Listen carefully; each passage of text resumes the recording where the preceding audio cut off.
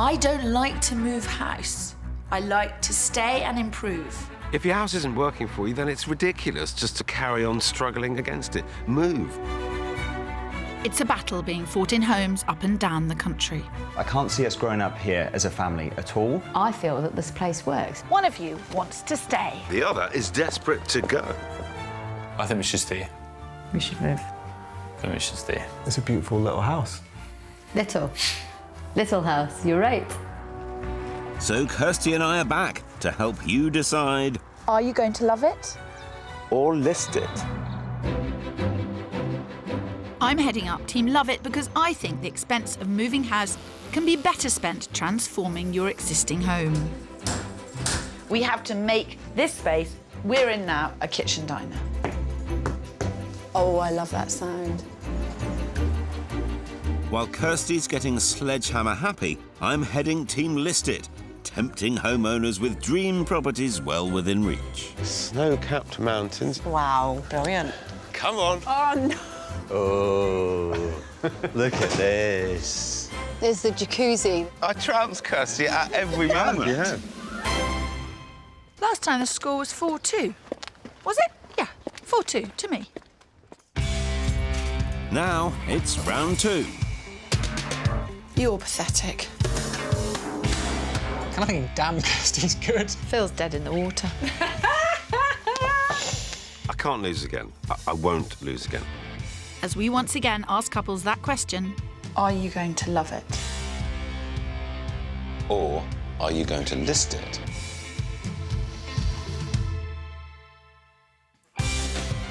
So let battle commence. This is not going to be Not as straightforward. nice as he makes out. He's not that nice.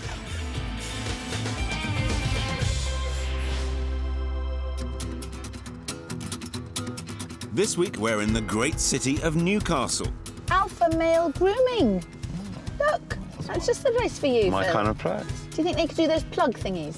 Or plug thingies. You know, the hair plug thingies. Fuck off.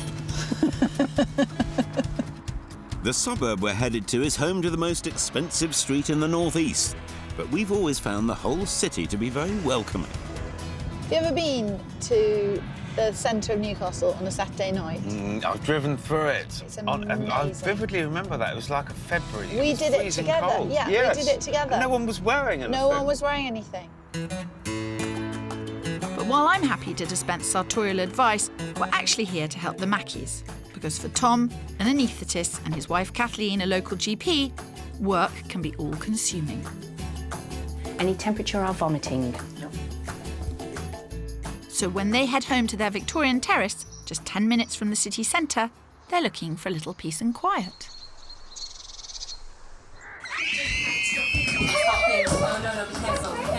That way. Though, unfortunately, daughters Erin and Emily have other ideas. Where are your clicks, Emily? I think they're down the back of the sofa. I think this house has become dysfunctional in how we use it. We're constantly shouting at each other through to the kids in the front room. It's just ridiculously noisy.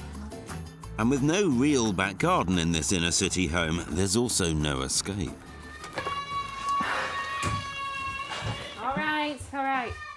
And I think it's time as a family that we just moved on, had a bit more space. But Kathleen couldn't agree less. I would be quite happy to stay here forever. Which is why they've been arguing whether to love or list their home for a staggering 4 years. We're just outgrowing the place. And it still doesn't have some of the things that were on my hit list when we first moved in. For example, off-road parking and a garage. and a garden, sorry. We have got a garage, you just full of your stuff. Yeah, well. In fact, sports mad Tom has taken over much of the house as well, with his 4 boats, 5 canoes and 5 bikes. Tom's hobbies do encroach onto our living space quite a lot. With nowhere for Tom or the girls to play, his solution is a bigger house in the country. But city girl Kathleen insists she's already living in her forever home.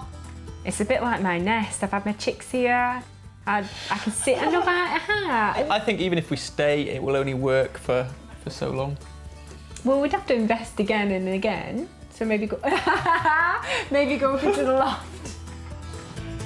After 4 years of arguing about loving versus listing and city versus country, Life's a compromise. It is. Life It is. is a compromise.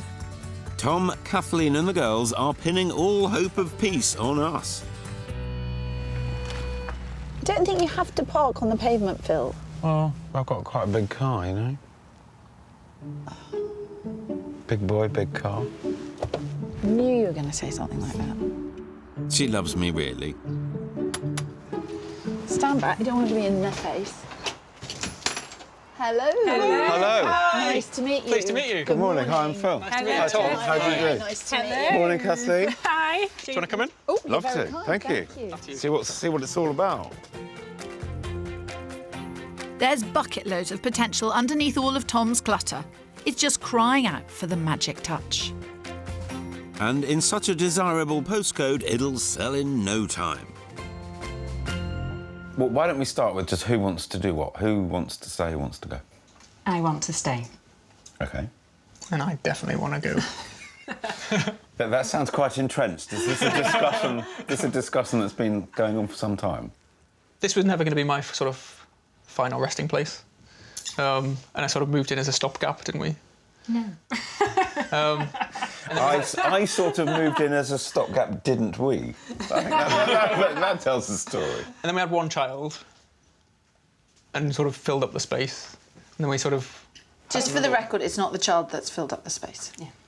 Probably not. Probably not. Definitely not. 5 seconds in this house has told me that. As Madam and I take the tour, It is a very nice house. It's huge. Yeah. it's pretty clear storage is a big issue in this house. And while I can solve that problem by encouraging the Mackies to move, This really is a dumping ground. Goodness me. Kirstie's already making plans with her infamous sledgehammer. Oh, I love that sound. That sounded hollow. Yeah. That is music to my ears, Phil. That could be the 9th Symphony. Is there a 9th Symphony? No, it's an 8. Actually, there is. I just like pretending Kirstie isn't clever.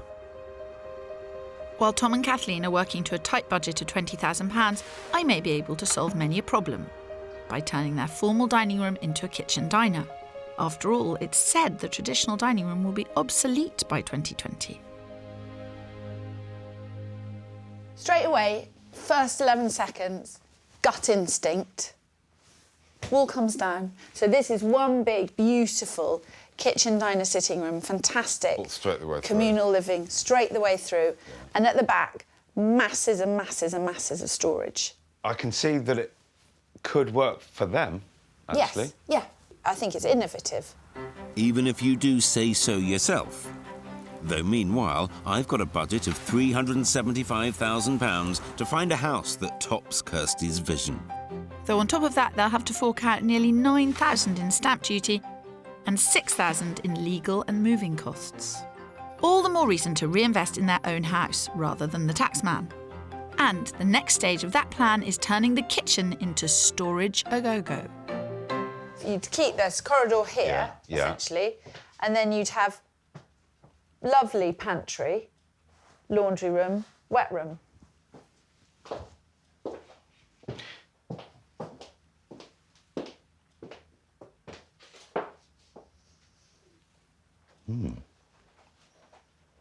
Yeah. I hate you! You are looking nervous. What's more, our very own time and motion study proves my point. The dining room is used only as a glorified cupboard, while for 56% of the day you'll find the kitchen is in full swing. Well, you've made a good start on the storage front, Allsopp. But walk through the courtyard that's no good for the girls to play in, and you'll arrive at the Motherlode. Goodness me. There is a hell of a lot of stuff in here. Games and toys and sales and lawnmowers and goodness knows what else. Oh yes, it's the reason 30% of us Brits move house in the first place. The need for more space. Maybe so, Phil, but despite Tom's best efforts, this house actually has loads of room. Phil, this isn't a bedroom, it's a flat. This is enormous. I'm ignoring the bicycle on top of the wardrobe. I know it's there, but there's a lot of space in this house. Which means Phil might want to give up around about now. Well, we've had a good look round. Lovely house. Very Yes, nice house. Very nice. I shouldn't have said that, should I? Playing right into her hands. There's so many small things that you can do to radically change how you live in this house. Relatively inexpensive things, which will make it so that it works for all of you. Well, I like that idea of it being cheap. That definitely. And I like the idea of it being radically different. This is the house I've been waiting for, and when I'm done, the Mackies will barely recognise it. Not only is a nifty bit of demolition on the cards, I'm going to create a kitchen diner, utility room, even a playroom for the girls, and of course solve the storage crisis. Quite a feat on £20,000. Even so, Phil Spencer, you don't stand a chance. I think I've got my work cut out, but I'm going to concentrate on the storage, utility room, parking, and try and get you the extra bedroom. Knock yourself out. Though there is a key part of this search no one seems to be openly discussing. Tom's long-standing dream of moving to the country. However, to persuade Kathleen, I also need to find houses with easy access to the city, open-plan living and 4 big bedrooms. It's raining on your parade, Phil. It is a bit, isn't it? I'm not giving up, though. I am not giving up, but I do think you probably got the better end of the stick here. Oh, well, I've been trying to persuade you to move for the last 4 years, so this might actually make your mind up. Or yours to stay. Well, I feel that I can offer them other things that will solve other parts of their life. And I respect your feelings, I just don't agree with them. Yes, I've got my work cut out.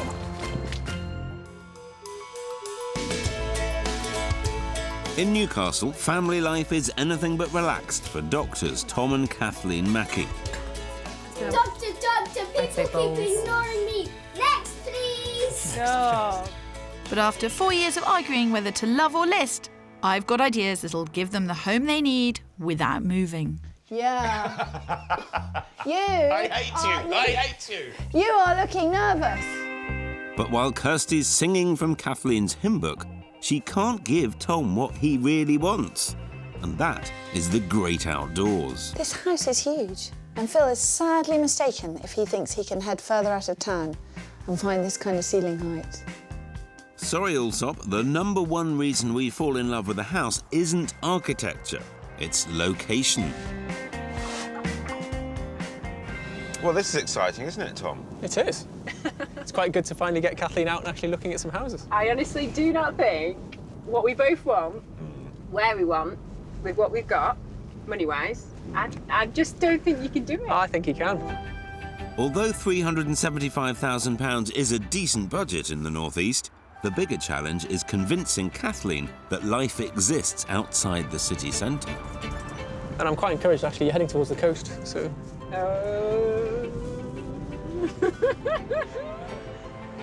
Don't worry, Kathleen, we're less than half an hour from the city. It's a short drive, but it puts us in the seaside town of Whitley Bay. Perfect for Tom's love of all things sporty, and here, a 4-bed semi is around 10% cheaper than where they live now. Just a leisurely 15-minute walk from this gorgeous beach is a house I think the Mackies will love. Relax, everyone. Parking on your own driveway, in front of your garage, outside your semi-detached house. Not far to work. You're doing okay. Yeah, You're doing okay. ticking all the boxes, yeah. Well, Tom, allow me to tick a few more, as this house is perfect for the entire family. So you've got a little entrance porchway. Very handy. Dump your things Yes. through into quite an impressive hallway. Ooh, nice and wide. Yes. Even more impressive, it leads to 4 bedrooms upstairs. And on the ground floor, 2 rather generous reception rooms. But I'm not finished yet. Into the kitchen with the utility room. Nice. Looking out across the garden that Kirstie can never offer you. With the trampoline. I'm afraid I'm setting the bar quite high to start with. Though fortunately, the price is bang on budget, as this house is about to be marketed at just under $375,000. Wow. What do you make of that? Wow. Didn't expect that. Playroom, dining room. Yes, but it's not the open plan that we were hoping for. Just thinking in our house, we're getting a nice kitchen done. We'll never have a garden. Or parking space, or downstairs bathroom. So while Tom's seeing the potential, Kathleen's still pledging her allegiance to Camp Kirstie. Hopefully a peek at the 4 bedrooms will change her tune. Maybe not. Good size room. It is, don't get me wrong, but my only thing is we're not getting our 4 poster in here, are we? OK, so now she's having a laugh. I know Kathleen doesn't actually want to move, but I can't help feeling she's kind of making it deliberately difficult for me. It's smaller than the room, obviously, the girls have got. So we'll see how many bedrooms there are. Like I said, there's 4 of them. 1 more than you have now. It's a fantastic house, it really is. But it's her decision. There's no shower. Yeah. That's the way she wants to play it. I'm going to have to up my game even more. Not getting away with this. Still, no need to tell Kirstie I've had a slight hiccup. Just letting you know, dearest, I'm showing them a house with a garden, private parking, garage, downstairs loo, and 4th bedroom. Can you compete? No.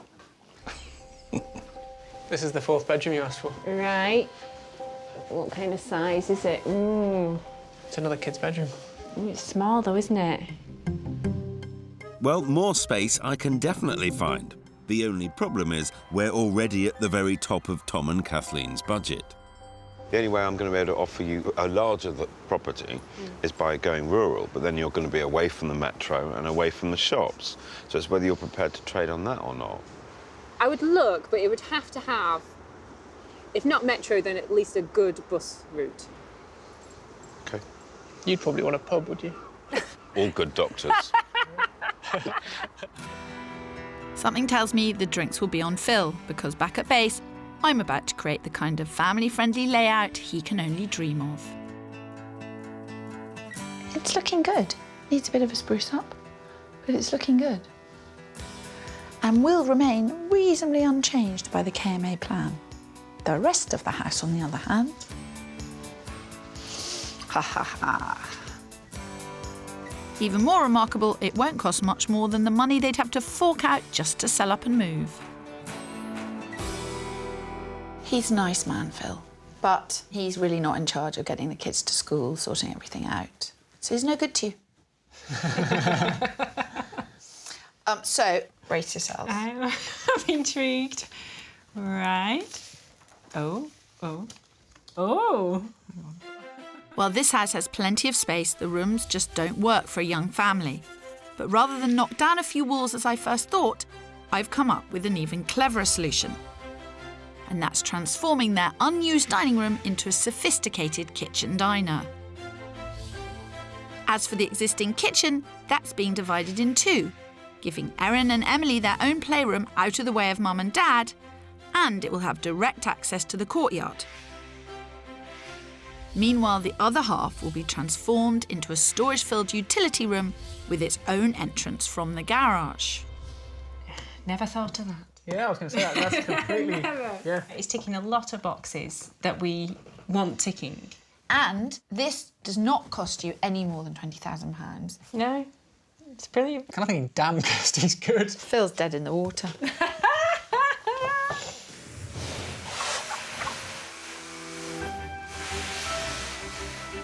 Inspired by my blue sky thinking, 6 weeks later, the Mackies have moved out and the builders have moved in.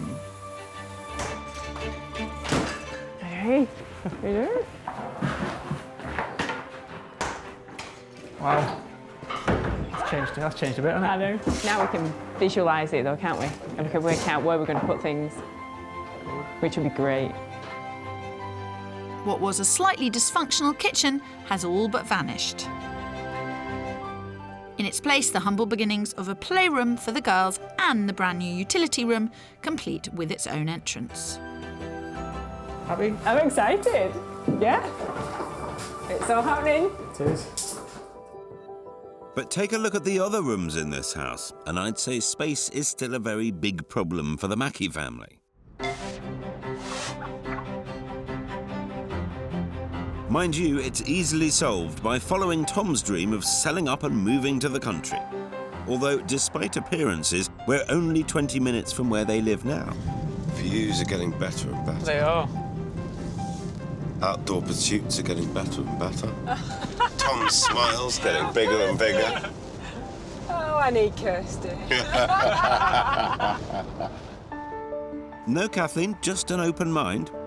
Welcome to the county town of Morpeth, once voted one of the best places to live in the UK. Ideal for Tom's many outdoor pursuits. But even better, it offers every amenity a family could need. I'm trying to be open-minded, I am. Yeah, you I actually promise almost you. sounded open-minded then, Kathleen. You did a very, very good impression of someone who was about to be open-minded. I've been practicing. She did say no. she'd been practicing. Clearly, the city versus country debate is still raging on. But I wonder if even Kathleen can find faults with the character home I've found them. Welcome. Right. Come up this way into a little courtyard development converted from a farm about 15 years ago, and I think there's about 7 individual units here. OK. Yeah. So whilst you are rural, Yeah. there's still a community. It's quite far out of Morpeth. That's what I'm thinking. What do you reckon, 4 minutes, something like that? Yeah, I'd say 4 or 5, not very In the far. car, though, and getting 2 girls into a car can sometimes be a nightmare. It can. They'll get bigger and less of a nightmare. Their father will look Right. after them and discipline them and teach them to get into the car quickly. Now, if Kathleen can brave that arduous 5-minute drive to the shops, then this property could work for the entire family. After all, we have a garden for the girls to play in. OK. Super. Here we are. We have a solution for their storage woes. And, of course, we have... Off-street parking. Yes. Tick. Good man.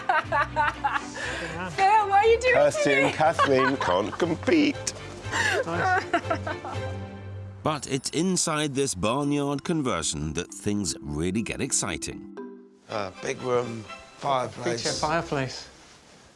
And the views. That's stunning. Proper countryside. Proper country views. It is very nice. There's a different look about her face, isn't there? She's getting worried, I think. That's nice. We need. This is only one room. Yeah. We need to see a lot more. That's right.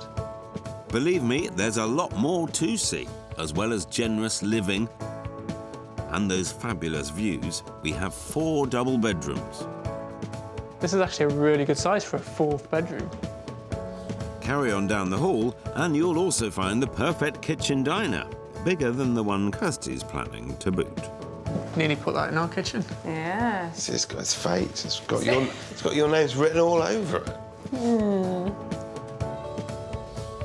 And best of all, this house is bang on budget at £375,000. The only possible problem, Kathleen's reluctance to leave the city.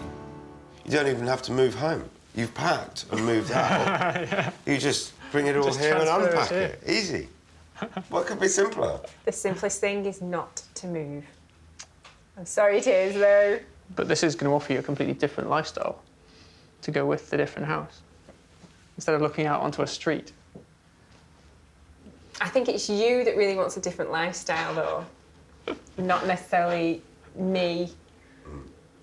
I don't know about the girls, but yeah. So that's the difficulty we're going to have. Actually, that's the difficulty I'm having right now. Because while Tom's almost ready to make an offer, Nice. Kathleen's still making excuses. There's no separate dining room yet. Yeah. And that garden. It's better than what we've got at the moment. Yes, it is. But it's not brilliant. Sounds to me like someone needs a gentle reality check. If you're going to move, even if you stay, there'll be compromises made. It's just finding the right ones to suit everybody. Grand. Or as many people as possible. Though clearly one compromise Kathleen's not going to make is moving to the country. And that is the kind of lifestyle that Tom wants. But she doesn't, and therein lies the problem.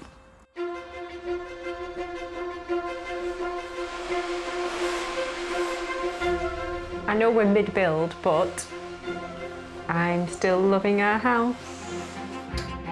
As doctors Tom and Kathleen Mackie enthusiastically debate whether to love or to list, Don't get me wrong, I think this is definitely improving what we've got.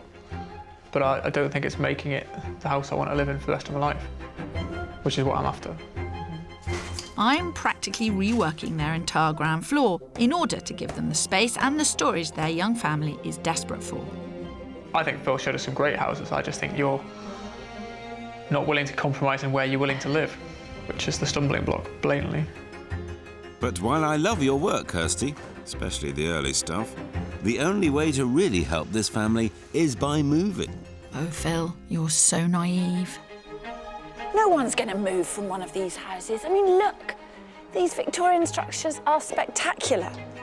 But I'm thrilled that they've moved out, because it might be that I can get in and shuck out. Now, just 10 days into their 6-week build, already my grand designs are taking shape. What was a dumping ground for both Tom and Kathleen is now well on its way to being a fabulous kitchen diner. An investment which, it's claimed, can add up to 6% to a property's value. Wow. I mean, it's just so generous. But what's really going to change the way the family lives is dividing their former kitchen into 2 brand new rooms. The playroom is a fantastic size, and the utility room is going to have an enormous amount of storage. The second most common use for a spare room in the UK is storing junk. I was hoping they'd have this sorted before they moved out. You can make it look perfect, but you have to get people to practice what you preach. After all, this really isn't the kind of storage solution I had in mind. I'm sure that is not good for that bed. It's not that good for the kayak either, but... Maybe so, but I'm more concerned all this clutter will sabotage what we're trying to achieve here. You never want to go searching for something and have to forage through 50 things you don't use, don't want, don't need in order to find the one thing you do need. I mean, I know... Is that a VHS player? Oh. It is, yeah. Does that bring back memories? That, along with Tom's almost endless collection of sports paraphernalia, I'm gonna say, how many more water bottles have you got? is most definitely past its use-by date. I genuinely believe that it might be a good idea to get a skip, find 2 days off when you're both off on the same day, send the girls to one of your parents, and then the chuck out is going to be life-changing. Yeah. I mean, what my other half calls posh landfill. Posh landfill, love it. Even though the grown-ups aren't exactly leading by example, I want to make sure the girls' playroom doesn't add to the clutter problem. And for that, we need clever storage that doesn't break the bank. Tom and Kathleen have spent every penny they've got on this build. So shopping is never going to be shopping. It's more often going to be about ideas. And my number one piece of advice is to repurpose. Anything from furniture you already have to a laundry basket can be converted into storage. And if space is tight, your furniture needs to multi-purpose. After all, there's no reason why a cupboard can't be a blackboard, a stool a storage cube, or a bunk bed a desk. See, I think these are really cool. But given that Tom's a lifelong hoarder, let's start with the basics, such as never underestimating the power of a basket. That is the kind of thing you want, isn't it? Is that kind of thing. That kind of thing, pull it out. And then they can pull it out and then they can put it back. They're not actually offensive. These are not offensive or practical. Expensive at, £9.99. Yeah. Make it your mission in life to get absolutely everything off the floor. That's what I want you to put down the back alley.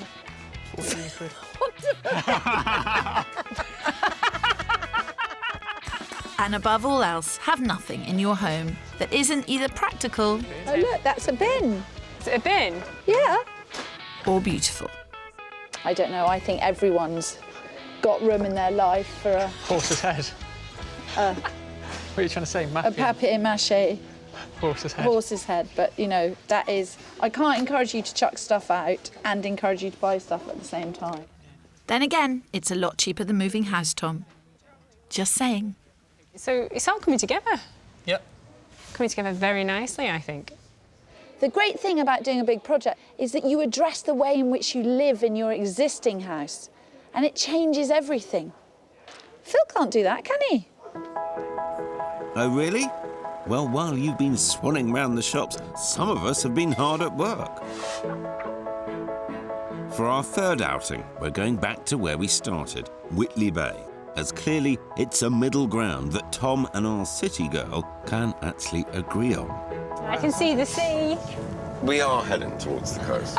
We're heading back to Whitley Bay.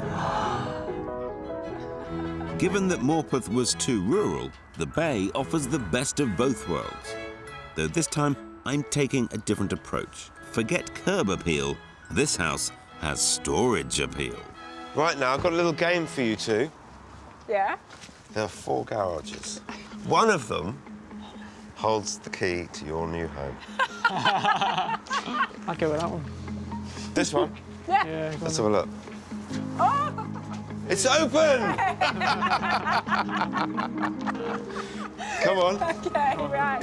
Now, it's with confidence that I say this house can accommodate even Tom's storage needs. Garage just for stuff. Don't worry about the boats. That's right. Don't worry about the boats. Okay.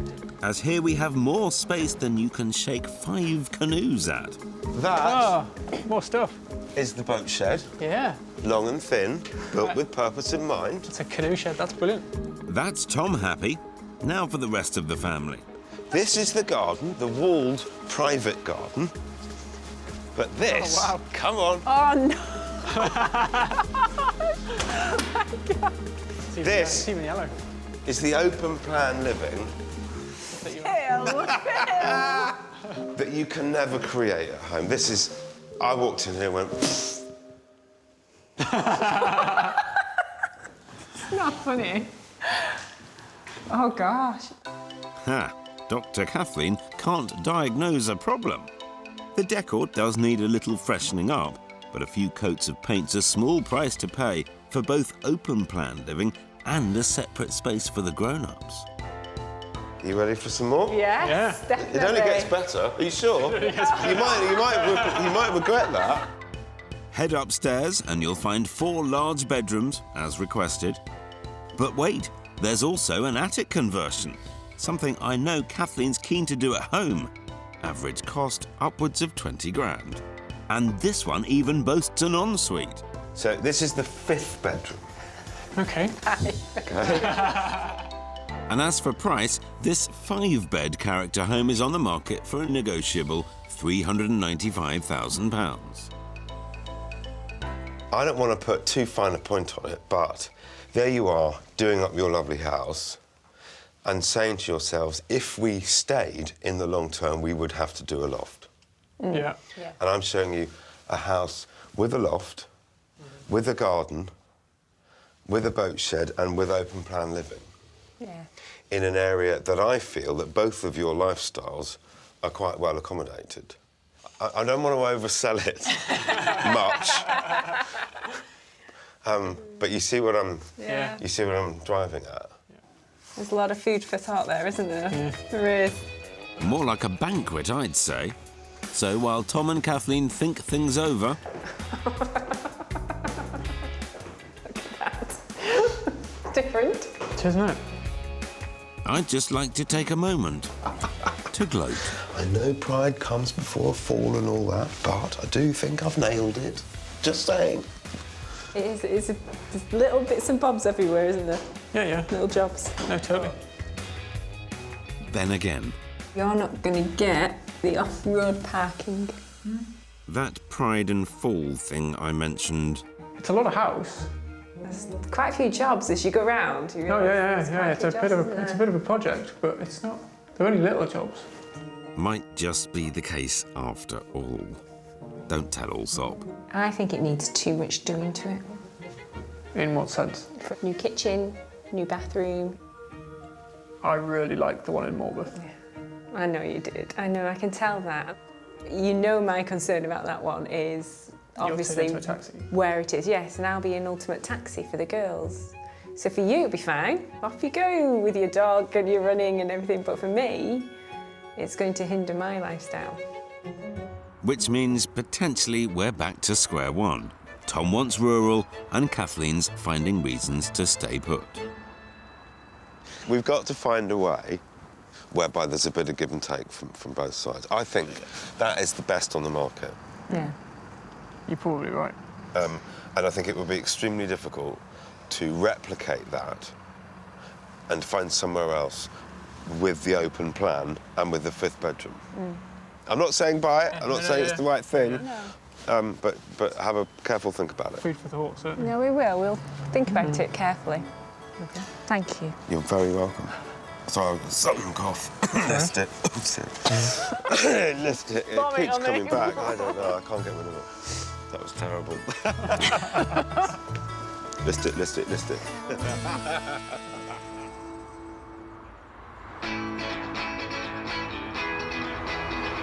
I'd say of all of the couples that we've worked with, Oh, big statement coming well, here. Kathleen and Tom, myself. they do seem really a long way apart from one another. There just seems to be no common ground. The biggest division being country versus city. But I think there are lots of couples all over the country where the bloke has a dream and the woman His is wife living stops the him. reality. I want to disagree with you strongly, but I have an annoying feeling that you might be right. Oh, Phil, that must be an overwhelming emotion for you. While we may never agree, for Tom and Kathleen, it's time to answer that question. Are you going to love it? Or list it. When we first met Dr. and Dr. Mackey, their terrace home had become a point of gridlock. Thanks to a mountain of clutter, toys everywhere you looked, and a dysfunctional layout. And I think it's time as a family that we just moved on, had a bit more space. Life's too stressful anyway, don't rock the boat. So, I've spent the last few weeks reinventing Victorian architecture. It's much bigger than anticipated. Oh, I'm thrilled with that. Meanwhile, I've tried to find them not only more space, but the perfect balance between town and country.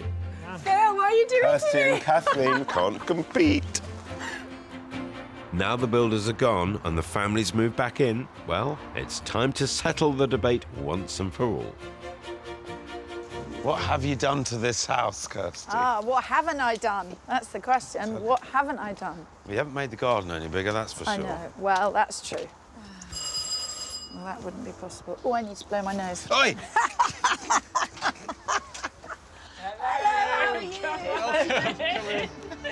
How are you doing, Phil? Actually, Phil, you'll probably need that hanky. Because while this house used to make Tom and Kathleen's already hectic lives even more stressful, now I've completely revolutionised the layout. Remember the dining room that was drowning under the mountain of clutter and Tom's sports equipment? It's been utterly transformed into a sophisticated kitchen diner. Go on, Phil. Went to this old dining room. Oh, my goodness me. What's more, finally, the most important room of the house is at its very centre. No longer a dining room. Very different, isn't it? It's very, very different. This room has in it utensils for preparing food, end of, and food itself. I knew you'd come up with something quite radical. It really works, doesn't it? Word is great. It's good, isn't it? Great Yeah. is the word. Even It's I'm happy fantastic. with this room. It may look $1 million, but to keep that £20,000 budget on track, we've gone for an off-the-shelf kitchen, and a little paint has given the dining room suite a new lease of life. I've also managed to repurpose some of Tom's sports equipment. I'm looking at it, I'm thinking it really It does work. The colour works. Yes, I agree. The whole thing just works. And you know what? It doesn't take anything away from the grandeur of this house. But the revolution doesn't end here. The ground floor now also boasts its own loo. And what was one very dark, dated kitchen is now 2 rooms. The first, a dedicated playroom for daughters Erin and Emily, with storage that not only keeps the toy collection under control, it also multitasks. Oh, look at all that paint. Everything is all there, all the games, everything. Tom, it's all neat and tidy and everything. I haven't had a chance to play with any of them yet. What's more, brand new French doors flood the room with light. And while I couldn't quite give Tom his garden, I have made sure the courtyard now lives up to its potential. And it's kind of outside in, you know, they're getting fresh air. Playing. Just sit there. It also means that we're no longer shouting from here all the way the full length of the house at the girls to try and get them to come and do things. I could just bang on the window and tell them to come in and get their food or stop doing that. So, yeah. You write it down on a piece of paper and it comes to fruition, and it turns out it was quite a good idea. I can't possibly comment. Professional no comment. Don't you worry, I'm happy to do all the talking. My next innovation, tackling Tom's sports gear that was scattered throughout the house. Now, the other half of the old kitchen is the family's first defence in the war against clutter. A brand new utility room. We've got the drying, we've got the washing machine, and we've got the tumble dryer. And you've even got the bike storage in here. Yeah. Safe, dry, secure. Not in the bedroom. And not in the bedroom. There were bikes everywhere, wasn't there? Before. It's great though, because we have a cupboard for everything. If you want to go to the beach, we just pull the beach cupboard open and grab the stuff. Beadnell, camping, it's fab. I mean, of all of the rooms have been great, but this one will transform the way you live your life. In other words, the Mackies now have the perfect family home. And they will, when a certain someone keeps his promise to finish tidying up the garage. Even so, for a budget of £20,000, the builders have made a remarkable transformation. No argument here, Allsopp, but have we succeeded in resolving an argument that's been dragging on for 4 years? Of all of the couples that we're working with, you began this process really very far apart. And I don't know if you're any closer together now. Yeah. What do you think? You're right, we were a long way apart at the start. What I want doesn't quite align with exactly what you want.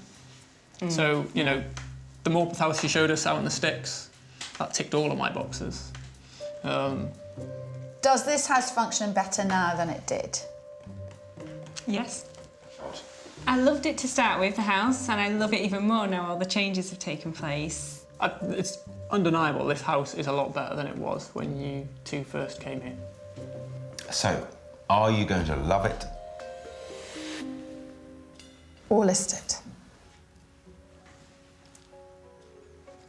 Do I love this house? I think the answer is no. However, it is a lot better than it was. I think we've had a lot of angst about what to decide to do. So even last night we were debating about what do we do? What decision do we come to? But you hand on heart, you do not want to move out of town. We're gonna love it.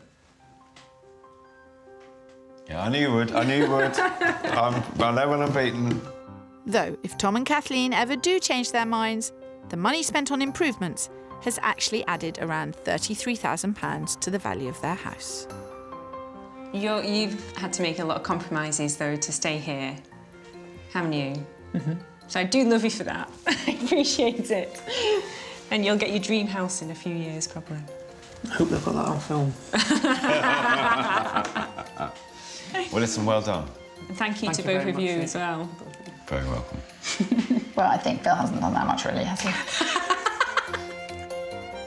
Then again, occasionally, he has his uses. Here you go. I bought you a drink. Hope you enjoy it. I'm actually going to have a real drink for once.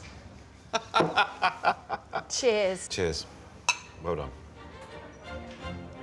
I know we've been agonising for the last couple of days over whether we should stay or whether we should go. And I'm quite pleased that eventually we've come to the conclusion that staying is probably the right thing for the family. I guess it is what it is. He's earned a shed load of brownie points.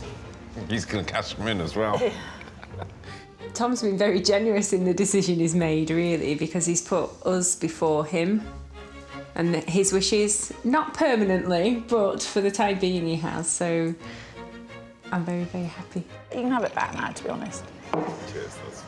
No, the world is as it should be. I'm drinking water, you're drinking beer, and you're losing. I love you, really. I was talking to the pint.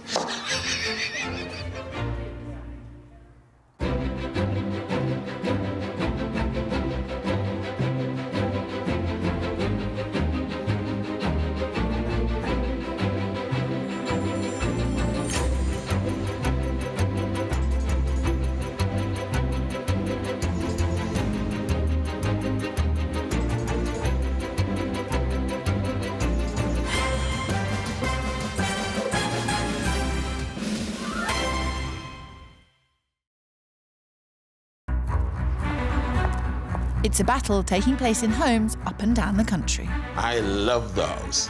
I hate the house. One of you wants to stay. The other is desperate to go. I don't really want to leave this house. I can't see us growing up here as a family at all. I would be quite happy to stay here forever. So we're going head to head, asking couples, Are you going to love it? Or list it. Here on Team Love It, I'm adamant the expense of moving is better spent transforming the house you already have.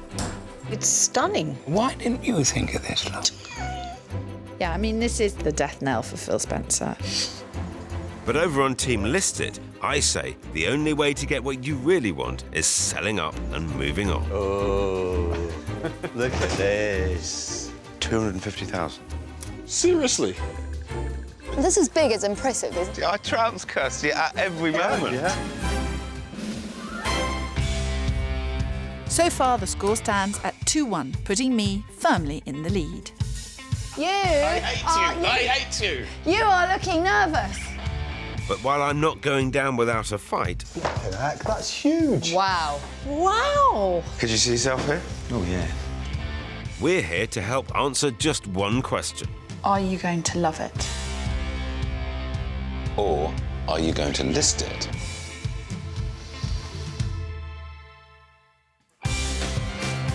Let battle commence.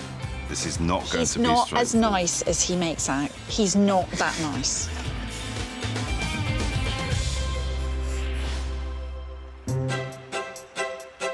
This week we're in Bonnie, Scotland, and deep into the stunning countryside of the Carron Valley in Stirlingshire. It just doesn't feel like you're half an hour from Glasgow, 50 minutes from Edinburgh. And yet it feels like the middle of nowhere. It's so beautiful.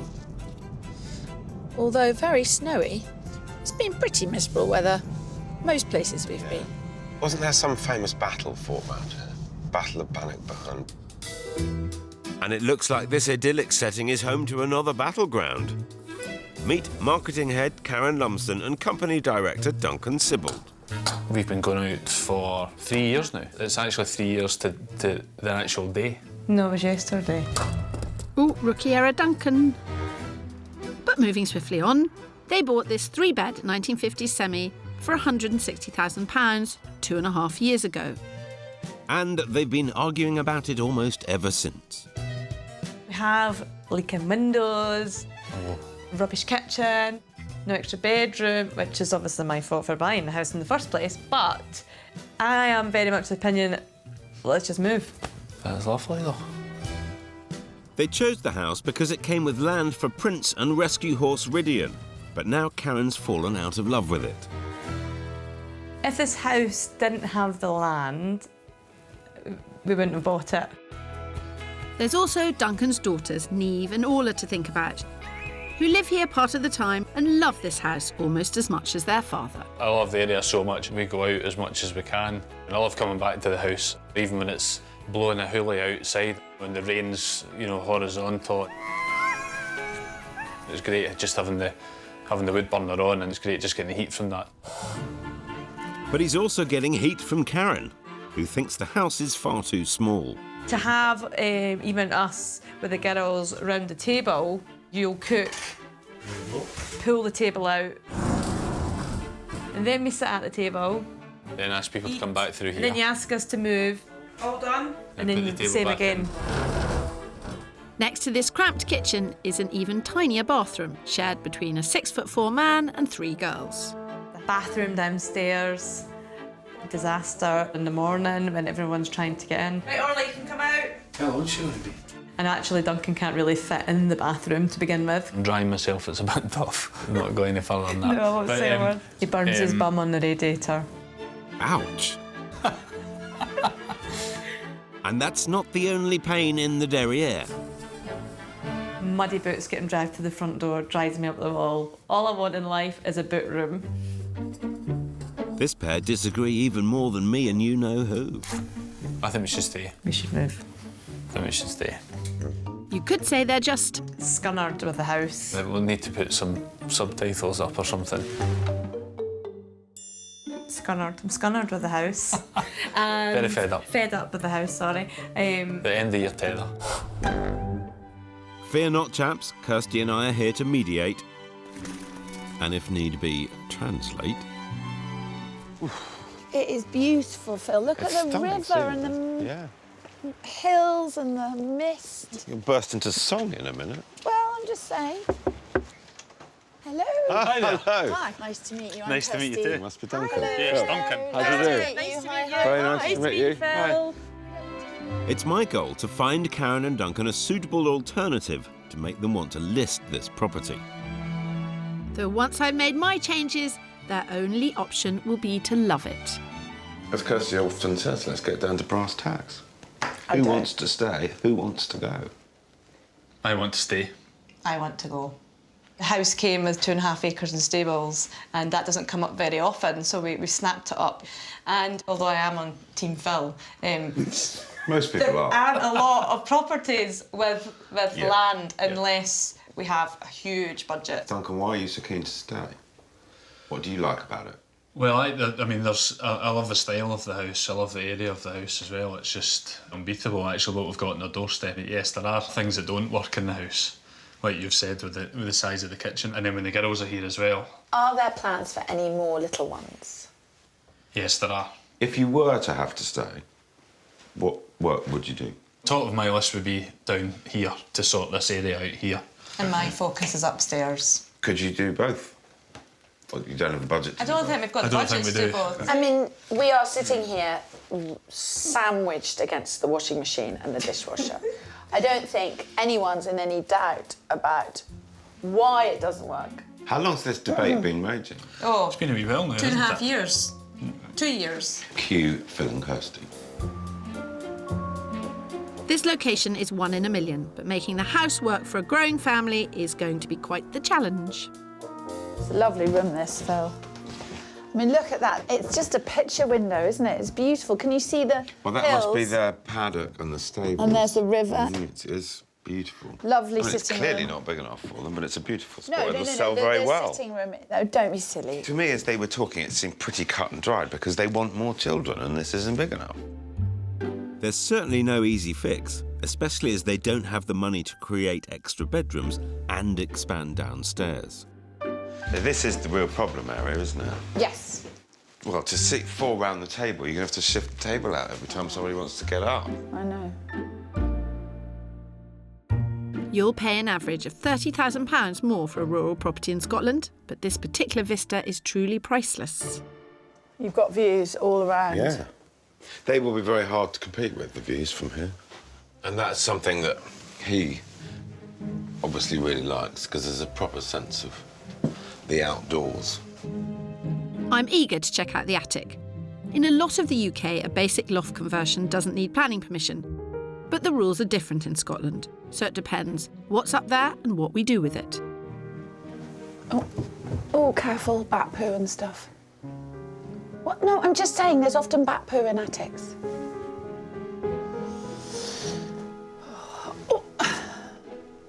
Oh. What do you see? Both the girls could fit in here. Get a couple of bedrooms up there. Yeah, you'd lose one down here too. Worth noting that in a recent survey, tradesmen said loft conversions were the most likely build to go wrong. Oh, of course, we're doomed. Do you want the torch? No. Oh, look, it flashes. That's SOS. When I get myself in real difficulty. Action man, you know. Oh, everyone has their fantasies. My goal today is to find these guys a much more suitably sized family home. And I've got a budget of approximately £337,000 to do it. But on top of that, they'll also need to fork out £7,000 in tax and just shy of £6,000 in legal fees. Money better spent on making this house baby-friendly. I just need a plan they can both agree on. I've got a solution in my mind. It's growing. I'm not going to pick it and present the flower yet. I'm going to let it grow, grow and grow and grow. Well, far be it for me to deflower you. But the thing is, Karen and Duncan need a home that works for all the family now, as well as for any additions that might come along in the future. We set up our cameras to monitor how they move around on a daily basis. And from the looks of things, the downstairs is seeing most of the action, with Duncan alone spending more than half his time in the kitchen. Meanwhile, Karen clocks up less than a fifth of her time upstairs. But that doesn't mean she can't see exactly that's where the work is needed, which is why that's where I want to focus their £40,000 Love It budget.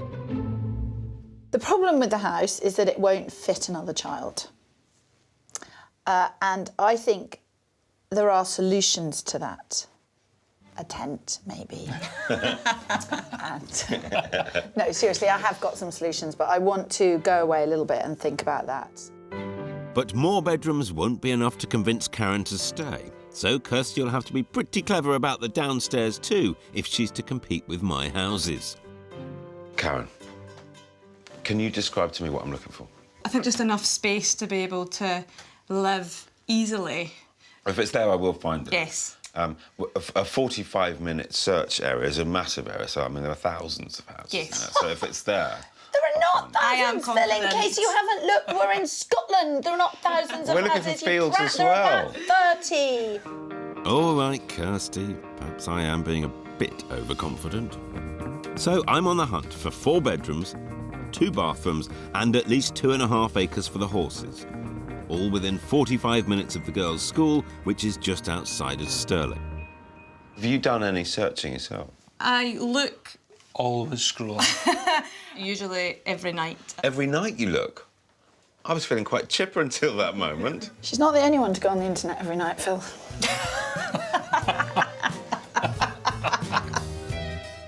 We can't do everything that we want to do. So for me, we may as well just move house. Yeah, but there aren't thousands of houses out there, though. She looks at the internet every day. I might have overplayed my hand a bit there, didn't I? I wouldn't be too confident. Okay. I think Kirstie's got a few tricks up her sleeve. I am not going to overspend on the house just in case you manage to pull a rabbit out of the hat. It has been known. In the beautiful Carron Valley in Stirlingshire, where horses frolic and children play amidst a winter wonderland, a battle has been raging for nigh on 2 years. I keep saying to him, we are actually moving house. I can feel it. We've had enough. With the leaky windows, with the kitchen, with the bathroom, with the lack of space. And he's like that, no, we're not moving house. And I'm like, we are actually moving house. No. They've given me 40k to transform this small 3-bedder in order to convince Karen to love it. Meanwhile, I've got around £337,000 to persuade Duncan to list it. It's not been an easy search, and I hate having to admit Kirstie was right, but I've driven a long way and I'm happy with what I've got, so I reckon Duncan better start packing. Our first stop is Fife. While the price of grazing land in Scotland is around 70% cheaper than England, it's still very difficult to come by, so I'm getting creative. Well, Karen, how does it feel actually going to see a house? I mean, you're slightly addicted. You said you were addicted to looking at houses online. I'm really excited, actually. I probably lasted a couple of weeks. which was good. Of not surfing? Yes, and obviously I didn't want to ruin it, so I genuinely haven't looked at this area, so I've resorted to looking at England. Have you? What, just for kicks? Yeah, that's it. You're hilarious. Hopefully my first house in the old weaving town of Salin will give Karen her fix. Righto, gang. This is the house that we're going to look at. I like the look of it, yeah. I know that you had hoped for a detached house, and this isn't, but I came in here and thought, fantastic, we've got a goodie. We'll see how much of a goodie it is. Well, if the Phil Spencer word of honour isn't enough for you, Duncan, follow me out back, where I found a house with 5 acres of land to rent for just 25 quid a week.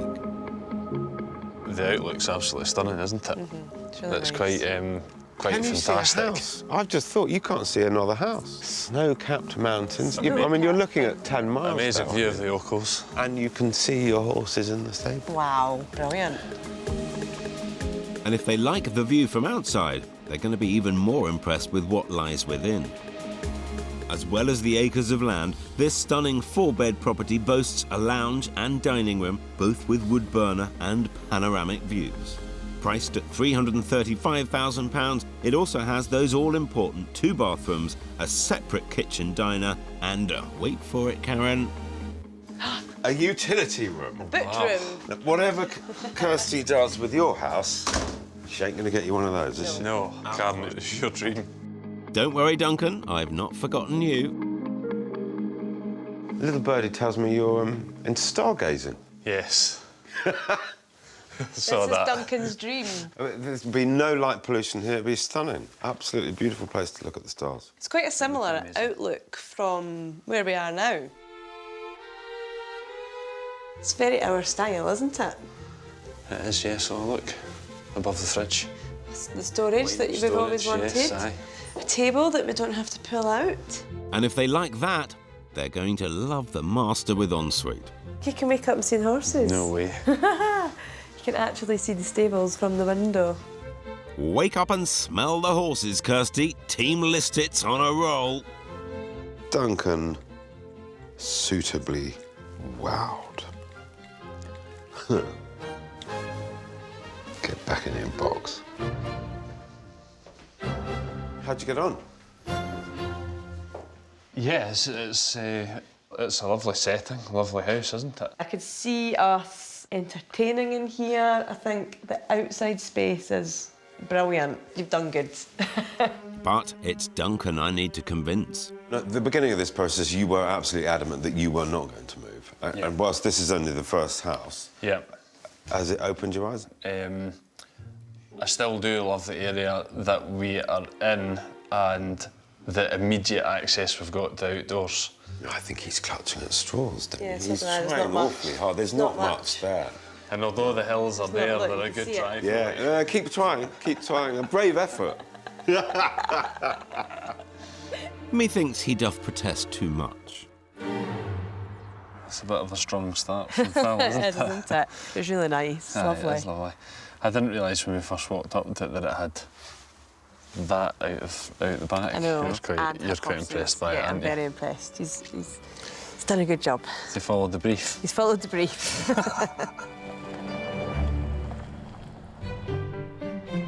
Whilst Phil appears to have pulled that rabbit out of the hat, my earlier fears have indeed become a reality. Right. But that's going to cost a fortune. Right. Thanks for that. OK, bye. Because of the attic layout, extra support beams are going to be needed, which can prove costly.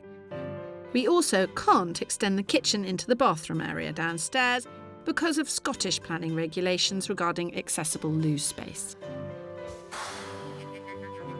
With just £40,000 in the budget, a running debate on whether to build extra bedrooms or a larger kitchen, and a ceiling price only around £30,000 more than the house is currently worth, there is no way forward.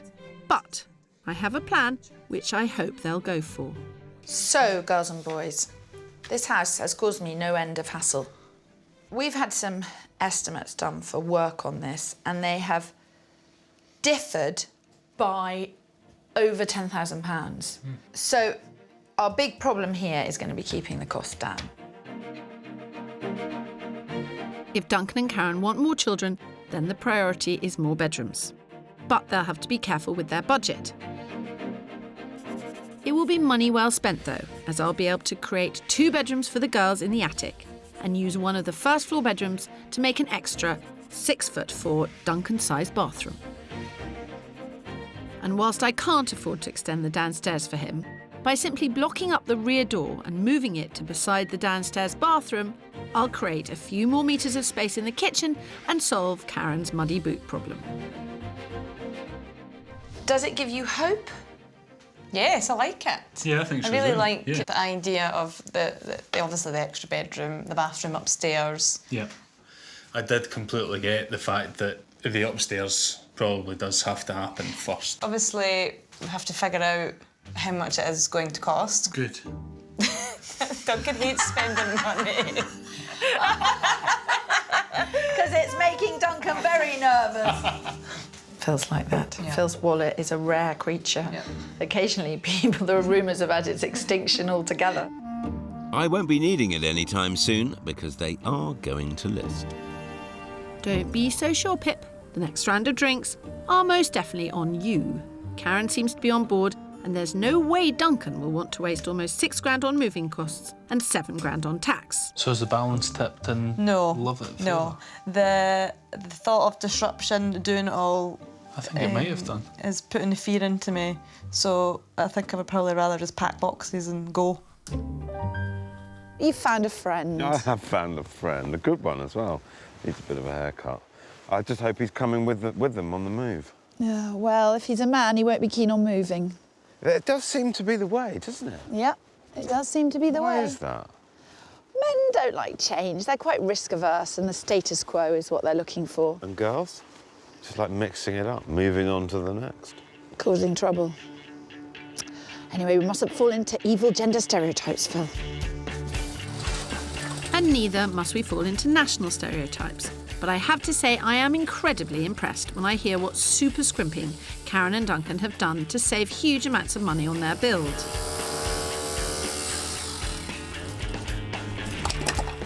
In just 5 weeks, they have taken advantage of one of the many grants available to homeowners who want to reduce energy consumption with clever home improvements, and called in favours from mates too. We've managed to claim a grant for our loft insulation. We've managed to get a new front window, and we've also managed to get a new back door. So in total, we've managed to save about £3,500 so far. The new doorway has been opened up and a wall moved upstairs to create a larger master and second bathroom. Despite this, I've put an early spanner in the works. Phil had done a really good job.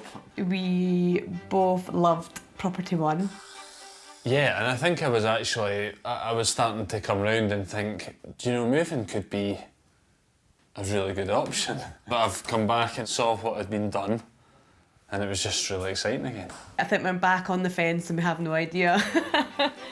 Duncan's already wavering, and that was only property number 1. Good thing I've got 2 more to go. Welcome to Gartmorn Dam Country Park and Nature Reserve, the home of one of Scotland's oldest reservoirs. About 20 minutes from Stirling and an hour northwest of Edinburgh, but so beautifully rural. This is some road.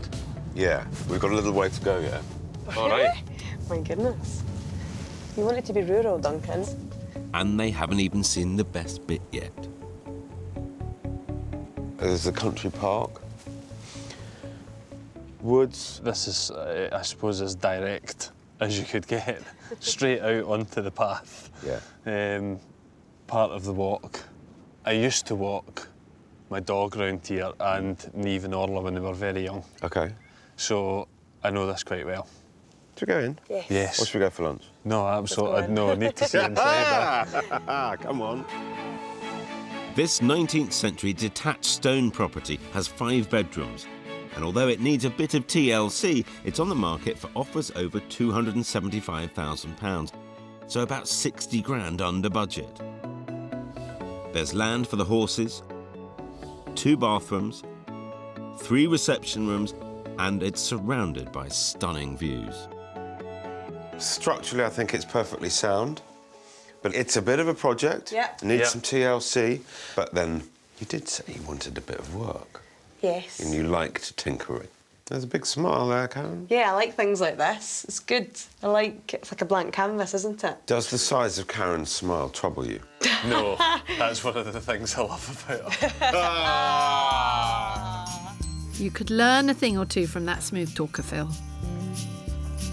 The owner has over 100 acres of land and is happy to include 5 in the price, as well as free access to her outdoor arena. But the land is forested and would need fencing. I think the potential is huge. Yeah, absolutely. Be exciting. Yeah.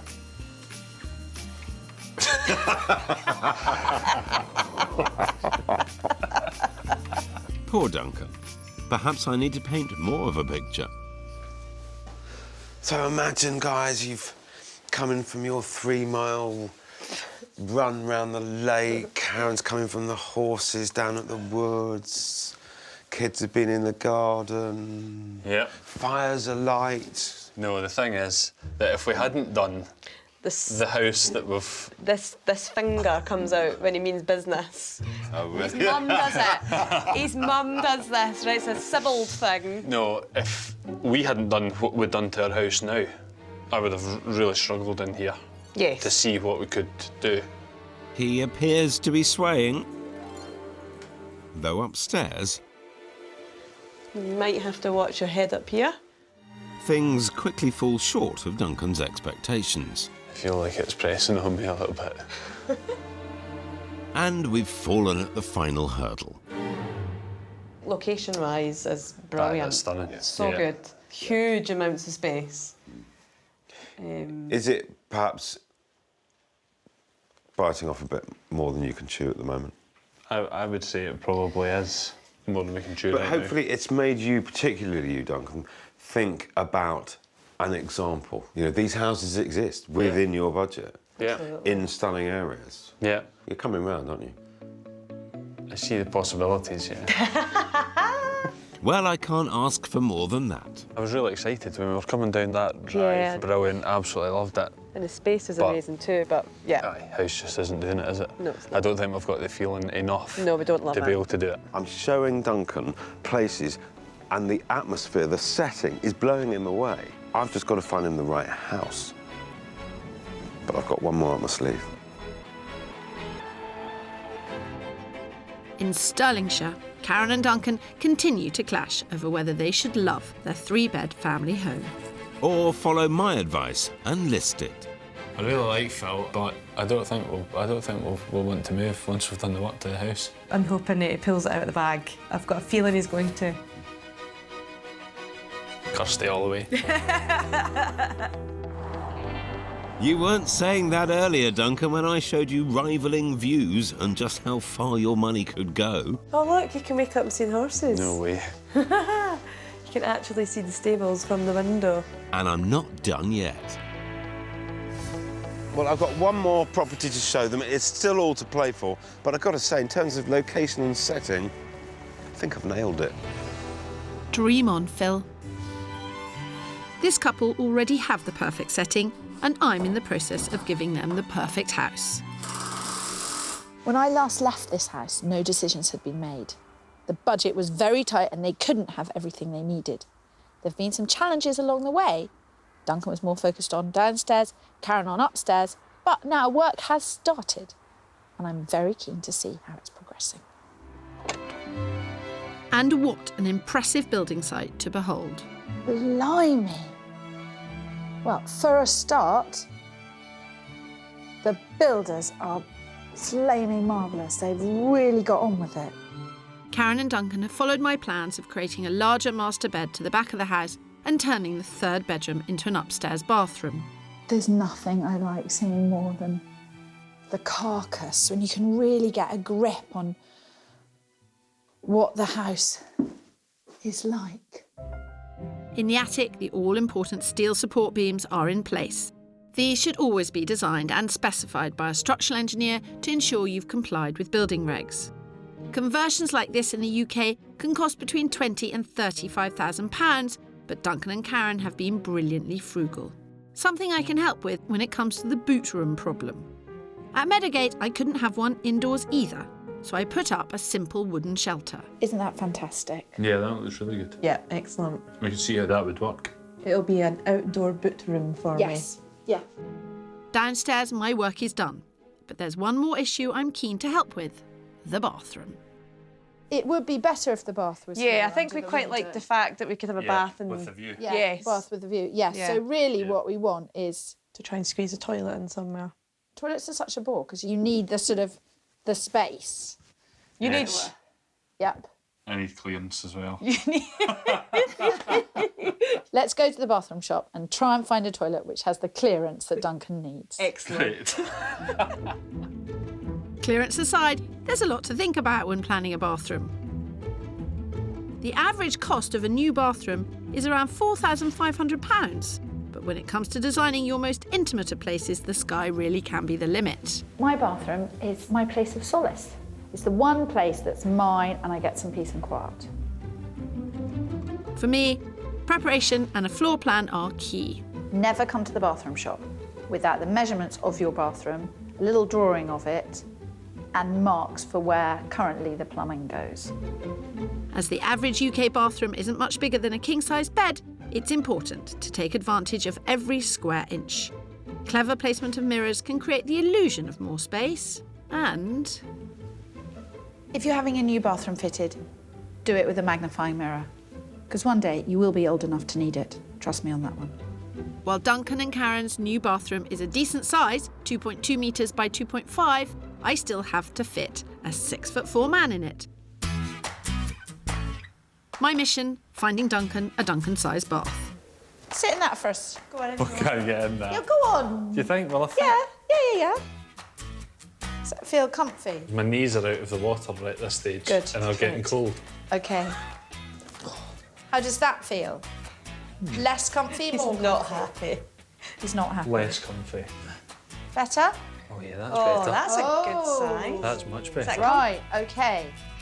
So now, for a serious chat about girth, clearance and finances. You got the wall on one side and the end of the bath on the other. Yeah, that's fine. Gives a little bit of overhang. Sorry? Right, okie doke. I knew coming to a bathroom shop was a mistake. Now, Duncan, are you okay with all this spending money? To be completely honest with you, this is quite a surreal experience anyway, so I'm fine with anything. But it's Karen I need to convince to stay. I really like what we looked at today and the ideas I'm that came up happy. were good, weren't they? Yeah, I'm really happy. Today's got to have gone a long way to making you come over to Kirstie's side. Well, I think we'll have to see the bathroom when it's finished. Duncan and Karen seem thrilled. Job done. This area is sometimes called the gateway to the Highlands, and my next property is the furthest north I'm taking Karen and Duncan, to Strathire and the Loch Lomond and Trossachs National Park. But Karen's mind is somewhere else. I'm really looking forward to seeing how the house is going to work. Your Interested, house? yes, because I can't visualise it at the moment. I have to see it. Well, don't try too hard. No, I won't. It's okay. Remember, you are still on Team List It, Karen? At 45 minutes from the girls' school, I'm pushing them to the limits of their search area, but with good reason. Well, for my final flourish, I think this is quite special. It's lovely. Yeah. What a view. That's actually amazing, isn't it? What a view. The only drawback, no land for the horses on the doorstep, but... The local farmer in the village would happily rent land for 2 horses. It's 15 quid a week per horse. That's good. Okay. Right, is that all right? Yes, that's fine. I'm going to wager that's a price worth paying, because this stunning 4-bed Edwardian semi is on the market for the fixed price of £295,000, shaving more than 40 grand off their budget. Set over 3 levels with stunning period features, it's been beautifully restored in a style I think Karen and Duncan will love. With stunning views on both sides, 3 reception rooms and 3 bathrooms, I can't wait to show them around. And first things first... It's the kitchen that I really wanted you to see because it's a genuine dining, living, entertaining kitchen. Lovely. Really nice, isn't it? Really great space. At home, they can't afford to extend their family kitchen.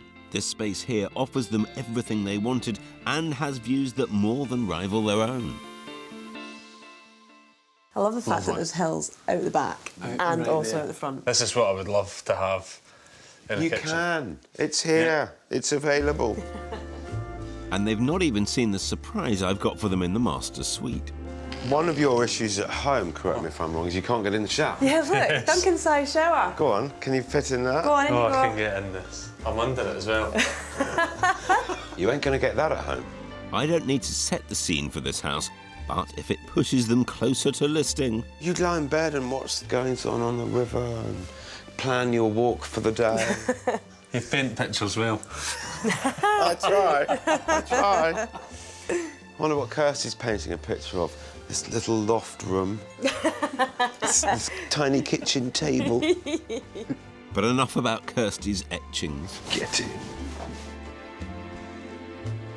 Oh, Karen, look. Oh, wow. That is cool, isn't it? Your bath without having to do anything. I love it. Yep, it blows Kirstie's bathroom out of the water. We're still to see how the old faithful pulls through. I really hope you're referring to the house there, Duncan. To be fair, Kirstie, I've heard you called much worse than that. How'd you get on upstairs? Well, it's lovely, isn't it? It's probably my kind of style of house. How about the land not being actually with the house? Yeah, I think that's the only downside, Because isn't you couldn't it? see the horses. Would you say there is a favourite at this point? If you were to look at the houses on the road, this is probably my favourite. Yes. Yeah. But if you look at everything together, house number one. So, Duncan, are you coming over to our team? I'll put... There you go. The little toe, just a toe. Well, what can I say, Kirstie? I think I'm a shoo-in for this one. Phil, you're on fire today. I've thoroughly enjoyed my house hunt in Scotland. I think I've shown them 3 quality houses. I've no idea what they're going to do, but they've certainly got plenty to think about. I know what I'd do. If I was them, I'd list it tomorrow.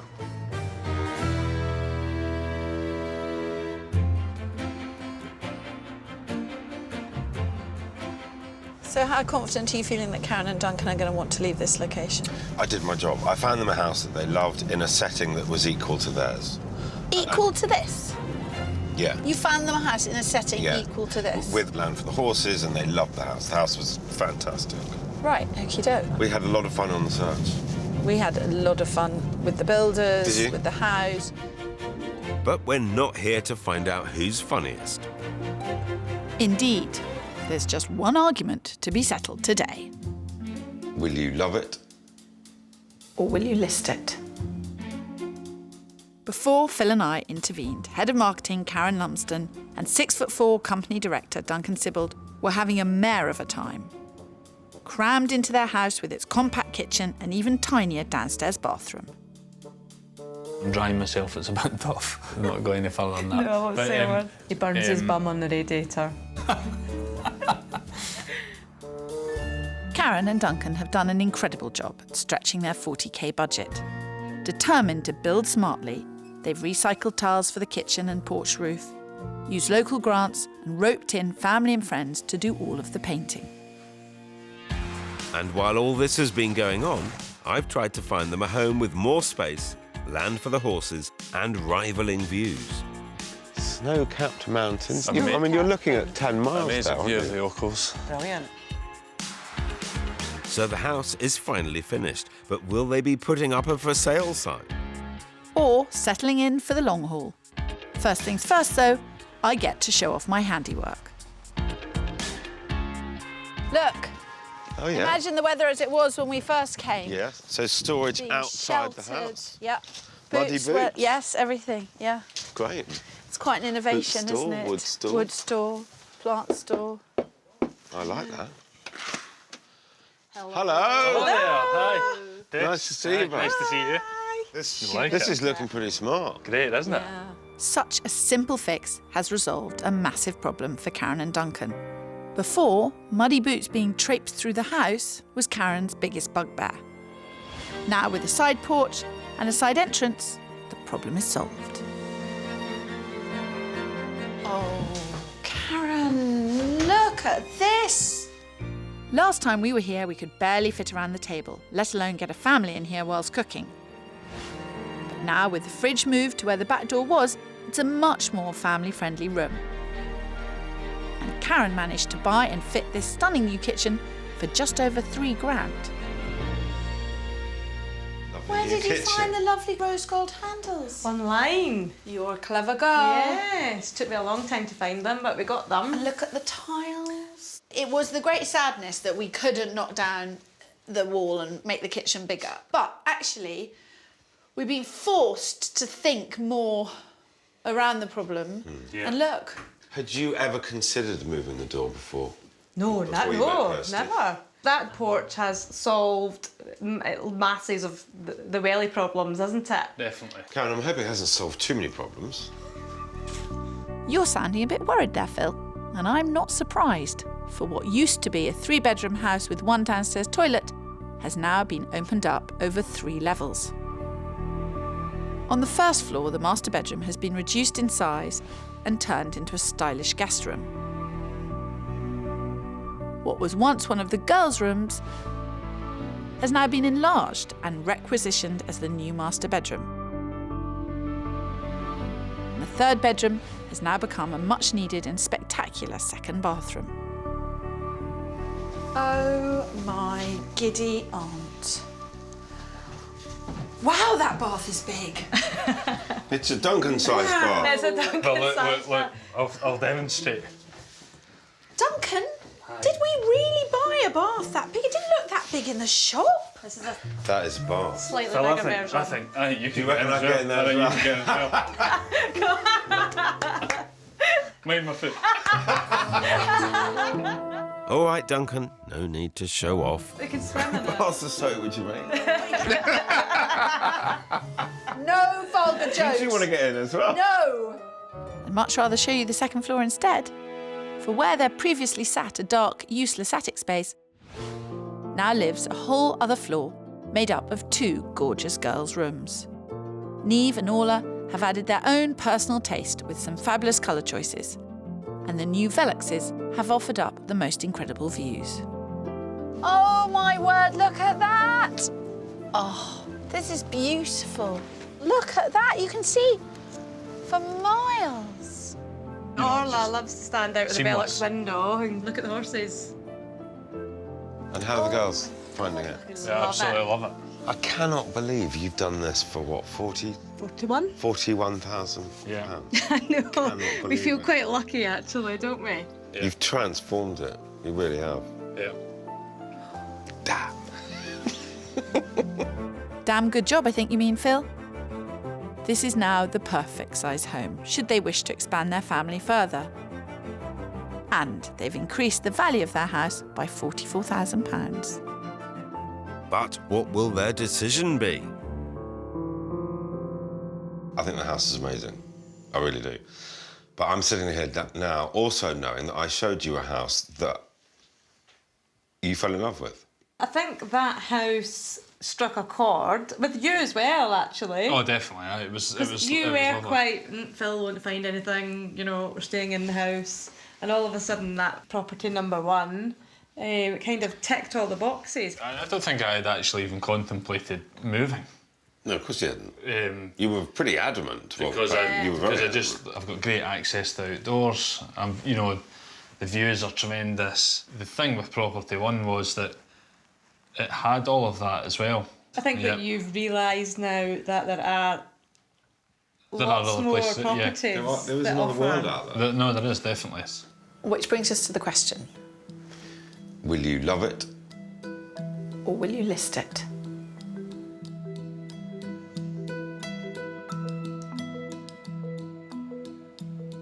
Go on then. Crikey, we've been talking about this up to Oh, today. Yes. Haven't we? Yes. I was adamant, and I genuinely was expecting that we would move. But we're going to love it.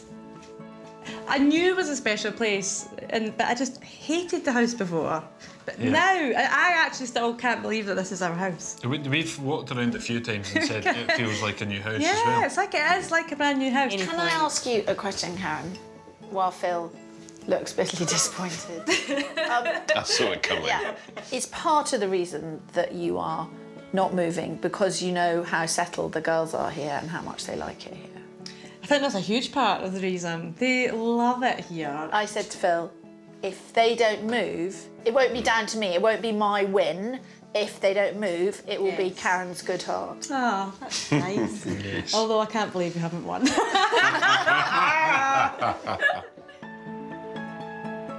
First time I met Karen and Duncan, Karen gave me a present. Look.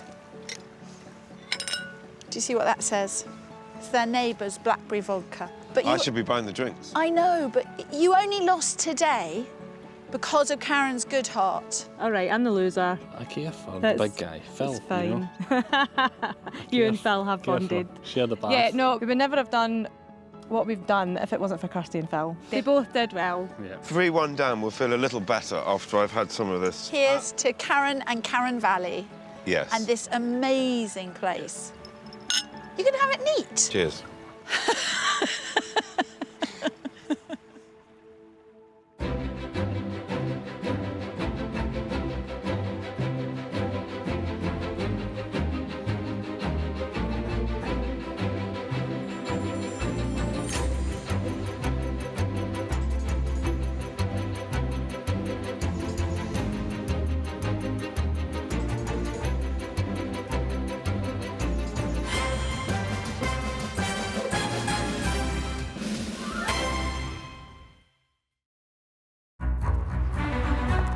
I don't like to move house. I like to stay and improve. If your house isn't working for you, then it's ridiculous just to carry on struggling against it. Move.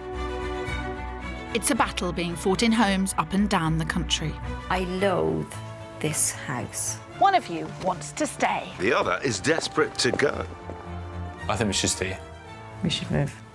I think we should stay. We have come to an impasse. It's a beautiful little house. Little house, you're right. So Kirstie and I are back to help you decide. Are you going to love it? Or list it. I'm heading up Team Love It because I think the expense of moving house can be better spent transforming your existing home. I'm ignoring the bicycle on top of the wardrobe. I know it's there. We have to make this space we're in now a kitchen diner. Oh, I love that sound. While Kirstie's getting sledgehammer happy, I'm heading Team List It, tempting homeowners with dream properties well within reach. Snow-capped mountains, and you can see your horses in the stable. Wow, brilliant. Come on. Oh, no. Oh, look at this. Whatever Kirstie does with your house, she ain't gonna get you one of those, is she? No. Last time the score was 4-2. Was it? Yeah, 4-2 to me. Now it's round 2. You're pathetic. Kind of thinking, damn, Kirstie's good. Phil's dead in the water. I can't lose again. I won't lose again. As we once again ask couples that question, Are you going to love it? Or are you going to list it?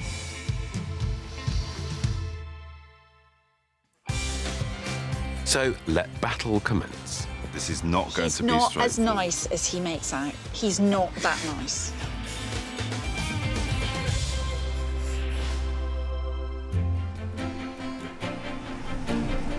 So back on the road. Is that the M4, Phil? Yeah.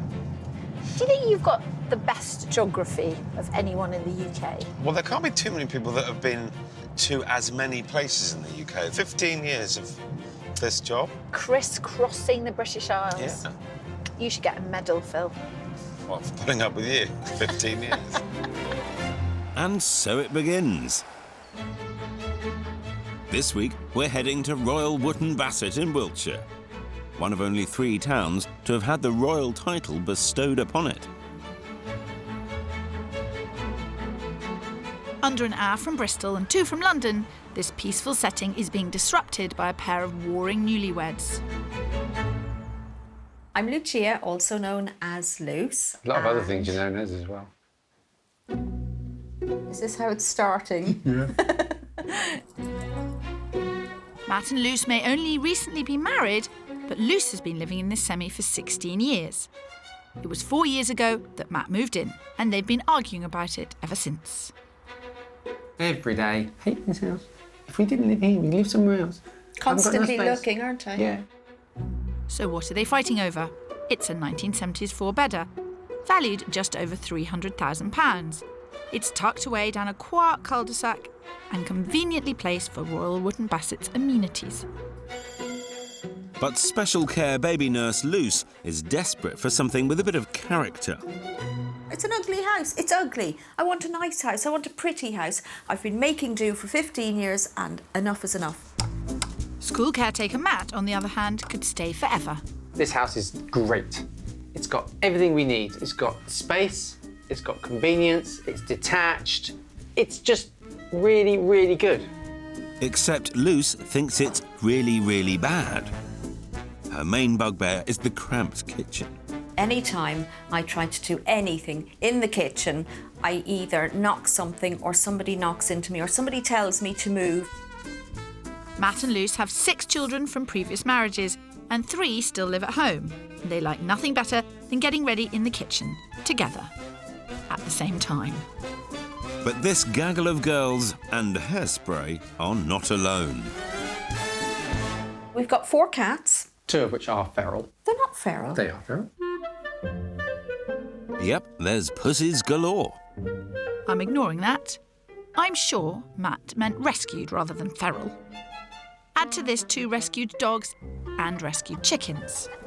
Hello, babies! And it seems the animals rule this house. Cats come first. And second, and third, and fourth. Yeah. Even the feral ones. So can this house be somewhere they can all live happily ever after? Or is it time to move on? You don't want to move, do you, Spots? The battle lines are clearly drawn. Ready to play marriage, Councillor Phil? It's a funny corner door, isn't it? Oh, Phil, they never ring the doorbell twice. Hello. Hello. Good morning. I'm Kirstie. Hi. I'm Luce. Hello, Matt. Hello, Phil. How do you do? I understand there's a bit of a predicament. Yes. Yes, we need to move house soon. No, Kirstie, we're going to stay. Well, that was pretty unequivocal.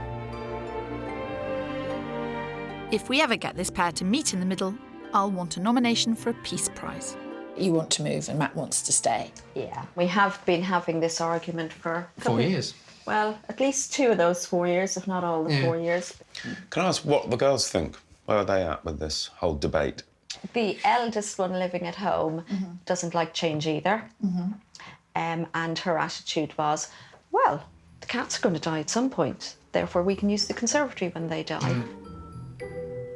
Are you genuinely telling me that the conservatory is only for the use of the Yes. Yes. Why? Where do the dogs live? The dogs live in the dining room. In the dining room. Just there. Slow down, slow down, slow down. Does the fact that the cats are in there mean no one else can use it? Oh, no, you could go in there, but you probably wouldn't want to. No. It's lovely that Luce has given up part of her home for these rescued animals, but to make the house work for the humans living here, I need to see the rest of it for myself. And I need to see what my property search is up against. Come prepared. My motto.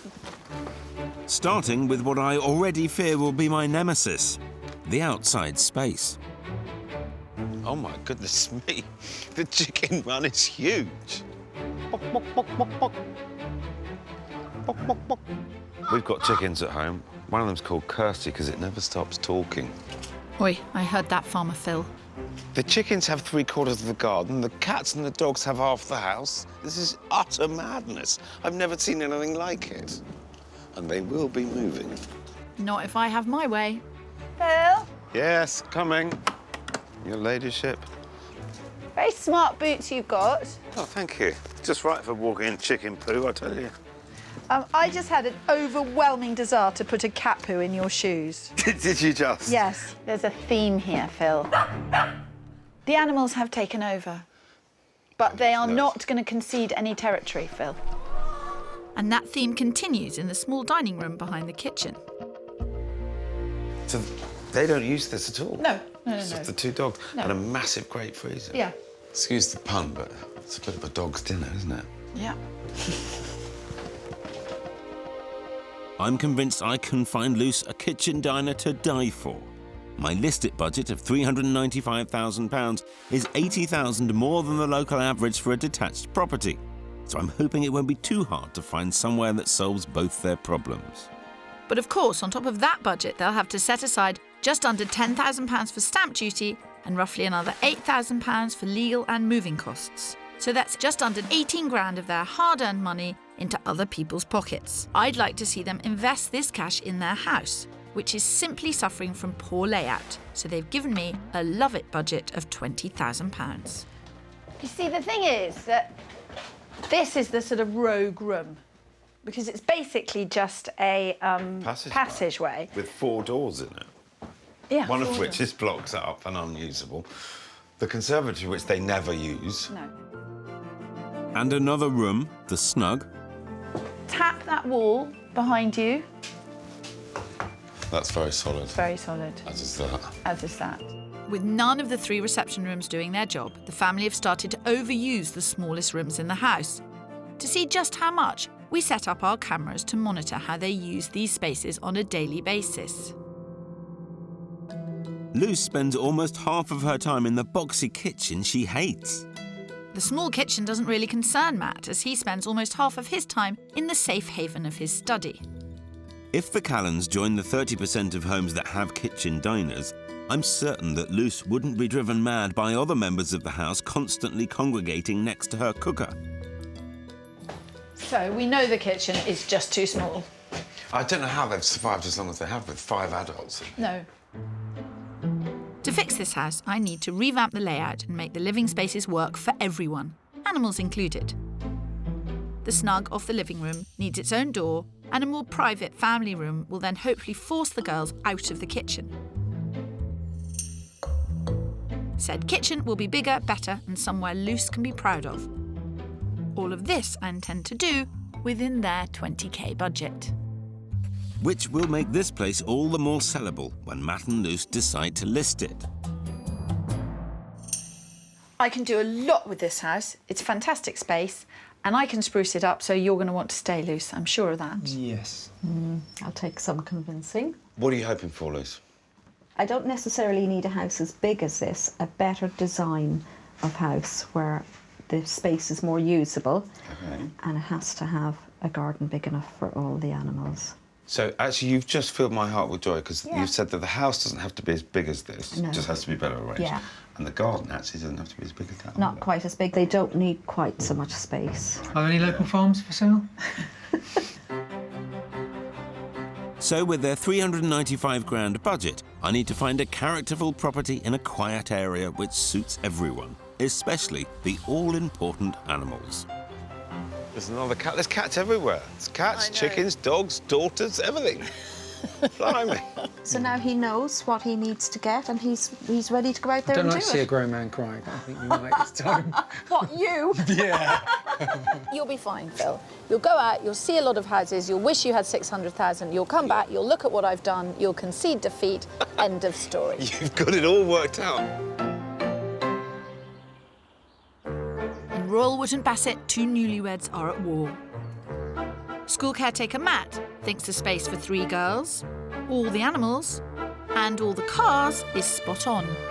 Neonatal nurse Luce, on the other hand, just hates it. This house makes me feel like spitting feathers. They both agree on one thing. The outdoor space is fantastic. Thank you, girls, whoever laid it. But it's the jumbled living space indoors I need to reorganise if I'm to convince them to love this property. And I'm willing to use any means possible. This is where I'm doing my house voodoo. Watch and learn. House voodoo? You're gonna need all the help you can get, love. I'll be using some of my own magical methods to show Matt and Luce the advantages of listing.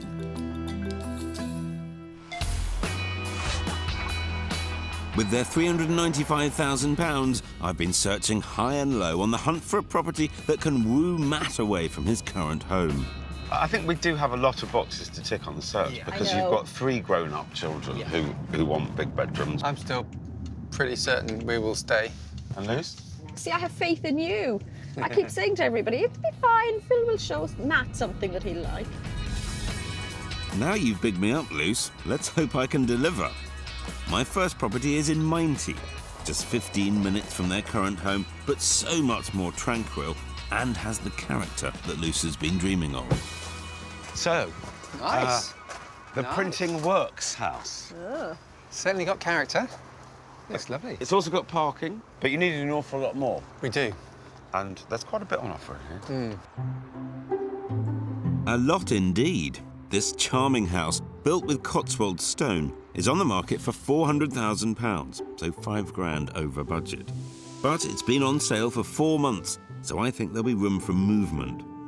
Although it is slightly smaller than their place, it's bursting with character.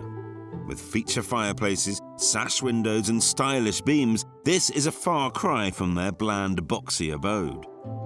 It's got 2 reception rooms, a study, and a beautiful kitchen diner that's perfect for Luce.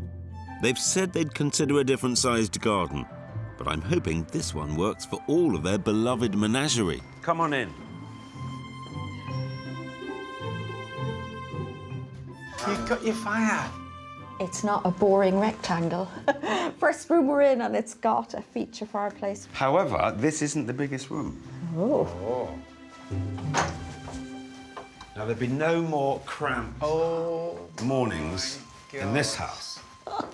Wow. In that kitchen. Gosh. Real good. Pretty good, isn't it? It's not bad at all. So the house is impressing downstairs. Hopefully the features upstairs will do the same. Yeah, I like this. Right. Like this room. There'll be a fight over whose room this is.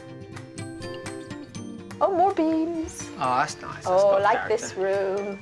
Could you see yourself in a house like this? Yeah. You could? Yeah. Wow. Wow. I know. The character oozing out of this 1896 printing factory has certainly worked its charm on Matt. I might have a chance here.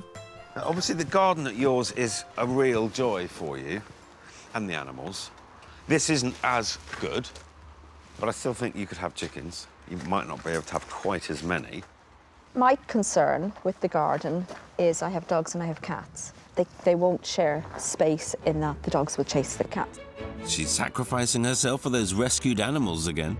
I really hadn't appreciated that the dogs and the cats need entirely segregated areas of the garden. That's a new one on me. You're making it harder than it is. I must admit, that's a new one on me, because dogs and cats...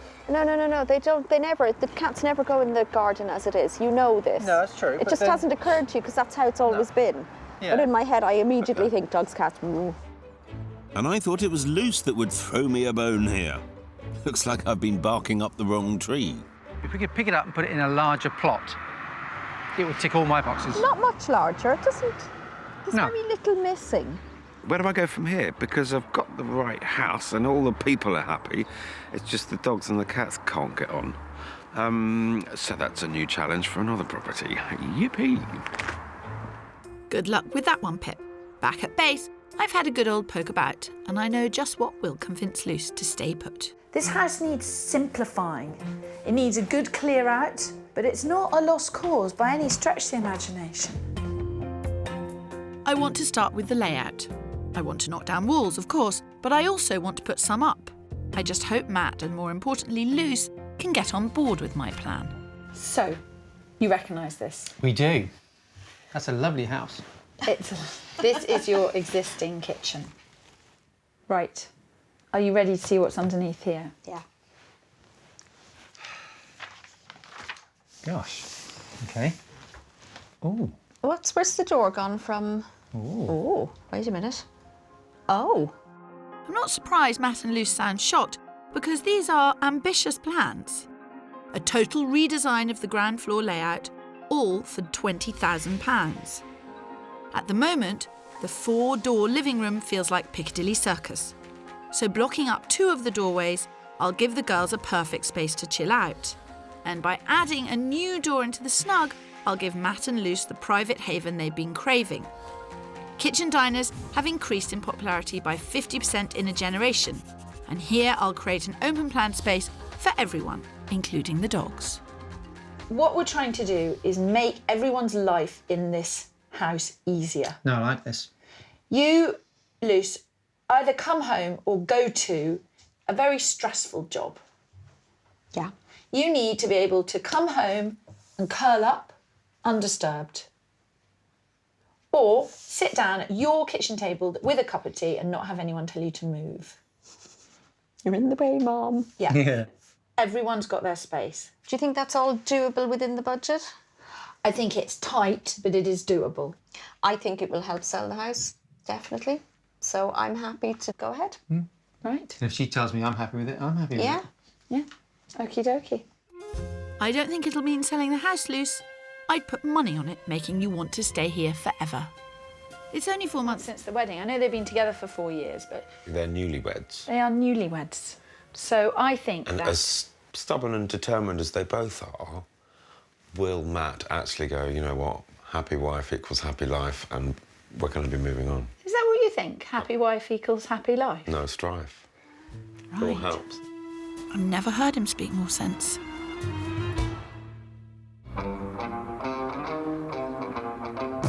Seven weeks later, Matt and Luce gave the works the green light and were off. Big thing today is the walls coming down. You can't make an omelette without breaking a few eggs, I suppose.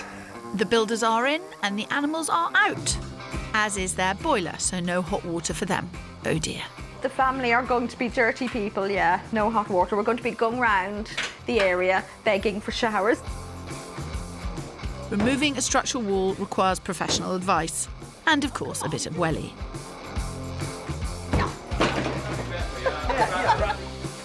See, Phil, nothing unites a couple like my old friend the sledgehammer. We'll see, Kirst, we'll see. It's going to be pretty good. It's going to be pretty damn good, actually. It's going to be nice. And with a house full of toil and rubble, it's the perfect time for me to show them what life could be like if they took their £395,000 budget and moved elsewhere. And as we head to the desirable village of Cliff Pipard, it seems everyone's starting to think my way. What do you think of the build so far, though? Well, I tell you what, Phil, at the moment, if you can find a house that we can move into today, you've Yeah, won. we'd go. Tell me why. What's The going on? bloody work, absolutely. It's chaotic. I think it's at its worst. Yeah, it is Now. dreadful now. So this is really interesting. You're in, I'm you're in with a shout. You are in with a shout. Like I said, you find anything and we'll move in today. I think Team List It might be gaining its 3rd member. And just in time too, because this house is a corker. Matt will be wary of the parking situation, but it's a generous plot, so the option to build a driveway is there. He's got to appreciate the sweeping views though, and Luce will love the period charm. Upstairs there are 4 good-sized bedrooms and a large family bathroom. Downstairs, 2 reception rooms and a study. There's also a huge country-style kitchen, perfect for all the family. There's 2 gardens, so there's separate space for the cats and dogs, and pretty much the whole of London Zoo if needed. It's been on the market for 8 months at £400,000, so it's slightly over budget, but I think there's potential for a deal. Kitchen, very much hub of the home, communal space in the centre of big, the isn't it? home. This is where it all goes on. The kitchen is exactly as I would plan a kitchen. It's a country-style kitchen. Parquet flooring. I got parquet flooring. Steady, steady. I like parquet. Let's keep going. Oh. Massive fire. And huge. Look at the seating. Loads. Yes. It's a really great room. Yeah. Double doors into the garden. It's like it's ready-made. It's saying, here you go, this is Luce's house. It is ready made, yeah. For me. I'm moving here. Luce is sold already, and I haven't even played my trump card yet. It's the biggest garden that I've seen on this search. It's about 135 foot. See? Yeah. The real joy of it It's hidden down the end. Ooh. Oh. Oh. And your piece de la resistance. Yay! Chicken run! And there's fruit trees. Bit of cover for them. Yeah. Good. This Yep. is That's good. good. It's too Yeah. bad. Well, that's the chickens happy. Now for the rest of the house. Not to head height. Just for you. No, that's for you. Look, hello. Yeah, How yeah. tall do you think you are? That's true. Definitely could work for us. More so than the other house because Oh, yeah, there's yeah. nothing- Definitely more than the other house. There's nothing missing, so There was quite a bit missing, actually. no, there isn't. I feel like Matt's trying very hard to find fault here. Are we happy? Are we in a nice place? I'm in a very nice place. I have reservations? Yeah. Which you know. I need to think. This is a bigger scale of what you're trying to achieve. This is, I've now decided, this is It's workable. snug, study, It's making you think. bedrooms all work. This is good, productive conversations. Come on. I think you know how I feel about this house. I would move here tomorrow. In fact, I would move in today. When I saw this and its garden, I mean, it's 10 out of 10. Luce has already moved in. I've just got to get Matt over this little business about the parking, and I think it's job done. Don't count Lucy's chickens too soon, Mr. Spencer.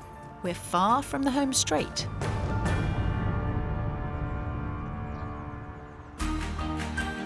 As Matt and Lucy's property battle rages on, Phil and I are helping them decide whether to love or list their home.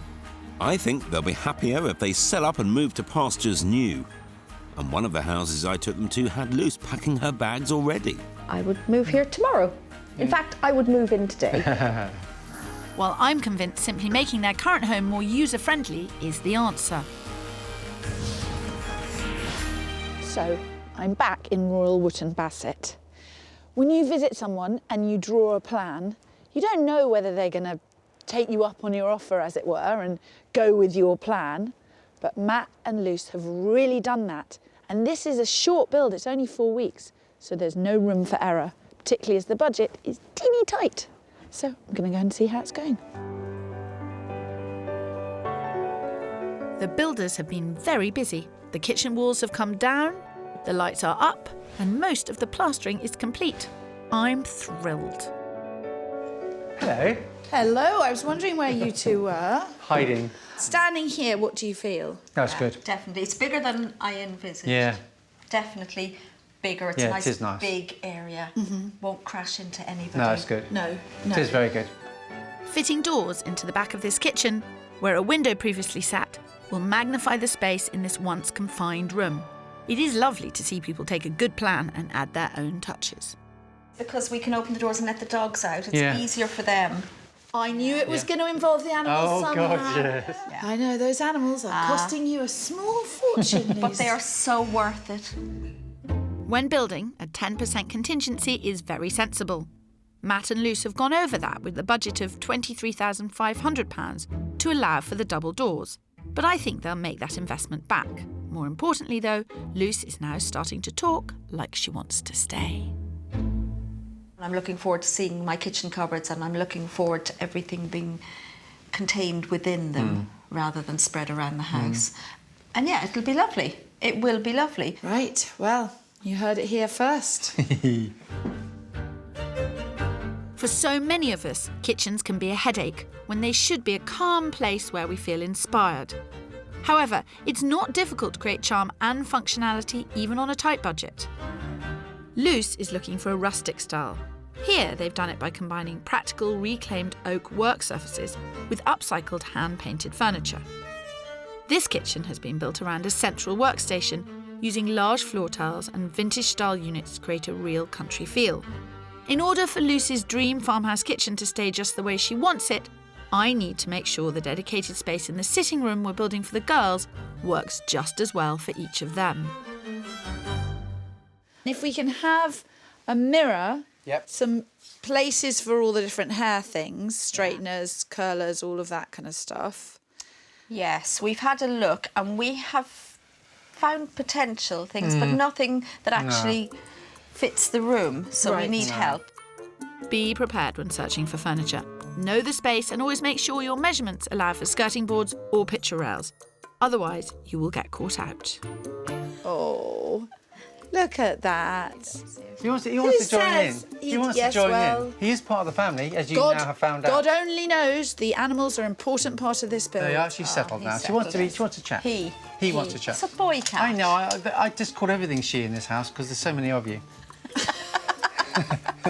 Right, OK.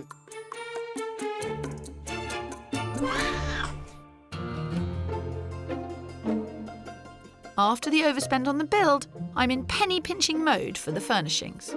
The price of what they call dark furniture, solid Victorian, Edwardian, mahogany furniture, continues to plummet. And because it's so cheap, you can pretty much do what you like with it. Paint it, repurpose it, or simply love it.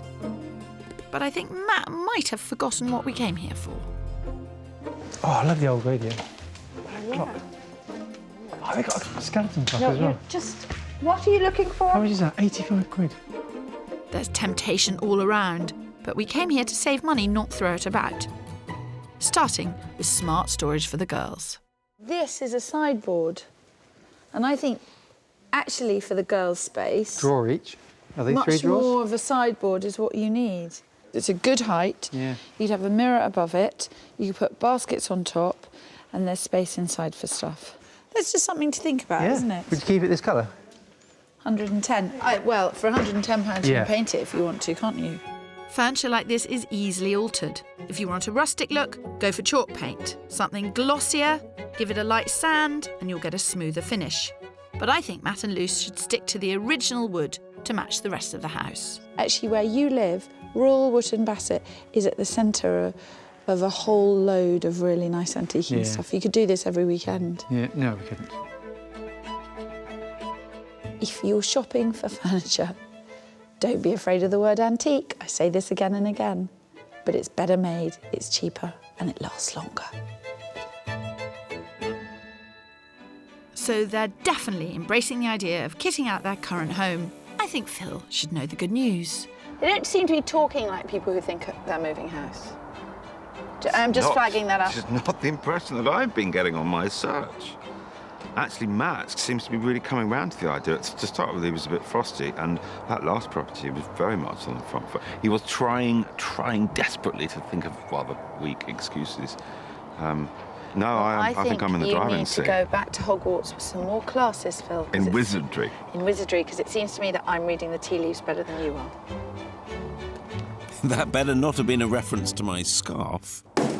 Anyway, while Kirstie continues to work her magic on Matt and Lucy's current home, I've conjured up another spellbinding property that could be their future home.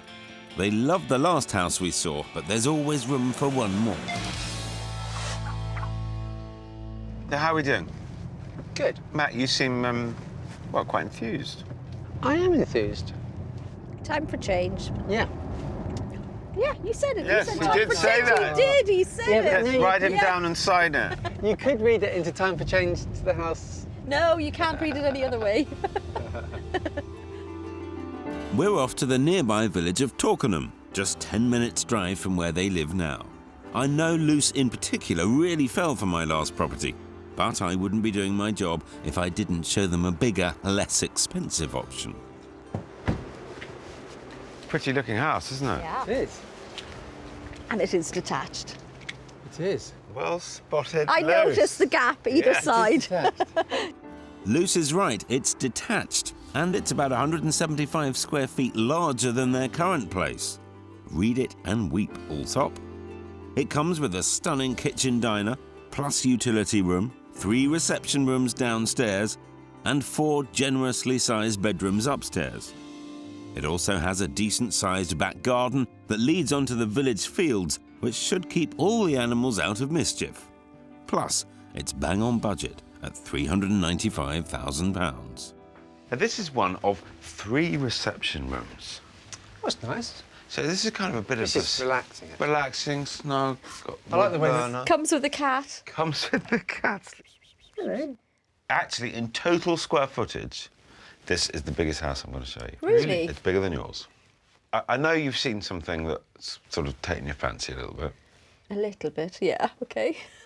But let's keep our eyes open as to what this could offer. Yeah. And what it offers next is a fantastic kitchen diner. It's light, it's bright, it's contemporary, easy to live in. Yeah. I don't like it as much as the other one. It doesn't have as much character. On paper, this house ticks all their boxes and then some. Detached, bigger, cheaper, with a garden that would be great for the animals. It might have been nice if they left a beam or two. Yeah, but, you know. But they seem unimpressed, and I think I know why. The fact that I walked in the door of this house and I knew immediately it wasn't going to be the house for me, that it just proves that all I can think about is the kitchen in that other house and the garden.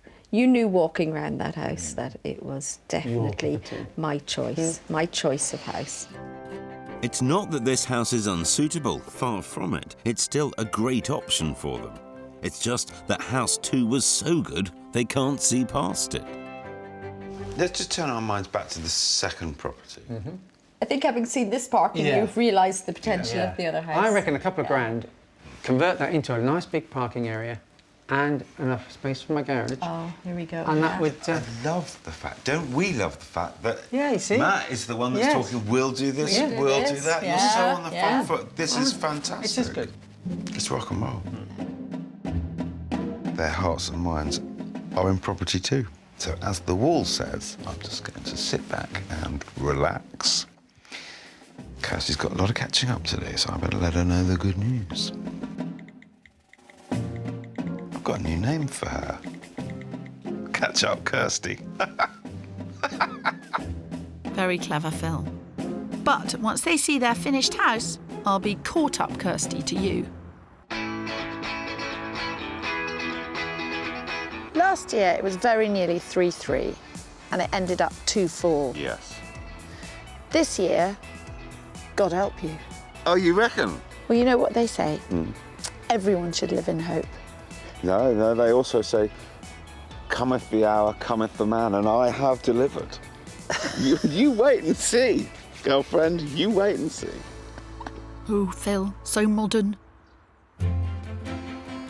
Today, newlyweds Matt and Luce will answer the most important question since they said I do. Are you going to love it? Or are you going to list it? The Callens live with 3 adult children and a whole host of rescued animals. The house might have worked for the pets, but it wasn't working for all the family. This place is really good. I love it. It's really good. I loathe this house. But today we find out if Phil and I have united this couple who were poles apart. I've spent the last 12 weeks trying to solve their current home's problems. I've been showing them the best houses on the market, hitting the jackpot with property 2. Parquet flooring. They've got parquet flooring. Steady. I like parquet. In fact, after a rocky start, even the immovable Matt seemed to be convinced. Could you see yourself in a house like this? Yeah. You could? Yeah. Wow. Wow.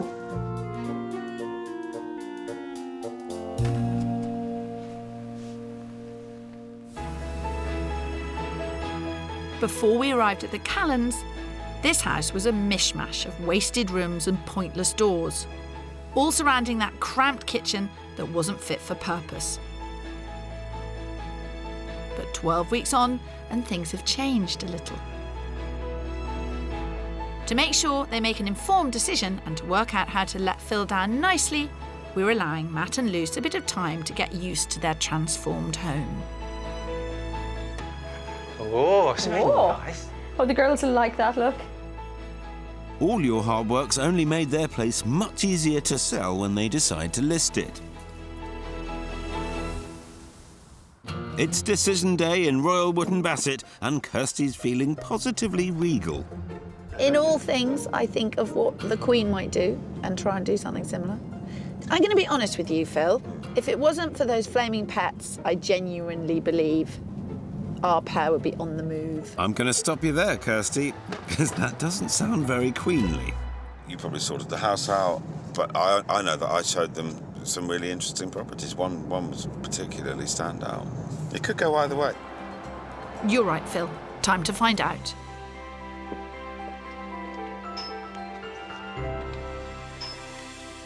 Different from the first time we came here. Hello. Good morning. Hey. Hello. How you doing? Very well, How thank you you. doing? Nice to see you again. Morning. There's no time to waste. I can't wait for Phil to see the new kitchen. By uniting two boxy, underused rooms, I've revolutionised Luce's most precious space. They've done some of the work themselves, so they've been able to spend a little extra on the more important things, like work surfaces, flooring, and new airy double doors, which look terrific. Ta-da! Oh, jeez. It's such a great long wall. It's such a great space. It is. I'm quite blown away. It's good, isn't it? You can really sit here quite peacefully in the morning, can't you?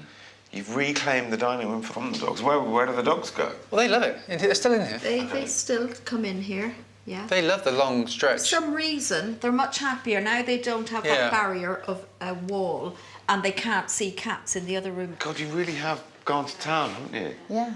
A side product of what we've done is that it now works really well for the animals. Yeah. I could spend all day, quite literally in this kitchen, just sort of admiring how great it looks, the cupboards, how much easier it's going to be to live in here. It is. Such a nice room. Okay. All right. Feeling the pinch there, Spencer? Wait until you see the living room. I've converted a glorified corridor into a peaceful private zone for the girls. By blocking up two doorways and shifting the furniture, it's now a relaxing room in its own right. I love that this space belongs to the girls. What we've done is we've stopped that thing of everything essentially being a passageway. Yeah. This is their space. Once they come in here, nobody's going through here. No. And is that a piece of antique furniture I see? Ah, well, you did well on that. £22. You are kidding me. Really? Good for you. £22. Oh my giddy Yeah. heart. Beautiful, People isn't who it? buy new furniture Beautiful. are bonkers. I know. They need their heads examined. And it's great because we've got 3 drawers, one for each girl. I wouldn't have considered one until you showed us one, and I thought, OK, yeah, that would work, that would be fine. This is a cracking price, £22. That's amazing. But that's not all that's amazing. By moving the study wall and the old coat rack, we've created a new private entrance into the now secluded snug. I was just remembering the first time we came here. Slightly different, isn't it? That corridor wasn't there. Yes. No. That wall's new. Yeah. Yes. And it's very interesting how much bigger it feels Yeah. Open that up. standing completely. here. Yeah. By removing the old snug door and creating a new entrance, the Victorian-themed snug has become a private room packed with charm and is somewhere that Matt and Luce can relax together away from the more hectic areas of the house. This room is looking Yeah. It's lovely, isn't it? absolutely fantastic. Oh, it's lovely, yeah. It must be so cosy in It here. is. This is our Victorian room. The decor, the look of it, that's entirely yours. But we probably wouldn't have got there if you hadn't had the initial visualisation of how it could look. I wouldn't have thought of doing that, ever. And I don't like change, so we actually decided that we wouldn't have done any of this without a kick up the bum. All this for £23,500, which is only £5,500 more than what they would waste on stamp duty and moving costs if they chose to list it. All right, well, let's see what they think. It's decision time. Before you reach any decisions that you could subsequently regret, I think it would be useful just to cast your minds back. Do you think they won't have stuck in their minds? Well, I know the second one would have stuck in your minds, the one at Cliff Pipeford. Yeah. Because it just had you guys written all over it. The layout was almost as though you designed it yourselves, wasn't it? It was a lovely house, yeah. That house number 2, it is still available. Just saying. No pressure. Just pointing that out for now. Make of it what you will. Going back to how amazing this house now looks. It does. We have this kitchen, which is far larger. Yep. I mean, what you've got here is really 3 proper reception rooms and a lovely eating kitchen. Yeah. Not just an eating kitchen, it's a fully functional working kitchen. I guess it boils down to the question, Are you going to love it? Or are you going to list it? I think Matt and I have had to learn compromise, both of us, and my feeling is I do love the house, but I would still happily move. And I'm glad that we've been able to realise its potential before moving on, but I would still quite like a move. And I've been educated in the fact that I can now move because having been able to live through this, which to me was a nightmare, I now know that I can do a move.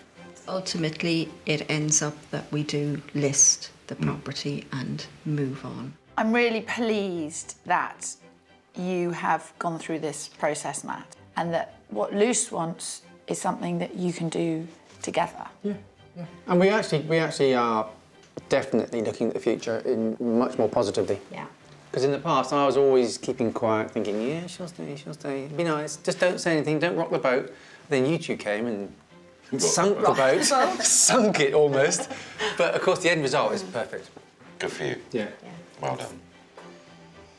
And they lived happily ever after. Well. A house that works for all 5 adults in Matt and Lucy's family and the animals for just over £23,000 is something I'm pretty proud of. But getting this pair on the same page after 4 years of squabbling is nothing short of miraculous. I couldn't agree more. I'm so chuffed for Matt and Luce, and I'm even more chuffed that it was Dr. Phil who helped them see the light. Oh, come on, you can smile about it. You've been very gracious in defeat. Thank you. I'll get it slightly more competitive this time, having lost, being thrashed last time. I'm making the most of it. It's not just a time to celebrate. It's a time to think and to be able to move forward together and to know that Matt's got here of his own accord, that, you know, we've helped him along the way. Just wanted to do something quickly. So go on, Phil, let's see what a winner looks like. A winner doesn't have to buy the drinks or drive home. Suits me down to the ground. I have it recorded for posterity. It's not going to happen again. You'll get quite used to it, I assure you. I'm only just getting started. Ooh, that's nice. Is your water tasty? We'll see, Phil. We'll see.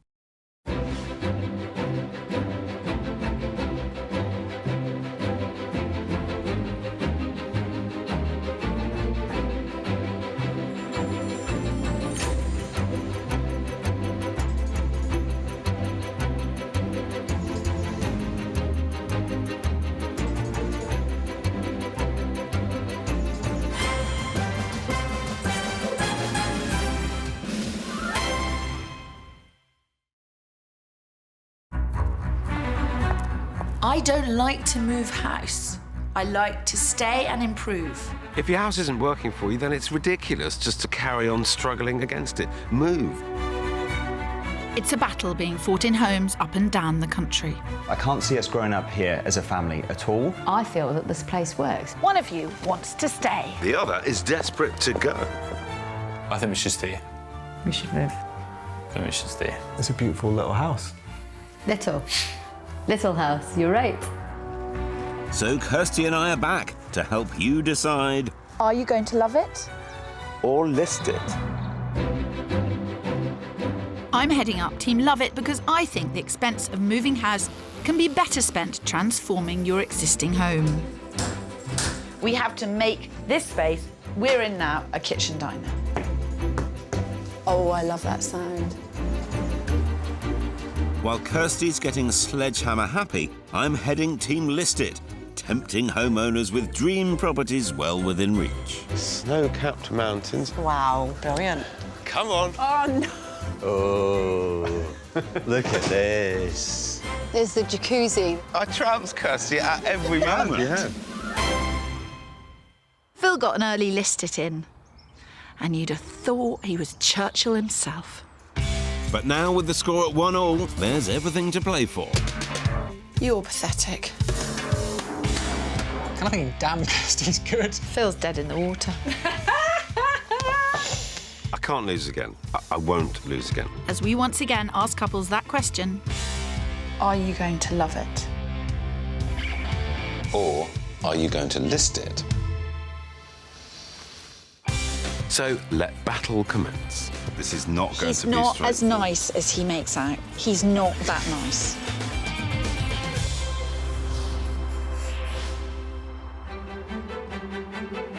This week we're in Weybridge, a lovely riverside town in one of Surrey's most exclusive boroughs, Elmbridge. You know, it's called the Beverly Hills of Britain. And why is that? Well, so many celebs, apparently. Oh, Gary Lineker, the Redknaps, really? Elton John. Cool. Well, it's all going on round here. Yeah. While Elton probably doesn't need our help to love or list, Barbara and Stephen Beaumont definitely do. Because after 20 happy years in their riverside cottage... Look, there's a kingfisher. Look, look, look, look, look. This retired lawyer and husband, who was a teacher and schools inspector, have found themselves completely at loggerheads over where to spend the next 20. I've been looking at other places, bright, shiny new houses in a fresh location. But Stephen's got other thoughts. I am quite clear. This house is absolutely ideal for me and for Barbara if she admits it. Actually, the only thing Barbara is admitting is that she's tired of living in a house that's desperately out of date. The problem we have here is that he won't leave this house, and for the last 3 years he hasn't agreed to any house improvements, and I am despairing. Trouble is, Stephen's not a big fan of change. I don't think that's quite true. We have had changes here, and I bought a new rubbish bin for the kitchen, and that's been very good, and it all fits in very nicely. And when Mr. Beaumont's not embarking on daring makeovers, he's filling up their home with what he calls his treasures.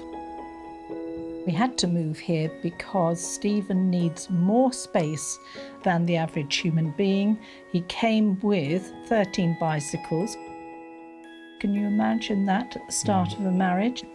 But since retiring, this feisty couple have argued more.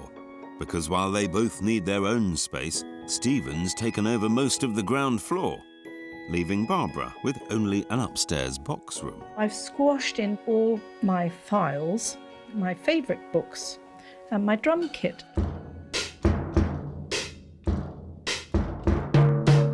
That's not a fair distribution in my book. Well, if you're entitled to the kitchen. Thank you. Who says chivalry's dead? But never fear, Beaumonts. When it comes to arguing couples, you might say we're experts in the field. If you always have trouble parking, I can do it for you. This is going to go well today, isn't it? Please clang with decorum. Right. Probably should have got used to it, shouldn't I? Hello. Hello. Good morning. Thank you very much. Come on in. We would love to come on in. Victorian houses weren't built for 21st century life, and sure enough, go straight through the door and you're in Stephen's snug. Though carry on, and there's also 2 reception rooms and a sunroom, dated but with loads of potential. So, nuts and bolts. Who wants to stay? Who wants to go? I want to go. I won't move. It would take hell, high water, plague of frogs. You're quite comfortable. Very comfortable, yeah. Like it very much. Part of the job is a little mediation. Stephen manages to use 3 different dens, and when you compare that to the room I've got... The fight back has got to start. Yes. I was too slow in, marking my territory. Possession is 9/10 of the law. You're the solicitor, you know this. You're right. I think that every house can be solved. I don't Phil. disagree, but I can see at your stage of life, a change, something new, would be so invigorating. Be careful, they'll have you in sheltered accommodation before you know what's happened to you. Be good. While the division of territories is a big issue in this house, to really make Barbara love it again, both the layout and the decor needs major surgery. I think that Barbara wants to feel proud of her house, but the space isn't being utilised right. Naturally, I'll have Barbara beaming with pride in no time. But the real trick here will be modernising without losing the character quirks that Stephen loves. It's a very odd-shaped house, isn't it? It must have been added to several times. Yeah, several times. But it's really nice, Phil. I mean, look at that view of the river. Yeah, that's going to be tough to beat, absolutely. But I do have an ace up my sleeve. Barbara and Stephen bought this house for £175,000. 20 years on, it's worth nearly 840. So selling up could get them a better house and more money in the bank. Their budget, £700,000, which is £150,000 more than the average detached property in their favoured area of Chichester. Yes, but on top of that, Phil, they'll also have to spend more than £43,000 in stamp duty, legal and moving costs. So they're giving me 80k max to work with in order to make this house one that suits them both. Or at the very least, Allsopp more saleable. I'm all for you showing loads of great houses, but this isn't going to sell as it is. So regardless of whether they move or they don't move, I have to make this house work. Completely agreed. Having been left to fester for 2 decades, the decor in this house needs an absolute kick up the proverbial. But I also need to completely rework the layout, starting with Stephen's snug. This should go back to being a hall. And as for the living room... There should be much more of a possibility of closing this off. It's a very big room that they're not using at all. I know, it's mad. To find out just how mad, we set up our cameras. Turns out Stephen spends just 8% of his time in this massive living room, Barbara not even 1%. Their conservatory off the kitchen is also often empty. And true to her word, Barbara spends a staggering 38% of her day upstairs, squashed into the smallest bedroom. Speaking of bedrooms, there are 3 of them, and the master bedroom is fantastic. Oh, yes, this is nice, isn't it? This is very nice. It's huge. Yeah, very nice. Oh, you're in trouble, Phil Spencer. Space, my dear, I can definitely find. The bigger challenge is getting Stephen to change his ways, because after filling this house... Blimey! He then laid claim to the garage. You know what? Barbara's right. He has colonised the whole house. This is enormous space. It doesn't need more than this space. No wonder Barbara's a desperate woman. Her and her drum kit have been consigned to a cupboard. Has he really got nothing better to do?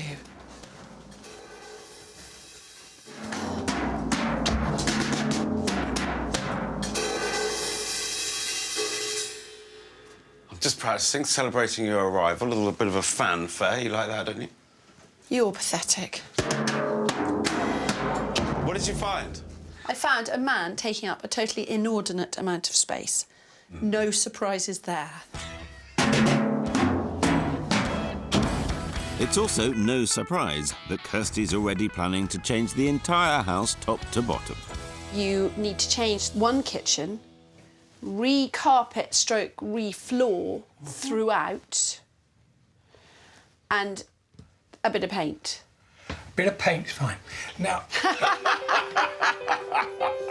It's a start, I suppose. But if Stephen wants Barbara to love rather than list, we desperately need to modernise and completely rework the layout, cutting back his empire so that Barbara can finally have her fair share of space. What would it take for you to move? It would take... 3 things. It would take a house as good as this, in a location as good as this, better. Convincing Stephen won't be easy, even with £700,000 in the coffers. So I'm on the hunt for quirky architecture, 2 to 3 reception rooms, and a location that rivals their riverside spot. All of which Barbara would like to find in nearby Chichester, one of the 10 least affordable UK cities. Lucky me. Down on the south coast, I'm hoping that I get you a view of the sea. You know, you've got water here. Oh, yes, I think I could beat it with the sea. Do that and I'll give it consideration. Fine. We know what we're doing. Let's get cracking. I have to say Kirstie is extremely persuasive. So you're looking to stay here, really? No, no. I mean, I don't think for a single second you're going to get either of them out of this house. Oh, no, Barbara's keen for it. She's desperate for it. I'm really confident in Phil. He's got our measure, if you like, what we need. So it'll be really interesting to see what he comes up with. She's quite go-getting, and she's going to convince him to move. You also think you're going to be the next James Bond, don't you? Oh, no, that's in the bag. That one already is in the bag. In Weybridge, the battle lines have been drawn. Peace. Between the rather feisty Barbara and Stephen Beaumont. Sorry, we can go on bickering for quite a long time on this subject, couldn't we? Far from enjoying their hard-earned retirement, this former lawyer and teacher are constantly arguing over whether to love it or list it. Joining the fight, another warring couple. You're pathetic. So while I boldly go where no builder or decorator has gone in more than 20 years... You know what? I'm a great fan of cornice. But I tell you what, I'd have the cornice out in this house. I'll be showing them their best bet for a happy ending is moving on. Time to show them my first cracker. So how are you feeling about this whole process, then? I think it's great Phil, fun. it's got something done that wasn't getting done, Yeah. to be honest. I think it's great fun. I really do. Well, that's promising. And with a budget of £700,000, we've definitely got wiggle room if we can convince Stephen to have an open mind. Chichester is very much a locals town. It's a community town. It's very active. There's lots to do. In terms of convenience, it's extremely good. About 75 minutes from their current home, Chichester is Barbara's dream location, and it's been voted the #1 place for a happy retirement. Well, here is the first house. Look at this! Oh, gosh. Oh, goodness me. Perfect. Oh. I'll say. It offers more space just 5 minutes from the city centre. It even has an entrance hall in the right place. Right. Oh, my word. There's also 3 reception rooms. That's 1 each and 1 to share. Look at that. Look at this. A state-of-the-art kitchen diner. Wow. Oh, it's fantastic. 4 double bedrooms and plenty of space for Stephen's treasures. Here, it's kind of walk in and unpack and get on with your hobbies. Yes. It is absolutely tickety-boo. Even better, it's also £50,000 under budget. I'm very excited by it. It's really quite incredible. It's very nice. Not as nice as Does the it get painful sitting up there on the fence? I would imagine it does. Come on, let me show you some more. Fortunately, I have just the thing to win Stephen over. An entire floor to himself. Good grief, look Oh, at my this. goodness. Now, here's a nice area. Wow. You were just I told you I'd look after you. Well, put me down in the basement quite right, too. No, it's excellent. This is your hobby room. I mean, it's Yeah. That's lovely. Whoa, goodness me, it goes on forever. Oh, it does indeed. Goodness me. He doubted me. Stephen didn't think Said that us I would well actually off. deliver. I did doubt you. Very good, like that. Considering Stephen's a man who doesn't like change, I think this is going pretty well. I'm just texting Kirstie here. House, I've found them is excellent. Obvs. Actually, that's a bit trendy for her. She'll never understand what I'm talking about. What's more, I've already achieved the impossible. I've got an open mind. It's open, not exactly wide open, but it's open. That's great.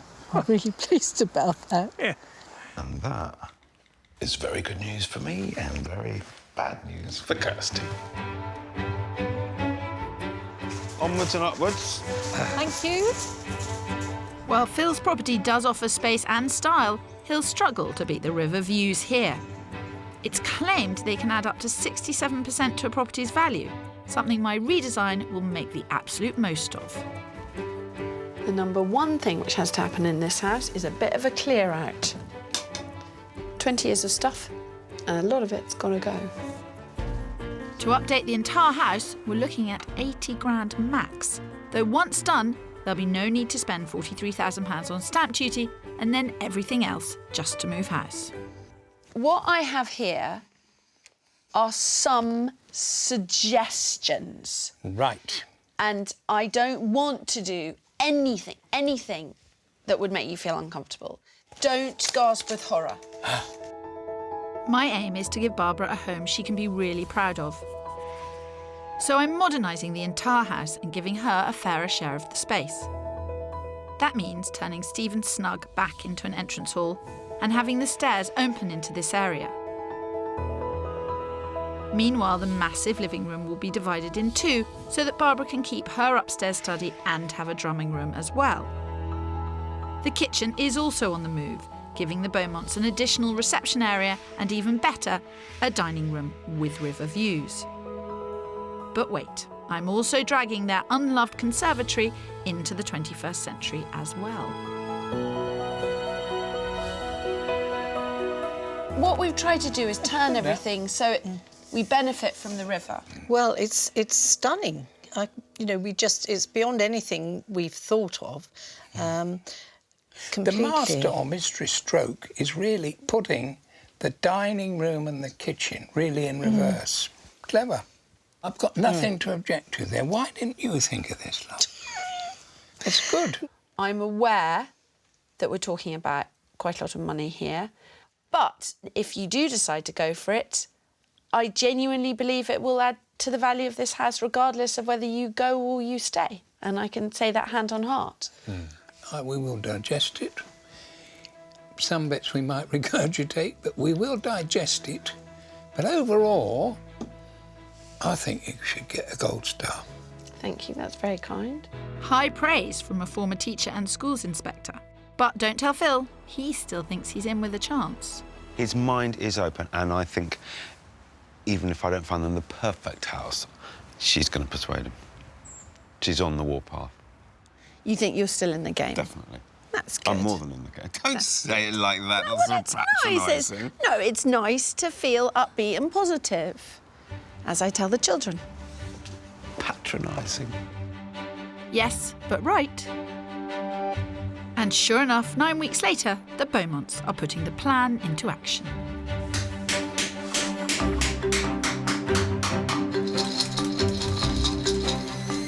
Even more exciting, Barbara's already rediscovering her enthusiasm for this house. I'm just so delighted. I've been waiting for it and wanting it for so long, and now I'm almost on a high because it's happening. Though Stephen's attempt to win Barbara over has meant the odd sacrifice. First of all, you have to get up early in the morning. It's dusty and it's cold. But it's going to be worth it because Barbara will realise that this is the place we're going to stay in. That's the plan, Stephen. That's the plan. It is looking exciting, I have to say, but I still want to think about Chichester. Don't worry, Barbara. Your carriage, complete with silver-tongued chauffeur, awaits. How are things at home? Chaotic. Glad to be out of it. But Phil, he was so desperate in the first week after the man came with the sledgehammer to go through the wall to get a doorway through, he said, "We're moving." Oh, really? I thought, yep. He said, "We're definitely moving." You've been taking a lot of decisions, haven't you? You've been faced with a lot of choices. Yes, you're right. I've taken one big decision. What's that? Leave it to Barbara. She'll do whatever she likes anyway. Now, Stephen said he'd consider moving if I found him quirky architecture and a unique location. Well, guess what? I've found both in the seaside town of Selsey, just over 20 minutes from Chichester. Stephen, I'm going to have to apologise because you're in a whole bunch of trouble here. Why? Because how can you possibly turn this down? Having said that you wanted an interesting, quirky house. It is. It is, isn't it? You've got your own turret. You've got turrets. Turrets. Wow. Still striking distance to Chichester. The sea is there. Yeah, I can see that. That's great. And the village is there. This is different. I like this. This is different. That's just blown my mind. This Edwardian property is bursting with character, but the layout and the decor are bang up to date, giving my house hunters 2 generous reception areas, 4 double bedrooms spread over 2 floors, as well as a separate study. So in other words, we have more space, fabulous views, and the odd hint of retro chic. Gosh, it is quirky, isn't it? But there's another reason this property is perfect for the Beaumonts. At £650,000, it's also 50 grand under budget. There's a lovely feeling of space, I have to say. Elbow room. Do you feel that, Stephen? I do. Yeah, I could live happily in this bit. I think that's great. Fortunately, you wouldn't have to. Oh. Because there's plenty more. No, Come there's on. more. Come on. There's more. Gosh. Now, while there's plenty of room for Stephen's treasures, let's start with a little something for Barbara. Oh, look here. Look Oh, wow. Look here. God, Oh, dear. my goodness, perfect. This house has great flexibility because you could have your drum kit in here and then have this room as your office, or indeed, further down the track, you could have it as a bedroom because it's got the ensuite bathroom and we're downstairs. I think I'll take it now. I will. I love it. I said you were in trouble, Stephen. I've even done what Kirstie said I never would. Just pop your head in there. That's the family bathroom. Ah. And that's beat the master bedroom you have at home. The master bedroom. Oh, that's Oh, good. wow. You have matched it, haven't Yes. you? Yes. I have matched your Wow, bedroom, which you is didn't so think fantastic. you could do that. Your bedroom is big and it's got views. Yeah. And you can see the sea. Oh, look. Oh, my word.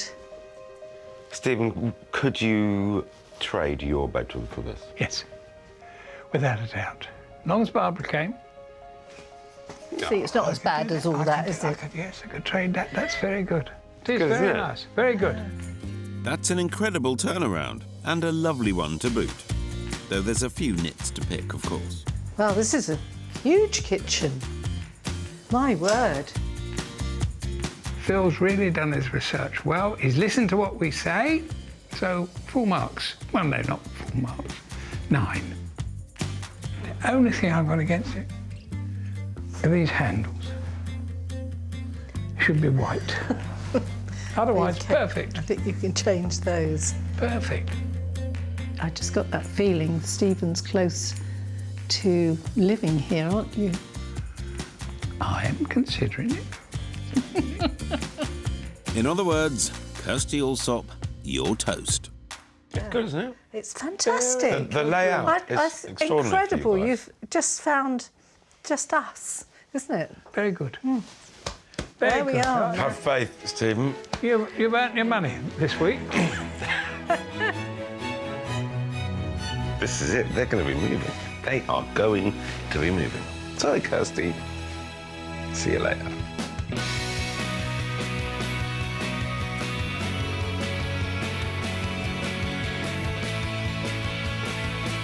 Kirstie's got the head start in that she's got me on her side that I want to stay here. And so does Barbara, really. As the Beaumonts battle over every aspect of loving versus listing their riverside cottage. Do you like that kind of thing? Oh, no. I've thrown the cat amongst the pigeons by showing them a house even Stephen can't find fault with. This is it. They're going to be moving. They are going to be moving. Meanwhile, I've turned their home of 20 years upside down. And so, after almost 2 weeks of renovation, I'm here to see how they're getting on. while the Beaumonts have embraced most of my suggestions, Stephen's decided he can't live without his snug. So there goes my entrance hall. But the new kitchen and bathrooms are all systems go. And dividing the massive living room in two has proved an absolute triumph. Now Barbara finally has her dedicated drumming room. Wow. You know, people say I'm always knocking down walls, but I'm just as keen to put up walls. It has also made the living room, which was barely ever used, much cosier and more inviting. How much more pleased with myself can I get? Mind you, the devil is in the detail, and that's an area Barbara and Stephen are really struggling with. I would have more pan drawers. Because they are have so mirrors, useful. yes. So the thing about a pan drawer is, if you open this cupboard, then you have to bend down. Yes, that's what we're trying to avoid. I'm 44, and I don't like bending down. And so, yes, don't tell anyone that. No. But with the pan drawer, you just open it, and it's all there. Kirstie, quite frankly, the demand for decisions in the past couple of weeks has been furious, fast and furious and frightening. So we didn't have the answers. So this meeting today is really essential. It is endless. The team and I have been trying to help Barbara with these decisions, from paint colours to kitchen design. But there's one thing I still need to convince 50% of this pair on, and that's flooring. I know that the builders have been really considerate and they feel that they can preserve the carpet. Yeah. My feeling is that some new carpet might be a good idea. Ooh. Oh, look, I got that. You're welcome to your feelings, Kirstie. Oh, when he disagrees with you, he doesn't say anything, does he? His face. It seems the only way to solve this argument is spending an afternoon in a flooring shop with these two. No greater love hath a designer for her project. That one's got more kind of... Like sick. Oh, sorry. Stephen. Well, it does. It is incredibly important to get flooring right. Carpet accounts for 57% of all floor covering sales in the UK. So despite the trend for wood and tiles, us Brits still love a bit of rug. You've got to think about traffic, you've got to think about pets, you've got to think about children. The more the room is used, the more durable the flooring needs to be.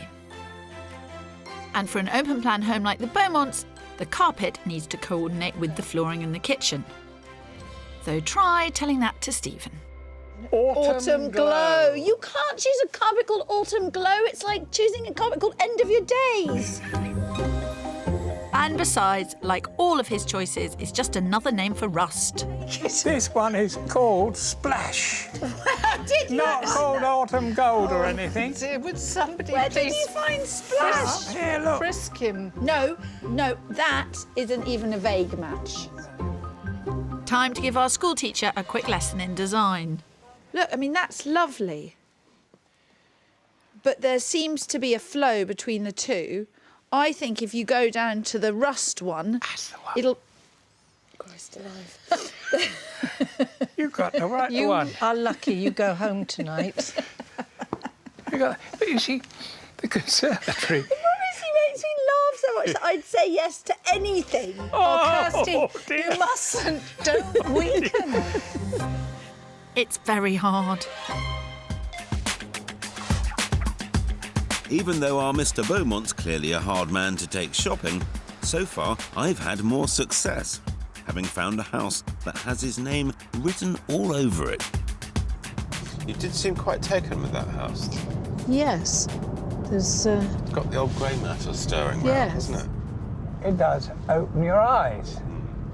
Now, I'm just curious to see where we're off to now. All will be revealed. After finding these two a little quirkiness by the sea, on this outing I'm going for total wow factor.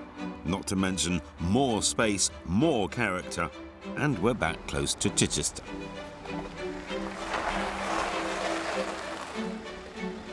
Wow, that looks impressive. Doesn't it?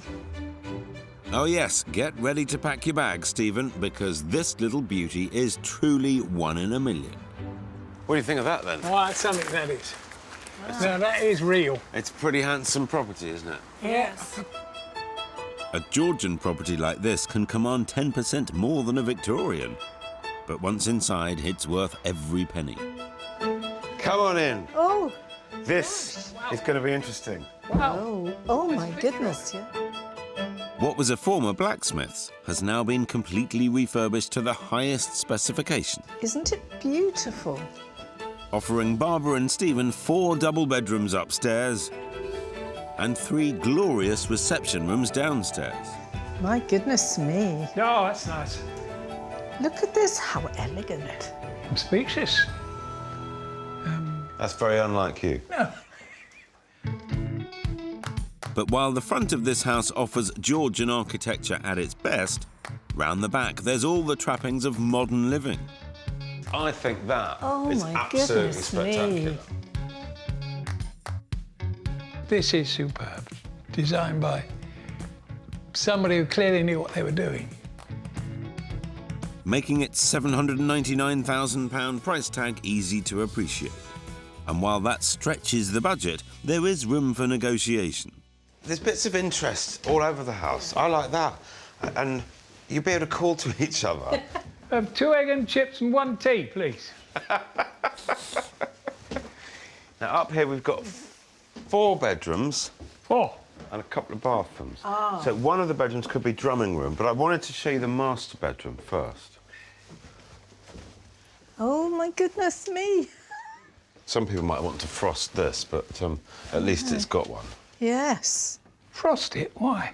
Well, Never it's you your- mind. No. They don't all look as beautiful as you. Wow, that's something It's another else. room of interest. It's not what Yes. you'd expect Not at all. coming into this No. house. Exceptional. And with so much on offer, Yes, look at this. Oh, lovely. perhaps it's time for Stephen and Kirstie to finally admit defeat. Are you feeling a bit more interested in moving now, having... Not now, we've got to wait a couple of weeks, but I am interested. You're in it. really interested, Oh, seriously. looking at a house like this, it is incredible. Mm. Exactly the reaction I was banking on. Sounds like my tally of dream homes found now officially stands at 2. So we've got lots to think about, absolutely torn, but this is definitely number 1, I think. How do you feel? And this is the view of us all. We are agreed, Yes. aren't we? Yeah, amazing.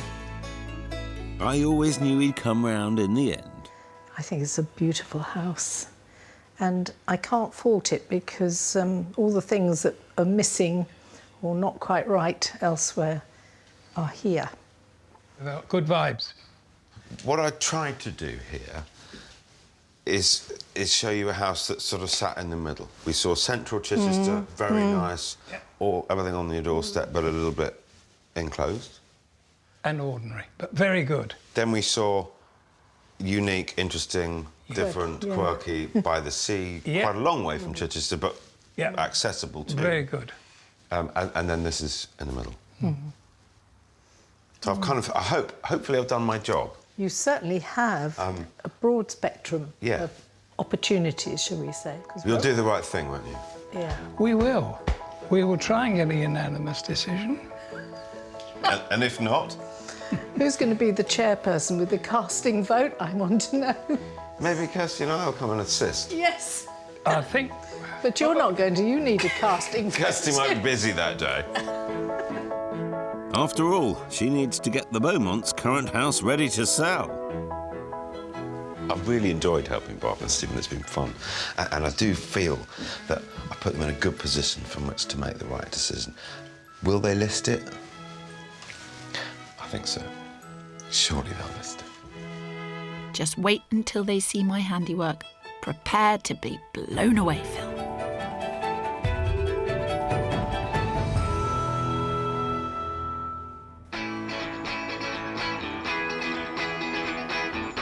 So, Phil, the sun is shining. The question is, who is it shining on? That's very true. Well, I woke up this morning thinking it's going to be a great day. I think when you get in the house and you see what it looks like, your little heart is going to sink. Come on. Come on. Do the right thing, Stephen.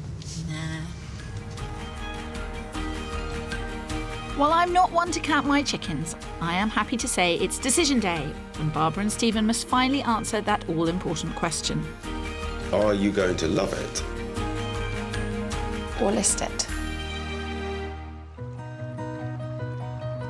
When we first met our feisty retirees, their home of 20 years just wasn't working for them. I want to go. It would take hell, high water, plague of frogs. I'm quite clear I need to stay. So I've spent the last 11 weeks completely modernising their house and, more importantly, giving Barbara her fair share of space. Meanwhile, I've been showing them the best houses on the market, hitting the jackpot not once, but twice. I am interested. You're in really it. interested, Oh, seriously. looking at a house like this, it is incredible. Even so, Phil, it's hard to compete with my handiwork. And now that the dust has settled, we've allowed Barbara and Stephen a bit of time to get used to their transformed home. I just hope you won't be too disappointed, Kirstles. Look, the sun is definitely shining on me, I've decided. No, it's shining in me, look. It's shining in me. It's shining on my forehead. That doesn't narrow it down much, does it? No, so probably best we talk to Barbara and Stephen. Hello. Welcome to you both. Come in. We have much to show you. I know. Do you indeed? Particularly much. Oh, look. Come on, Phil, see the transformation. Before my intervention, the biggest problem in this house was its higgledy-piggledy layout. Remember the slightly dysfunctional kitchen that was in 2 parts?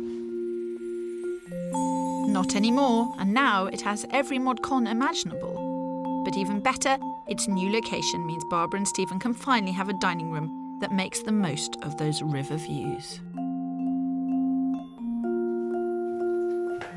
But hang on, this was the kitchen along that. True. Now, this, I think, is the best bit of the house now. Not only because you have food here, but actually, if you just sit down here... It's this, yeah. And look, It's very calming, isn't it? This is what we said, wasn't it? That you would sit here and you'd have your cup of coffee and you'd be at one with the river.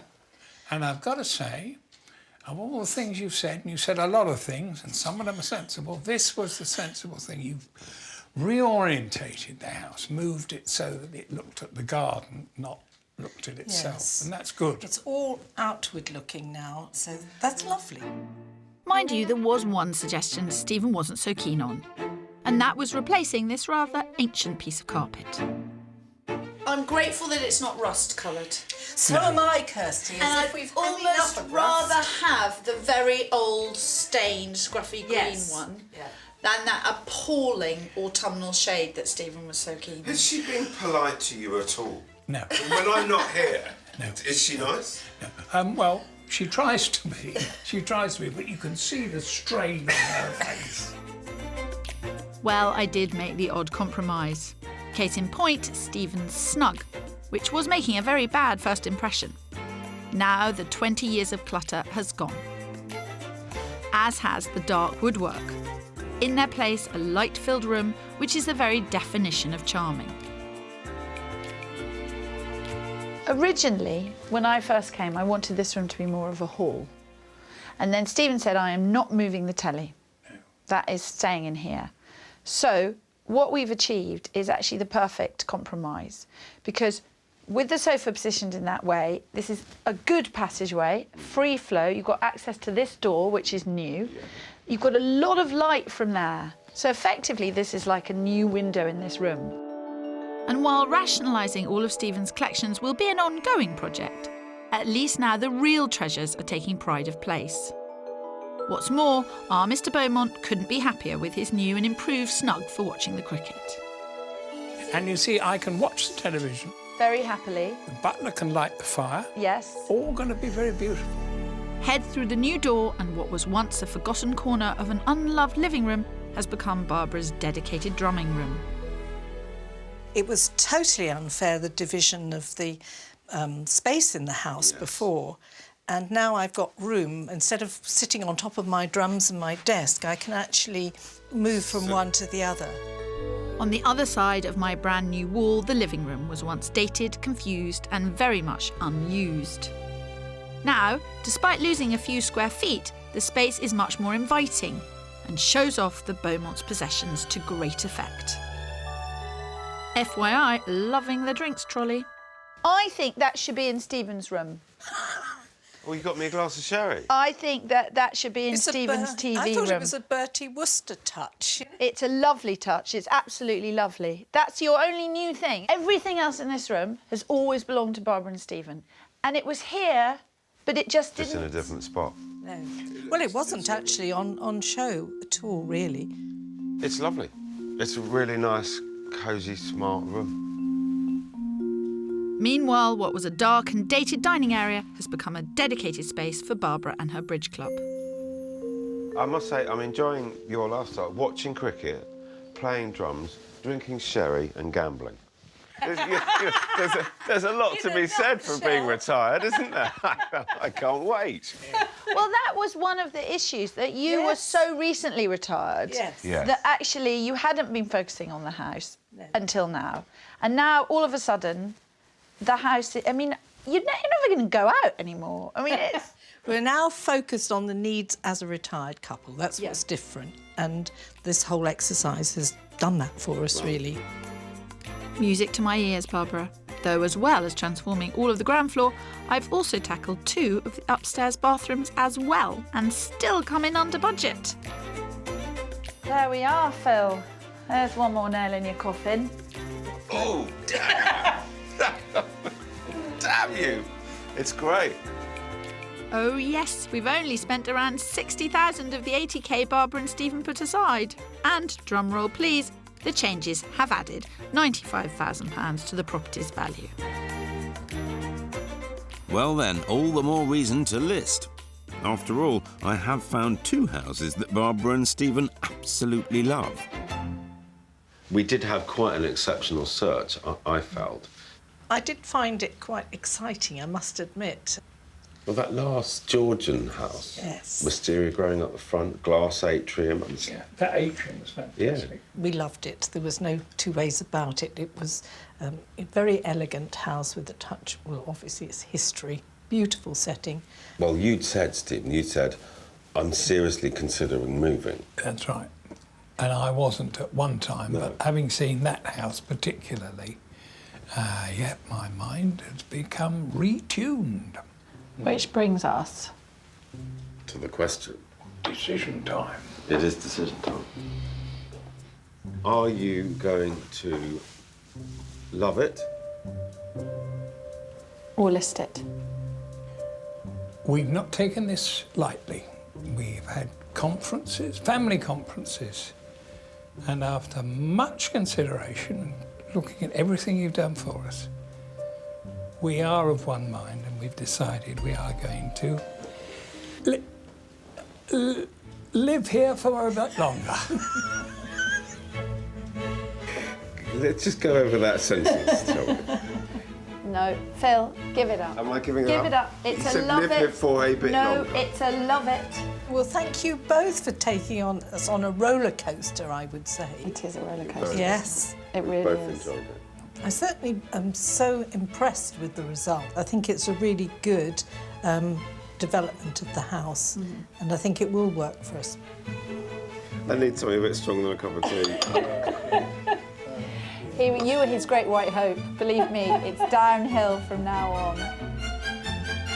So, not only have I helped Barbara and Stephen to find their dream home without having to move, I also have the pleasure of saying, the drinks are on Phil. Here you go. 1 gin and tonic served with 2 slightly gritted teeth. Why slightly gritted teeth? I thought I had it in the bag, but well done. You didn't think you had it in the bag once you'd seen the house? No, that's very true. We have a wonderful house at the end of the day. We're through it, and I think it's now a matter of enjoying it. Yeah. So good on them for getting us where we are here. It is the right decision for them. So, here's to you. Right, we're going back in a boat or a car? You're drinking! Oh, I wasn't whole supposed to be point. drinking. We'll go back by boat. It's fine.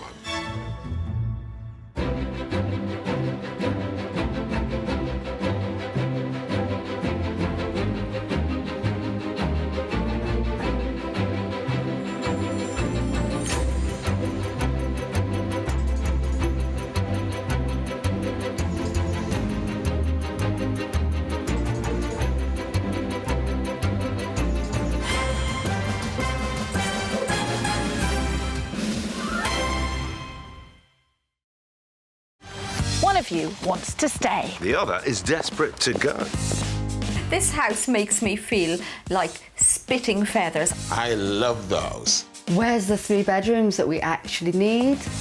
I'm on Team Love It because I want to help people to make the most of their existing homes. It's stunning. Why didn't you think of this, love? Meanwhile, I say listing it is the only way to get what you want. What a view. That's actually amazing, isn't it? Tonight, it's our final battle of the series. And believe me, there'll be blood. Which brings us to the question. Will you love it? Or will you list it? But with the score standing at 4 loves... We're going to love it. To love it. Live here for a bit longer. to my 3 lists. List it. Listed. You beautiful, beautiful man. Oh, kidding me. Watch out, Allsopp. This contest could end in a draw. I can't lose again. I won't lose again. A draw. It's losing by another name. It's not good enough for me. You may be staring defeat in the face, Phil. Yeah, I'm looking at you. Let battle commence.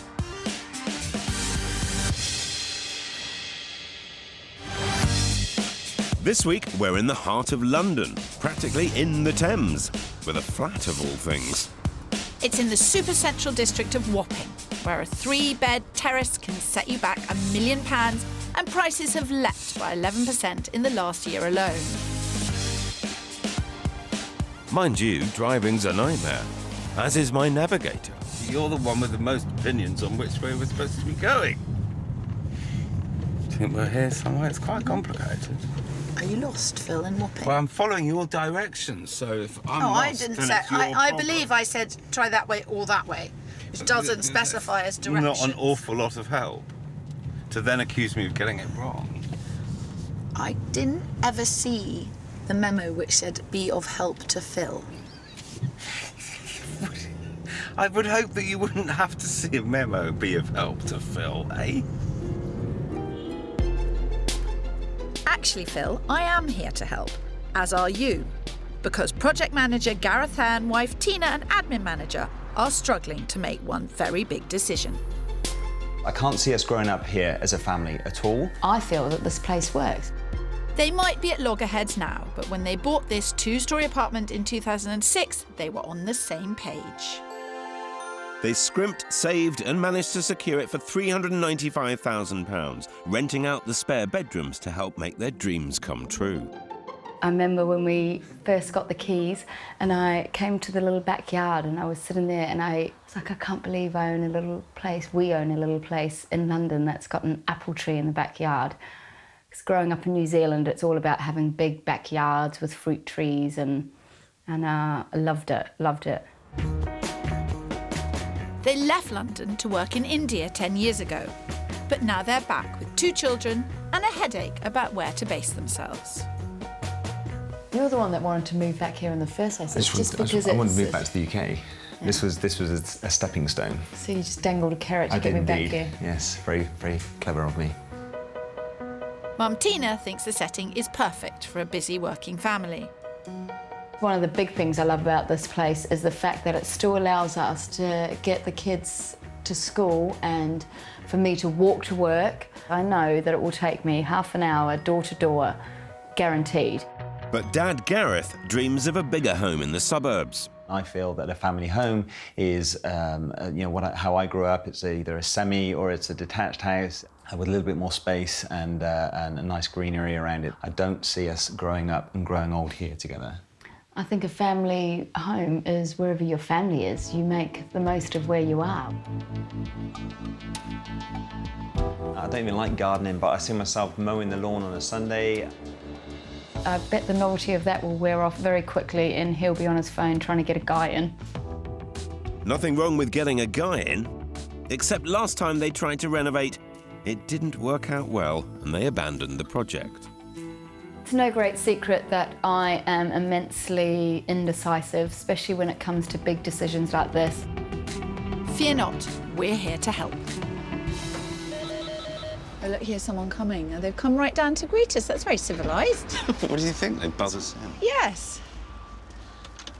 Hello. Hello. Hi, nice to meet you. Good morning. Hello. Nice to meet you. How you doing? We're very well, thank you. How you doing? Nice How to do you meet do? you. Oh, Oh, this is great. We haven't done a flat before. Welcome. We're excited You're here to to see help, it. are you? Well, allegedly. I'm here to help. She's just here for glamour. Someone needs to make an effort, Phil. This flat is full of potential, with 3 bedrooms upstairs and the garage space and living areas downstairs, which is how the family tend to come and go, through the garden right onto the bank of the Thames. A beautiful river indeed, but they do have to share it with London's 8.6 million other inhabitants. So what's the trouble? What's the problem? The core problem is city versus suburb. That's what you're going to face, right? I would like to move to the suburbs. I think it's time to grow as a family. And for me, it's just not a home. Very, very sensible words, I think Gareth. so. Absolutely spot on. What could be the problem? Tina, why are you so set on being here? To me, it's more about the kids and how I would work that with the kids. I love the location. Here, you can walk to every activity. She's got swimming, she's got trampoline, she's got ballet, she's got drama, all within a 5-minute walk. As a working mum who managed to drop her kids at school this morning and got the tube here, what you've just said is absolutely the thing. And if Phil could find a property near enough that you were still able to do that, then that's amazing. Phil's the man, right? That I am, Gareth.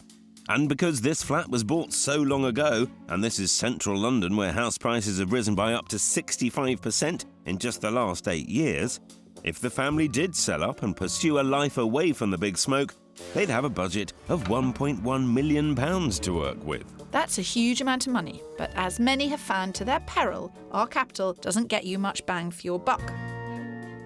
Plus, on top of that, Tina and Gareth would be shelling out just under £54,000 in stamp duty and another £20,000 or so in legal and moving costs.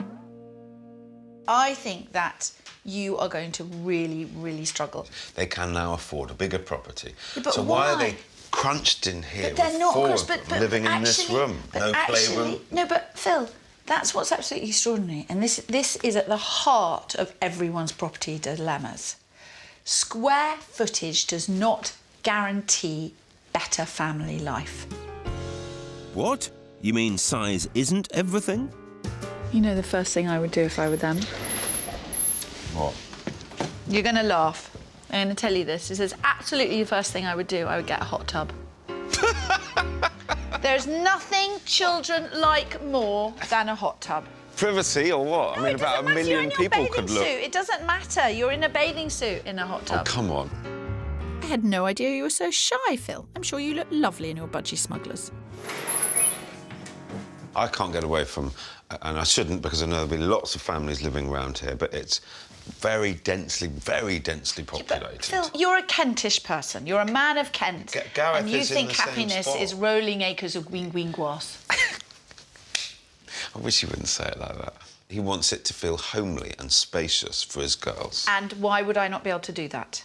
Because it's small It's not and that small. dark. And wait for it, it's a leasehold, which means, in Gareth and Tina's case, you can't change anything that affects the exterior of the property. No extra windows, no change in the garage entrance, no extensions. All perfectly doable, if you know how. I've been dealing with leasehold flats for many a year. Long in the tooth when it comes to lease. You're just long in the tooth. The correct thing to do here is make sure any proposed changes are run past the freeholder. And that we can get a work permit. In this case, it's not so much about how the family use their home now as redesigning it so it works for the future as well. If you can get Gareth to sign off your plan. That's not what he He said, wants to Phil. live in the suburb. No, he doesn't want to live in the suburbs. He wants to be proud. If you showed him a £3 million house in Wapping, he wouldn't say, oh, Phil, I'd rather the suburbs. That's true. He wants a bit of space and he wants to feel proud. If a house that's worth more than £800,000 can't make you feel proud, then frankly we should all be moving to the suburbs. It's very well designed. There's 3 or 4 things I need to do. One of her more bonkers ideas was she's going to set you up with a hot tub in the garden. She thinks that'll entertain the children forever. I say it will entertain about 1 million neighbours. I think, oh, you're just a prude. You're a snob, you're obsessed with being in the country, and Hey, you're listen, a prude. I'm trying to help, not throw insults around the house. I'm glad someone pickers more than us. They've given me a love-it budget of £75,000, which is roughly what they'd spend on moving costs and taxes. The garage is full of potential, and I have big ideas for that small kitchen. I also need to address the dated bathrooms. At the very least, it'll make this place more saleable when they do decide to list it. We have to sort this out. I'm not convinced it's for the long term. You're in a good position in life and you've got a nice budget, and we can go and explore and find you what you could get. With a budget of around 1.1 million, I need to find a family home with 4 bedrooms and green space. High-achieving schools are a must for Gareth, but I also have to keep Tina within a 30 to 40-minute commute of her work in central London. Easy, right? I think Phil's going to find a wonderful place and is really going to change your mind. Can't move location. Everyone is really digging in. No, they're not digging in. You keep on saying, you're both so entrenched. Well, no, you're really digging in. She's really digging in. It's boys against girls at this point. It's not boys against girls. No, not anybody against anybody. Kirstie's going to do up this place beautifully. They have a dilemma which we need to sort out. I think the real issue is your urban snobbery. She's so full of sugar and spice and all things nice.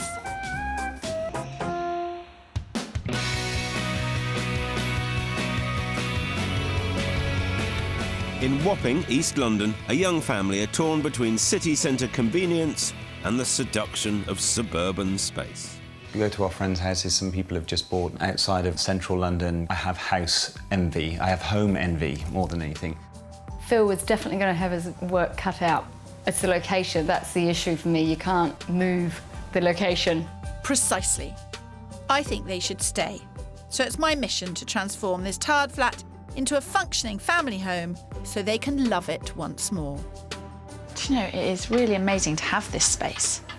Phil's not going to be able to find a house with a garage this size. Or off-street parking. That's not entirely true. High-achieving state schools are the #1 priority for Tina and Gareth. So yes, even the 1.1 million budget I've been given doesn't always stretch to 4 bedrooms, a garden and off-street parking. But research has found that house prices in the London commuter belt fall by more than £3,000 for every minute further away they are by train from the capital. So factor in a 30-minute commute or longer, and you can start to see just how much Tina and Gareth could get for their money. So my plan of the day is to actually stretch the boundaries quite far, because I want to show them to start with how much more property they could get for their money if they spent a bit more time on the train. It is a bit of a gamble. I don't know how it's going to go, but I think it's a sensible place to start. For our first property, we're going south to Purley Oaks, 50 minutes from Tina and Gareth's work via Croydon. But this is suburban living at its finest. I'm just hoping I can convince Tina that the lifestyle benefits for the family far outweigh the extra commute time. It's definitely further out than we imagined, but I was going to say wait to see what Phil's magic has come up with. What do you think, Tina? My mummy said if you didn't have anything nice to say, don't say anything at all. You were very well brought up. Not the most auspicious of starts. My plan could backfire here spectacularly. So what it means, if you were to travel the extra, what would it be, 15 minutes or so, you get a detached house with its own driveway. There's a surprise in the garden, but actually that is the nursery. Very good, very good. That's the first smile of the day. Despite sitting well under budget at £875,000, this is double the size of their current flat. It's a detached Edwardian home with 3 reception rooms, 6 bedrooms, private parking, and, wait for it, an outdoor swimming pool, which blows Kirstie's hot tub idea out of the water. This should be a real eye-opener for Tina and Gareth in terms of what they can get for their money if they do compromise on the commute. Spot dining room, formal separate dining room, massive living room with its fireplace and things. Down into the kitchen. It's massive. It's enormous, and I love the flow for the little eating area, play area onto the garden. That's something that I really wanted. So far, so good. Lots of lovely trees. Oh my God, there's the Space surprise. To play, and there is the surprise. Oh, mate. Heated swimming pool. There's the jacuzzi that Kirstie wanted to put in our tiny little backyard. Slightly bigger, isn't it? Yes. I trounced Kirstie at every moment. You have. Kirstie said to me that she felt extra square footage doesn't necessarily make a kind of happy family home. I mean, just first impressions of this, is that something you'd agree with? It's definitely a family home. I mean, that's one of the things that I was talking about from the start. I mean, it's big. I just don't know if you need a heated swimming pool in England. I'm sure your children would disagree, Tina. I took a gamble on this house, but... I see your hot tub, and I raise it to a swimming pool. Although, perhaps I showed my hand too soon. A little bit old-fashioned with the attire. I just wouldn't pay extra for period features, like some people love period features. I just don't know if it's our style. Tina, what are your thoughts? I guess if this was a house that was completely done up and you walked in and went, wow, you wouldn't have to do a thing, that would be more appealing for me. It's not the commute that's put me off. It's more the amount of work that would need to be done. But it's nothing that you wouldn't expect with a house of this age. I wanted to show you this as an example. If you commuted a little bit further, that what you could get. Yeah, it's crazy. It really is crazy. Yeah. So period style is not to their taste. But if the work transforming it into a contemporary home is Tina's only concern, then this viewing has been a big success. I'm really happy with my opening gambit because it stimulated some proper debate between them. Before, Tina was adamant she would not commute more than 30 minutes, and now they're discussing it. So I think it's gone well. And I know exactly what to show them for property number 2. Prepare to be wowed, Tina.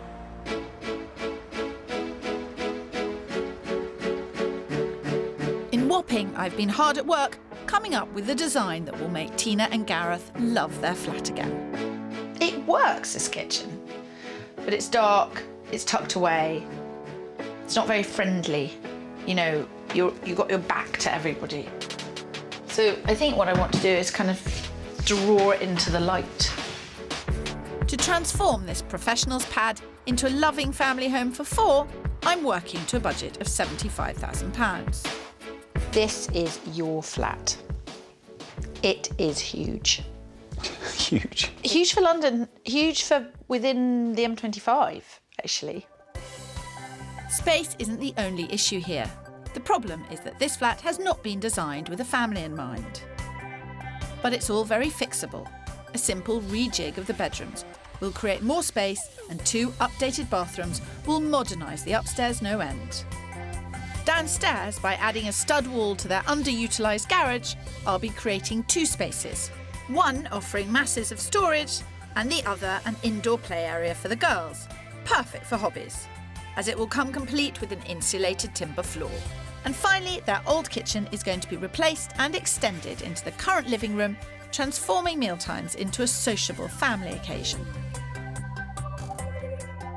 In terms of what I'm suggesting, does anything fill you with horror? No. I'm impressed. I like the idea that it will come in at less money. Making use of this area, it just makes it a little bit bigger. It makes it more like 3 bedrooms upstairs and the space of 3-bedroom kind of flat downstairs. I think it does function at the moment, actually, but it doesn't make Gareth proud. And I think that's quite important. I know that there have been problems with decision-making. You have been down this route before. If you decide to go ahead with it, I need to say to you, right, you've got a week in which to move around the furniture, go on the websites, make it your focus as a family. You know, show the girls the pictures of the various bedrooms. Really go for it visually on the things that you like. Because this is a really well-built flat. It doesn't need a designer. It needs you and your knowledge of how you get in and out the door every day. If they go with my basic plan, it should cost around £50,000. And given the restrictions with the leasehold, which means I can't change the exterior makeup, I'm pretty proud of my solution. But Gareth doesn't look 100% convinced. I've not been swayed at the moment, because I always like to see 2 sides of an argument before I make a decision. It's a rejig, and hopefully it will just make it that much nicer and refreshed, though, but without going to a ridiculous expense on it.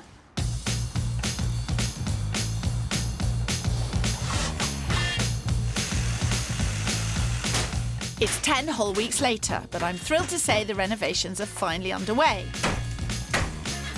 The family have decided to move out, the kitchen and bathroom have been gutted, and a wall has been knocked out. But not everyone is as happy as Kirstie.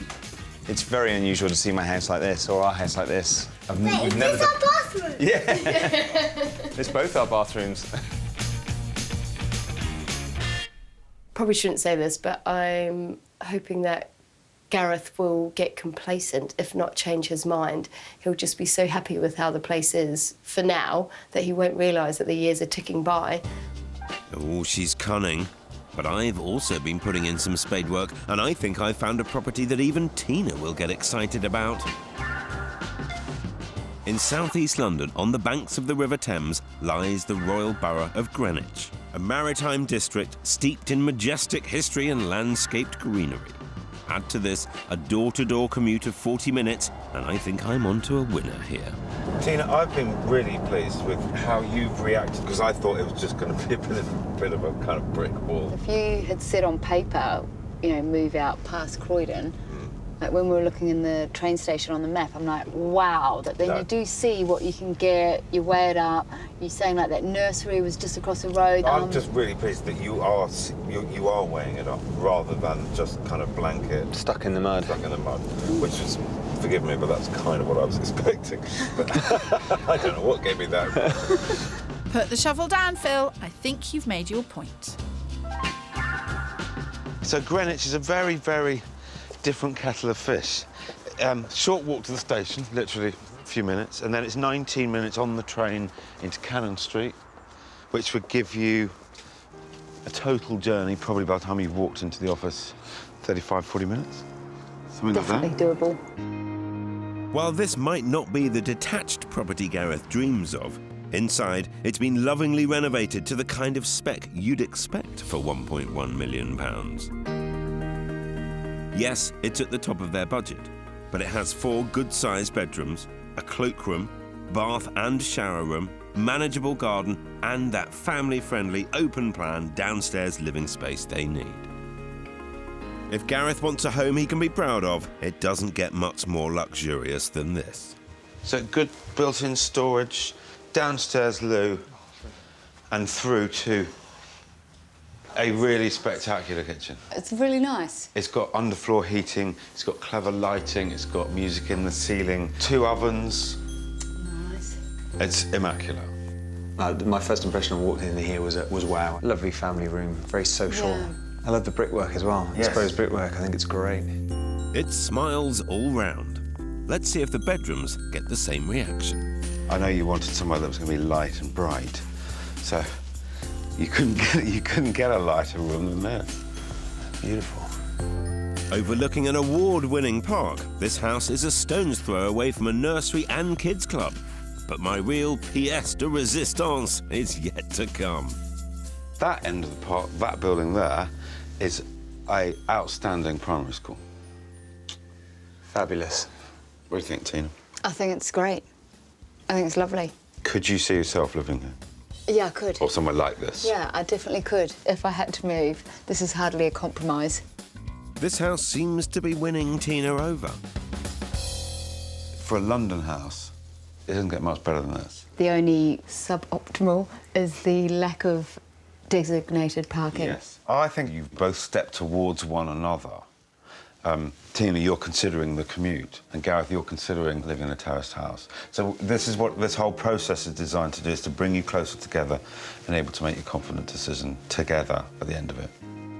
It's food for thought all round, and I now know where my next property search is headed. Their conclusion has been to move the search geographically further out. They're both happy to extend the commute and try and get more property for less money. What's more, it's Tina who's pushing for it. You kind of go, well, if we're moving from Wapping, is this enough? Like, I don't know, I think maybe is there something in the middle, a happy medium? Mm-hmm. A little bit more space. Further out, though. But with a decent commute. Yeah.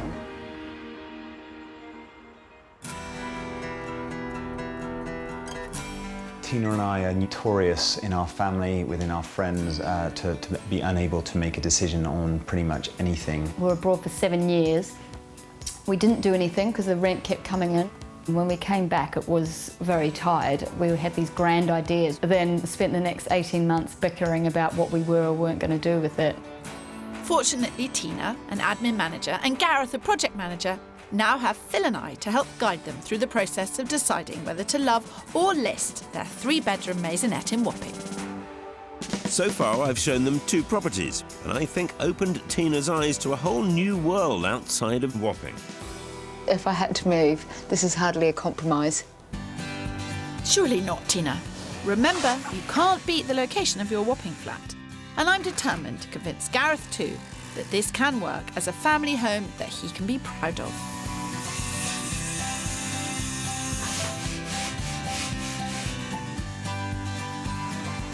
I'm back in London to see how Tina and Gareth are getting on with their build.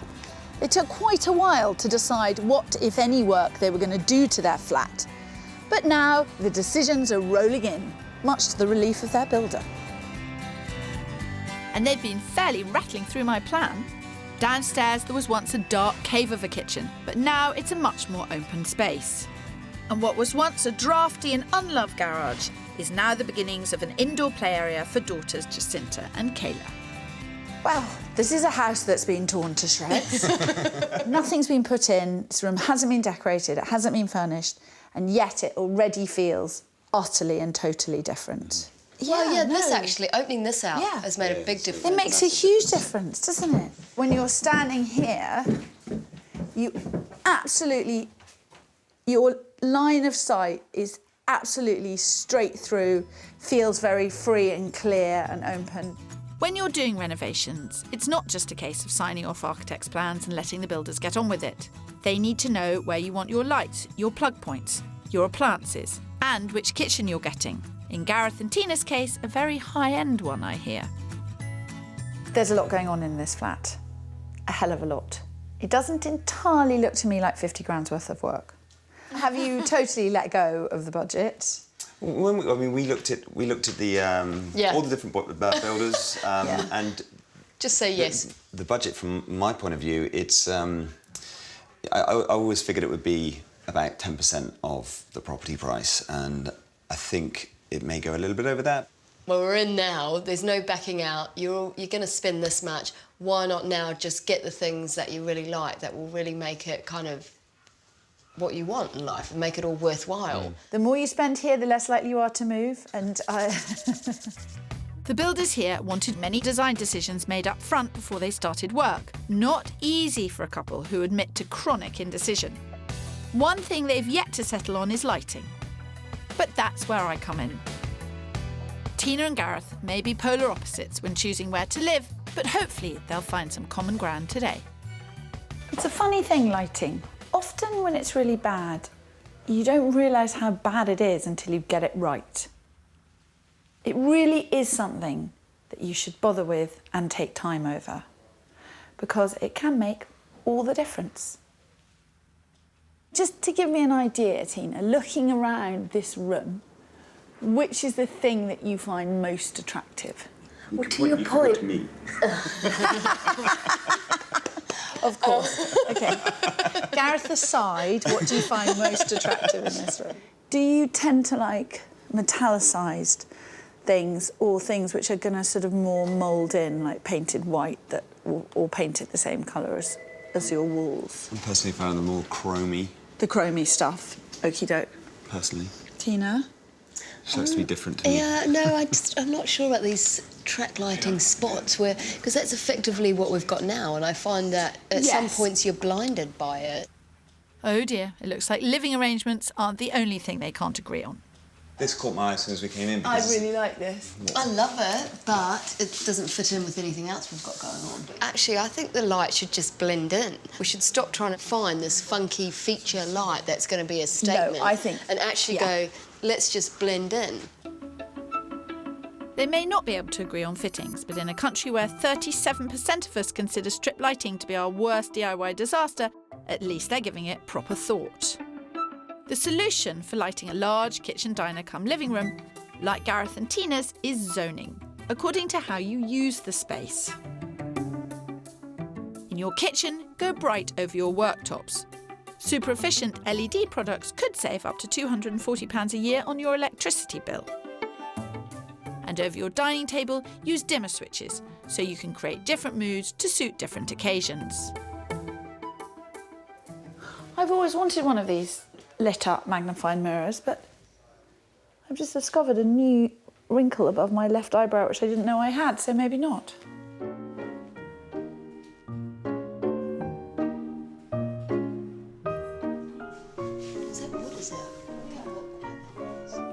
No one at any point today has said, what if we sell? Doesn't seem to be part of their mindset at the moment. On to my final property, where I will show admin and project managers Tina and Gareth that Wapping isn't the only option for good schools, kids clubs and great transport links. Historically, Beckenham was a proper Kentish town. After the railways, it was reclassed as a London borough. Best of both worlds then, wouldn't you say? Morning. Hello. Morning. How you doing? Good. Nice to see you both. Nice to see you. All well? Very well. Tina, are you OK here in Beckenham? You're not getting any nosebleeds or anything? No, this isn't too far out. Although technically we are further out of town, because this is the direct train into City Thameslink, it's only 23 minutes, which is going to keep your door-to-door commute under half an hour. That's exactly what we're aiming for. That's perfect. 23 minutes. Definitely do that. Yeah?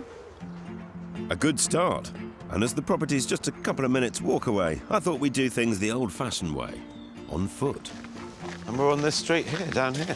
Oh, wow, a lovely tree-lined street. And more importantly... with an outstanding infant school at the end of it. Oh, is that a school? With the station. Right there. And we have a lovely house that's under budget. There's got to be some catch. No, there is no catch, I promise. Have a little faith, Tina. Gareth, what's going through your mind? Got the off-street parking. The house is very pretty. A minute from the train station. What's not to like, eh? No, it's like half an hour to get into London. There's got to be a catch. I keep saying it, but there's got to be something wrong with it. No, just a stunning extended Victorian property set in a family-orientated location that even hosts its own street party every year. It's split over 3 levels. Downstairs, it boasts 2 large reception rooms, including an incredible kitchen dining space similar to the spec of the Greenwich property they like so much. Upstairs, there are 4 beds and a beautiful family bathroom. Out back, there's a great-sized garden perfect for Jacinta and Kayla. And at £950,000, it's 150 grand under budget. Because I love the flow of this place. It's been extended out the back here into something that I'd say is quite special. Oh, it's got one of these. I think they've done a really, really good job on it. Loads of space. Look at the size of that wine fridge. Coffee machine. You know, it's a very well spec'd out place. Look at that. Could you see yourself here? Oh, yeah. Entertaining family and friends. You're trying, now you're trying not to like it. Your gut reaction was you loved it, wasn't it? Yeah, yeah. And now you're going, oh, what am I letting myself in for? No, it is lovely. This is a beautiful room. This is like, you know, for have you entertaining. Seen it out the back? Yes, I have. Crikey, Tina's enthused, and I'm shocked. If you wanted to find a criticism, that's it. That is the railway. But it is an electric railway, so it's not noisy. Mm-hmm. I'd have to hear it, but I haven't heard anything so far. What the lady wants. Here we come. Oh my gosh, that is nothing. That is nothing. It's nothing, is it? That was crazy. It's not going to wake a sleeping child. It's not going to disturb you whilst you're in the garden. And there's more. Palm tree? Well, you know, I had to bring an Antipodean little bit into it. Ran in here this morning and planted that for you. There's a gum tree down the end, you know. Got it all going on.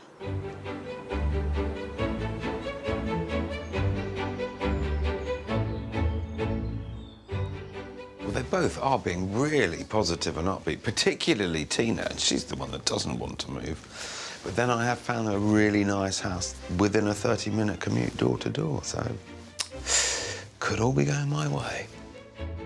There is one minor drawback, though. Yeah, so it's 1 bathroom. But nice bathroom. Very nice bathroom. 2 toilets. Yeah. Downstairs toilet. Yeah. Best one yet, by far, I think. I agree, but have I done enough to bring Tina over to Team Listed? Could it convince you out of Wapping? It's convinced me. I like this house and I like all the things it brings to the table. The off-street parking, the private road, the nice big garden, the train doesn't bother me. I'm really enthusiastic. Kirstie said it couldn't be done, but I've managed to find the right house within the 30-minute commute time. I don't know about you, but I love it. I mean, Phil has done an amazing job. Yeah, I think this is the one house out of the 3 that I would actually consider, buying. Yeah, I agree. Hang on, Tina. You've not seen the finished product at home yet.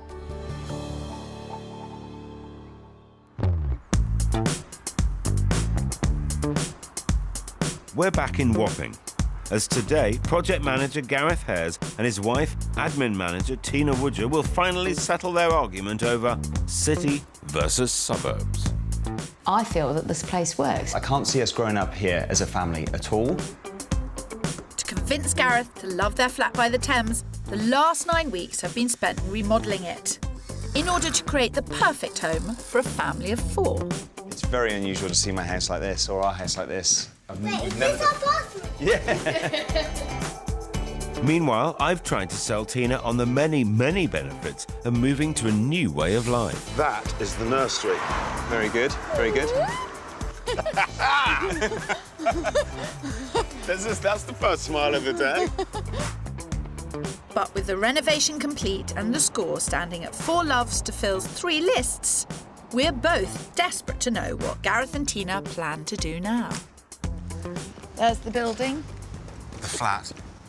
You'll be amazed, Phil.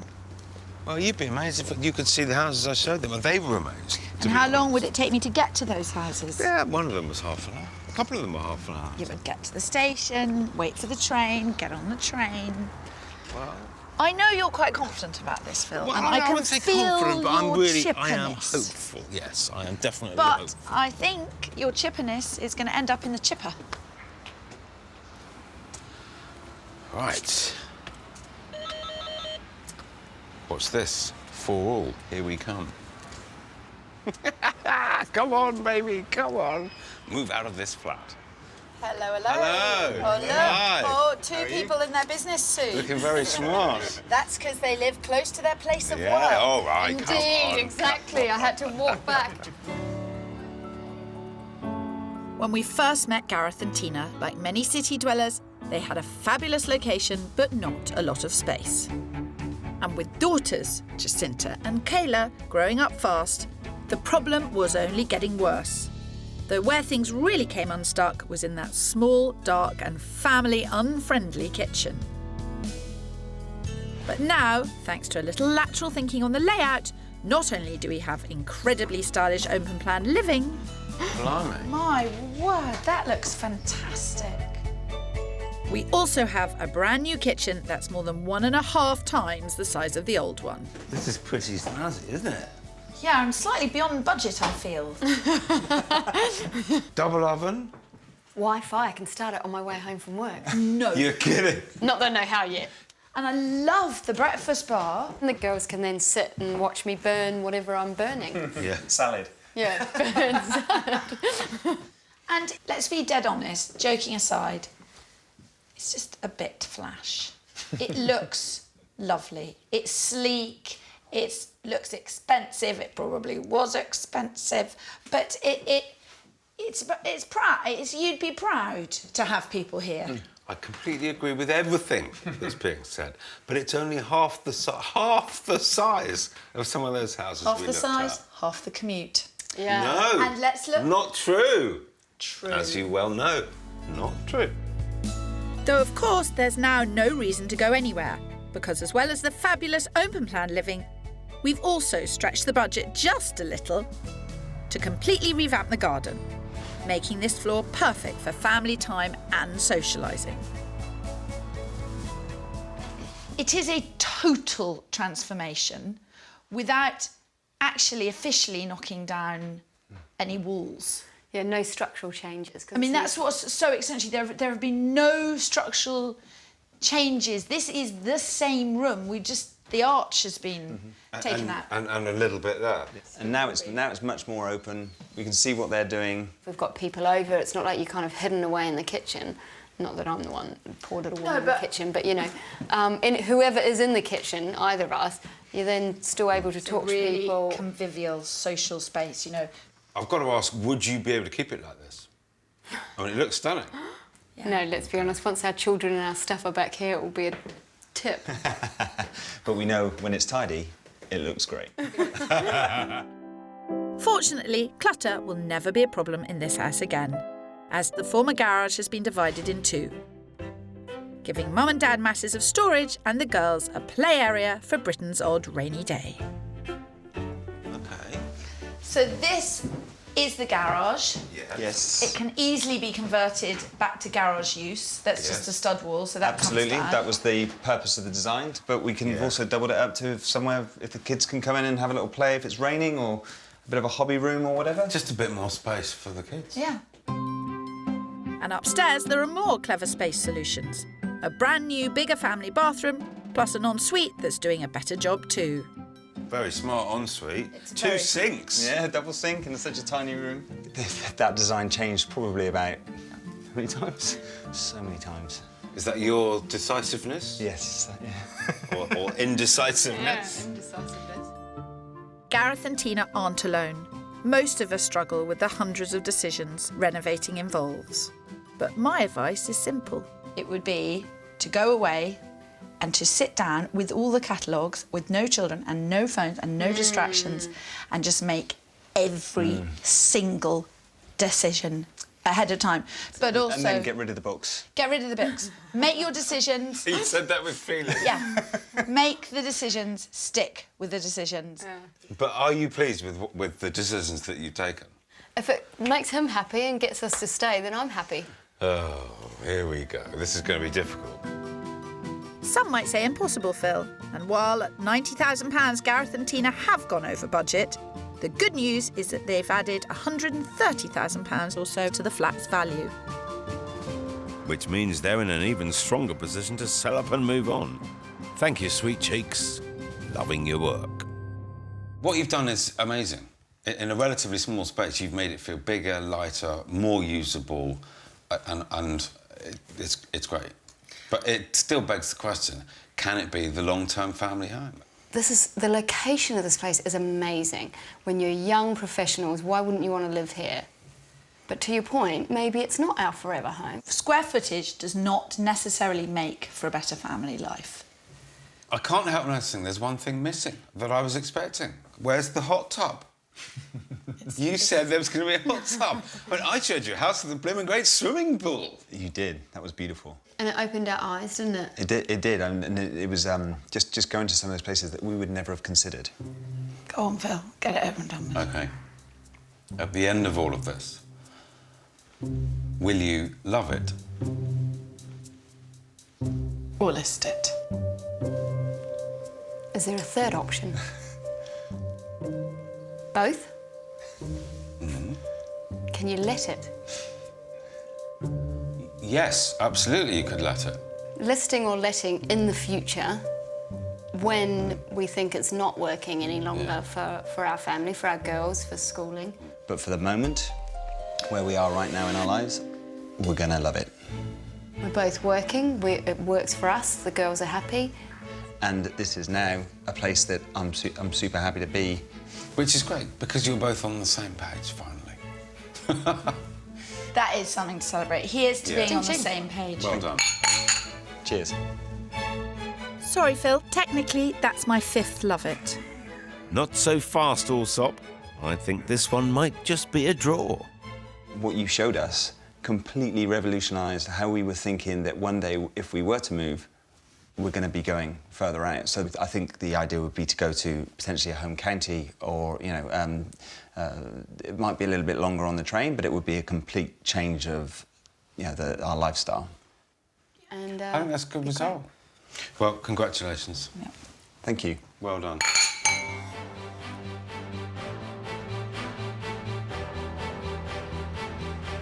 Well, it's been a bit of a roller coaster, but it's a happy ending for Gareth and Tina, and of course, last drinks for me and Madam. It is lovely. It is lovely.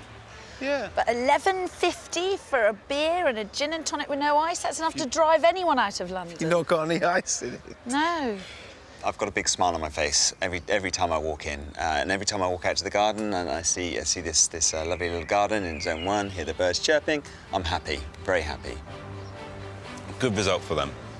Good result for them. They like the flat enough to keep it long term and rent it, and they learnt enough from their time with me to know that they're going to move further out when the time comes. Good result for them. Yeah. I think Kirstie won you over and Phil won me over, so what does that make it? It's a draw. It's a draw for Gareth and Tina. Steward's inquiry. Is it a draw for Phil and I, or have I got the highest score? She did know what the drinks cost. Just saying.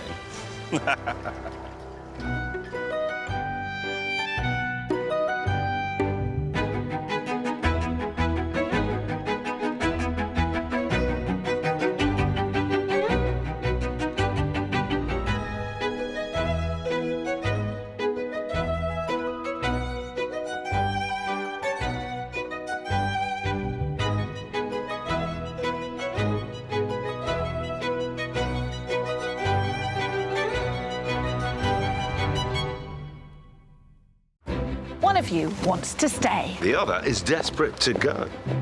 I can't see us growing up here as a family at all. I would be quite happy to stay here forever. I'm on Team Love It because I want to help people to make the most of their existing homes. It's stunning. Why didn't you think of this, love? Meanwhile, I say listing it is the only way to get what you want. That's lovely. Yeah, what a view. That's actually amazing, isn't it? So far, it's been a hard-fought contest, but I'm still in the lead, and Phil's seething. The score? 3 Love It's versus Phil's 2 List It's. Annoyingly enough, I think Kirstie's upped her game. And while I'm definitely ready to rumble... Look at that, that's huge. Wow. Wow! We're here to help answer just one question. Are you going to love it? Or are you going to list it?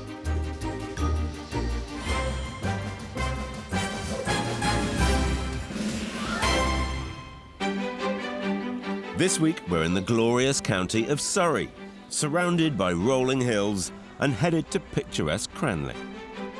About 70 minutes from central London, it boasts many a claim to fame. Oh, there is a nicely trimmed bush. Well, yes, but the locals also say theirs is the largest village in England. It's not a village. That's what they claim. Well, it's daft. It's a town. It's a village.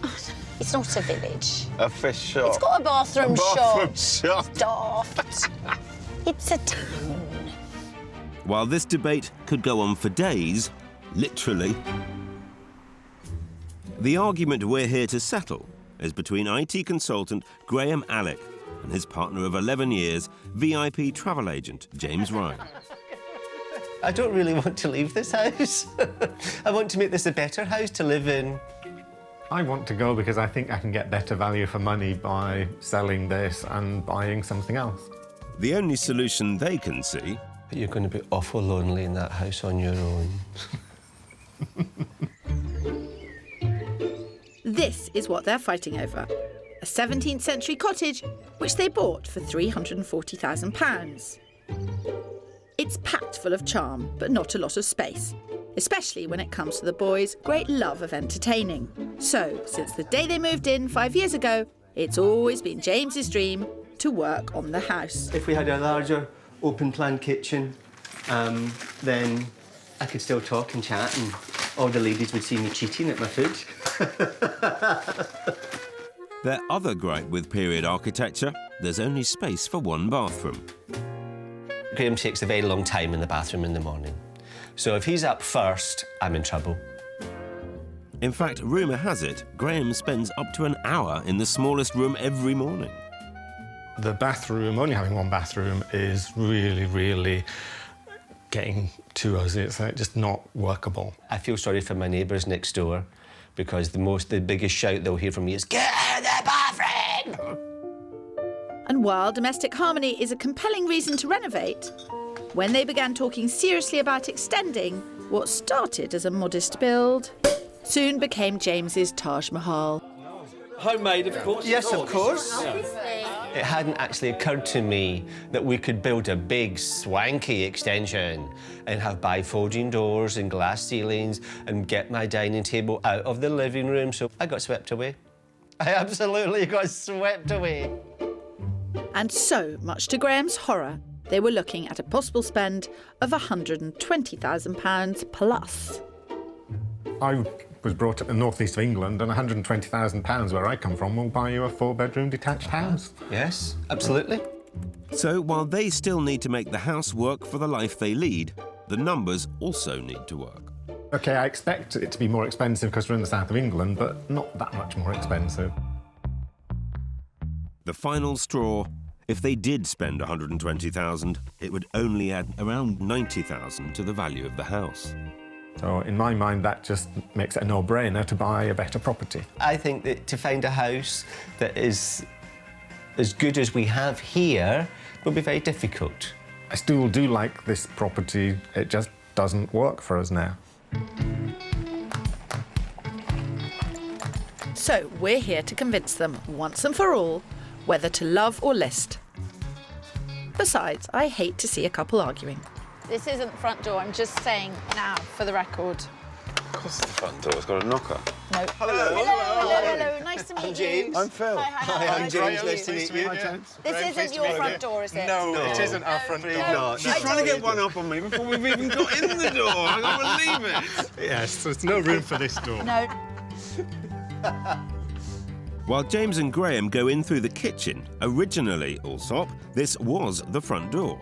But using it means tripping over the dining table. Don't worry, Phil, I'll sort that out. So, who wants to stay, who wants to go? I want to stay, and Graham would quite like to go. I want to go. I think I can get better value by spending my money on another property rather than overspending on this one and not getting the money back. I've got the idea that we can have the most fabulous kitchen and downstairs laundry room and bathroom. So you've been shopping beyond your means for extensions which not only can you not afford, but which the house can't hold in terms of value. Yes. James, in order for you to move, what would you want to find? Ideally, I'd quite like it to be detached. And it needs to be within a reasonable distance of this village. So, Graham, what do I have to do to persuade you to stay? If we get an extension that James is happy with, then I don't see any reason then to move. You're banking on that not being possible? The figures I've had in front of me from other sources are saying it's not possible. No, please don't ask him to see a spreadsheet. If it's not on the spreadsheet... I can't calculate it, it doesn't exist. You can't put love on a spreadsheet, you can't put emotions on a spreadsheet. Well, the challenge is cost, I think. Yeah. We've got our work cut out here. It's going to be fun. The challenge is set or the die is cast. There we go. Are we mixing metaphors? Oh, God. I'm brilliant at mixing metaphors. I rarely get a straight one. So, this is about finding the right renovation and keeping an eye on the project management. Because at 851 square feet, there's definitely a lack of space, especially in the kitchen. So this is the door that they used the whole time. Oh, shut it, shut it, shut it. It's not much of a front door straight into this. Well, it's not much of a ceiling height. They really need... A new house. No, it's not that they need a new house. This is obviously way too small, totally impractical, and in this space that we can see through this window, they need another bathroom, a laundry room and a kitchen. Trouble is, James's dream of a wraparound extension about the same size as the patio would mean removing 2 structural walls. Meanwhile, Graham's adamant. The budget is £85,000 tops, so now the pressure's on me. It's got to be practical as well as beautiful. If you can sort the kitchen out with its utility and bathroom, this is an amazing room. Yeah, it's all about what you put there, and that's about building as cheaply as possible. You'll never do it, Allsopp. So, I have £650,000 to find a house that actually works. It may sound like a lot, but in some postcodes around here, prices have jumped by around 500% in the last 20 years.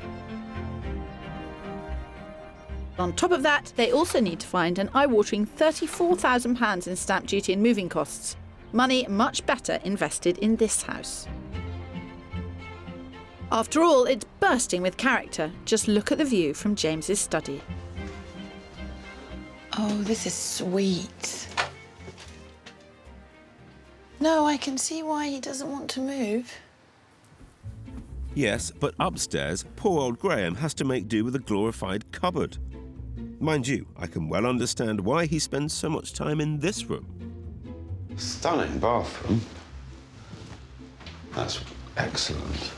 Not so sure about the art, but they're each to their own.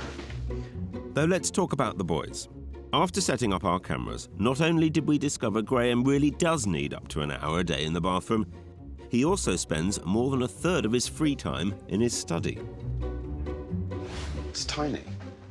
Well, there's nothing you can do about it. They can't afford a double-storey extension. Yeah, he does want a nice office. No, well, he's not going to get one. He's not, is he? No, he's not. Not on the budget. So perhaps it's time to share my golden rule of renovating. Cut your coat according to your cloth. The key is not to look at this house and think what would be nice.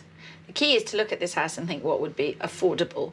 We know the three things you want: a large, eat-in, hospitable, welcoming kitchen. Yep.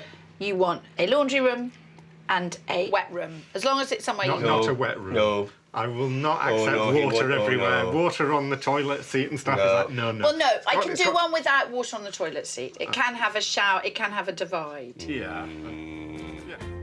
Trust me, if anyone can improve upon 17th century architecture, it's yours truly.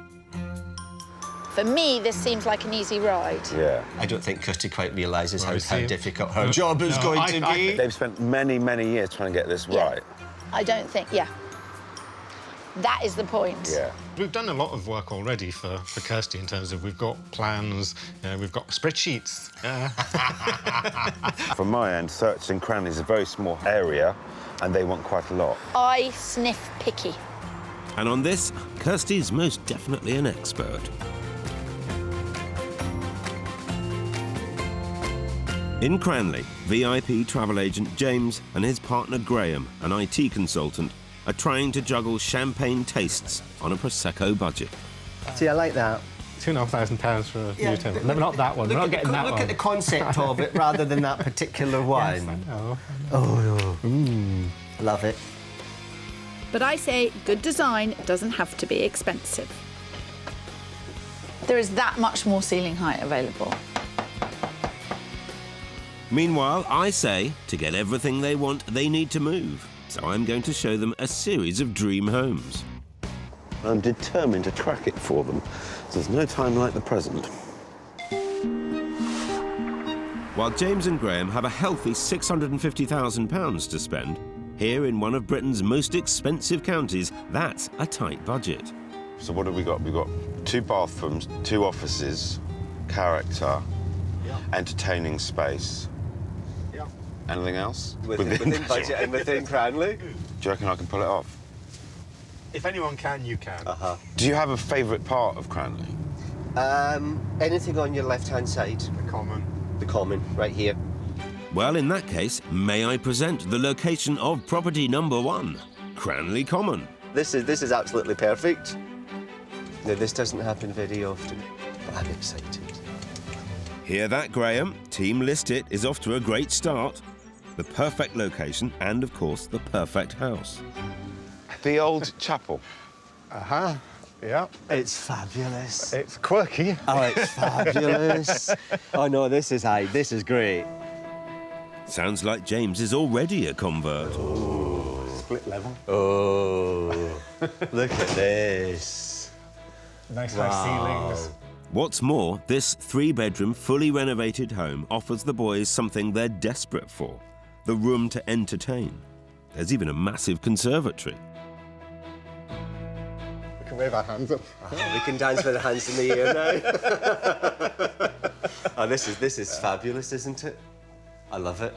And it's not even on the market yet, with a guide price of £695,000. Yes, that's slightly over budget, but I'm told the owners are open to offers. Have a wander around and just see if it delivers more. You know, if it costs more, it's going to need to deliver more. Yes. Yep. While the old chapel is big on reception space... Oh, this is interesting, isn't it? Yes. The challenge is how to reconfigure the bedrooms to fit the boys' needs, as here their budget doesn't quite stretch to 2 bedrooms and 2 studies. So reasonable size, it's got some big wardrobes. It's got some big wardrobes in it, it. it's got doors out into the garden, which is pleasant. Yeah. Unless they're happy for the mezzanine floor to multitask. See, and then this could be my office. Well, that is actually the way that I had thought. Yes. That is an ensuite shower room. OK. So this would need to be office stroke guest bedroom. I'm not sure it works for us. No. It's a beautiful property. I love the thought of it. I like the way it's styled. I like the spaciousness. I love like the location. But the downsides of really it's a very spacious one-bedroomed property. One thing I would say is that this house is bigger than your house even after you've done the extension. OK. No, it's a really good first option. Lots to think about. And as they say in course, things can only get better. Trouble is, they're only going to get better if they're both prepared to compromise. After all, with a population of just 12,000 people, Cranley is a very small market. I'm sensing trouble ahead with these two. I really don't think they know whether they're coming or going yet. James, who is the one that wants to stay, seems now to be the one that's keener to move. I mean, it works. We could make it work if we weren't being so fussy about things, or if our list of requirements wasn't so high. What I am pleased with is that I've been able to show them something that's got the ball rolling in terms of their own discussions about what they would like and what they must have, and I think there is a difference, but at the moment their thoughts are just a little bit jumbled. Well, if you ask me, James and Graham are in a very lucky position indeed. Even though parts of this house date back to the 17th century, it isn't listed. And the plot size means extending won't compromise the setting either. The only problem here is that someone wasn't cutting their cloth to fit their purse.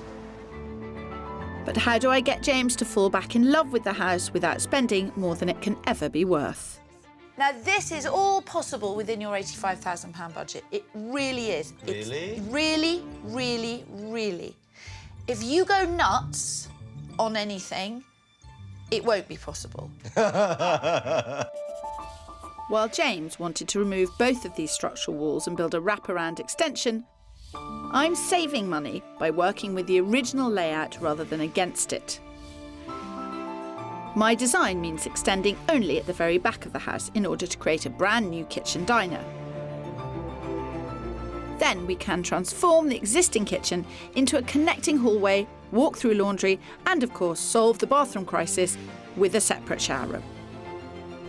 But will it be enough to impress you-know-who? I do like this idea, and I do like the plans. You've got to be honest with me. So the roof on this extension here is just going to be a bog standard roof. Yes, it'd be a flat roof. Why can't I have some sort of natural light coming through the ceiling? You know the answer to that question. Money. Money. Graham? If this can be done within budget, because we're cutting costs in some of the areas that are not essential, then I think that's a wise way to spend money. I'm a one for grandeur and glitter wherever I can lay my hands on it. Trust me on that one. But this is to budget, and this will add more than you spend on it to the value of the house. I can guarantee that. If you're never, ever, ever going to sell, then by all means ignore ceiling value. but it's always worth factoring in before renovating. Look at neighbouring houses sold in your postcode online or talk to estate agents.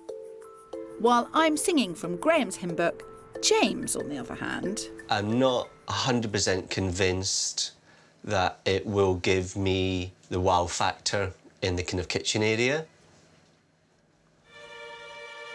Which is why, 5 weeks later, there's not a builder or even a paint chart in sight. Instead, Graham's juggling the numbers on his spreadsheet, yet again. And downstairs, James is plotting how to get his wraparound extension. OK, the plans are still coming in over budget. 106, 120, 108, 107. And all for the sake of a slightly bigger dining room. Graham, it's Kirstie. Time for yours truly to intervene. It seems to me that the ceiling is not going up that much physically, and the price is going up a lot. While Graham's still considering and costing my scaled-back design, there's just one problem. I haven't really discussed it with Jez, but I know he's not happy about it.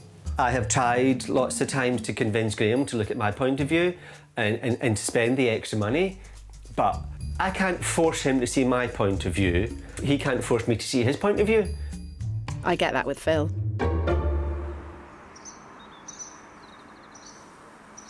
But after much debate,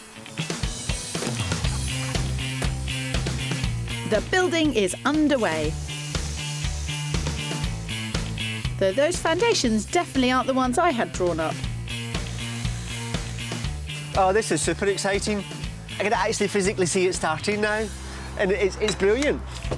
As for the budget, it's now hit £95,000, £10,000 more than I'd hoped to spend. The kitchen goes there, and as you walk in through there, that'll be the utility room that will then lead on into the downstairs shower room. And James is also adding skylights and some other costly additions. There'll be 3 bifold doors going that way. There's going to be an archway here, and then there'll be another 3 bifold doors going along to, I think, to about here, and then another set of French doors there. Thankfully, the build incorporates my ideas, and at £95,000 is not as over budget as James's previous fantasies. Happy to help. It's just amazing, absolutely amazing. Maybe so, James, but is it enough to convince Graham to fall back in love with the house?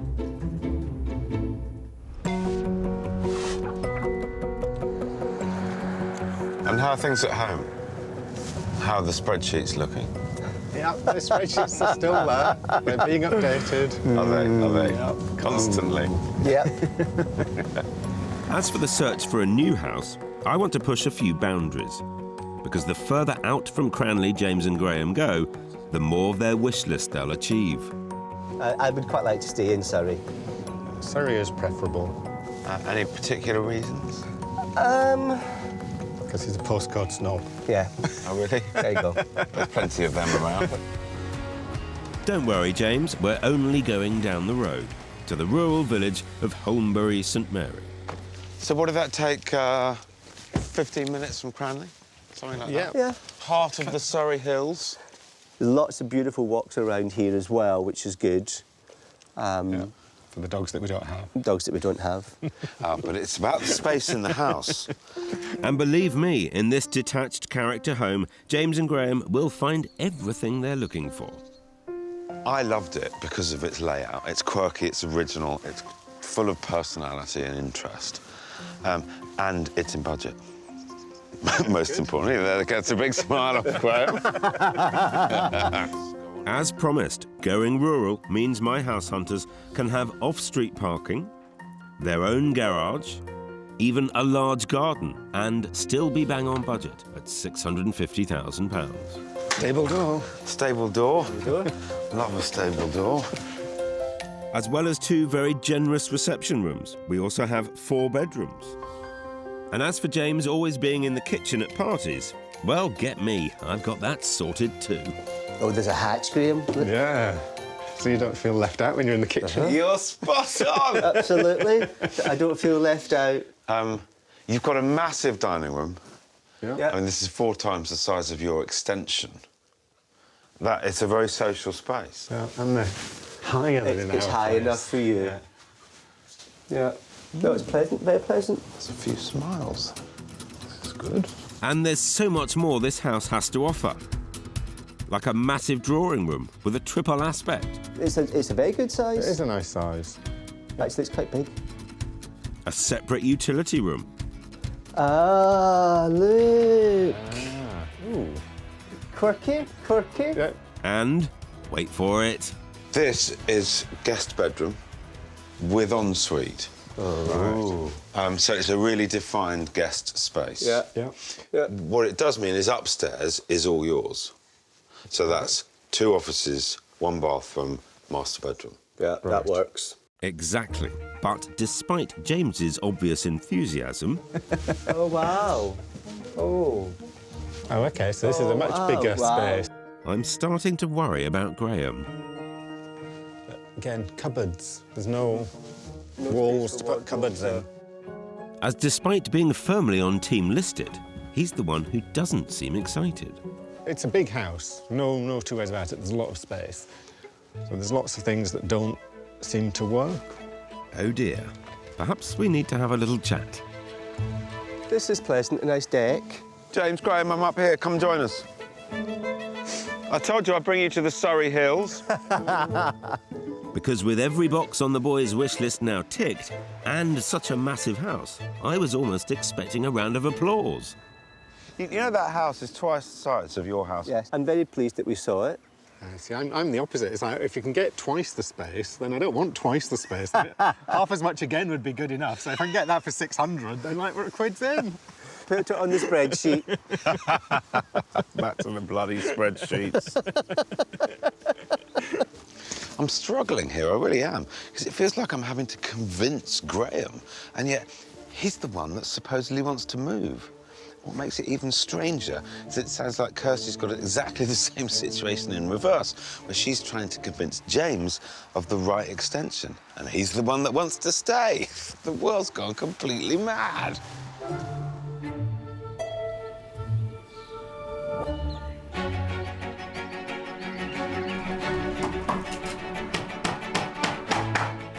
It's 110% important to get this right, because we will never, ever spend this kind of money again. Because this doorway is coming out.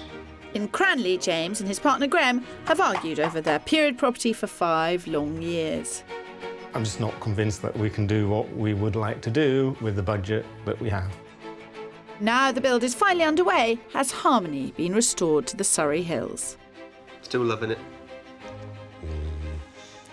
But while Kirstie's struggling to curb their expensive tastes... Why can't I have some sort of natural light coming through the ceiling? You know the answer to that question. Money. I'm having slightly more success. It's fabulous. It's quirky. Oh, it's fabulous. Showing these two the only way to go is selling up and moving on.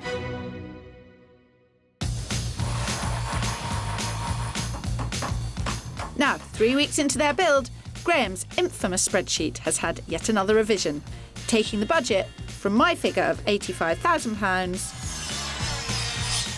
to £95,000, and it's still climbing.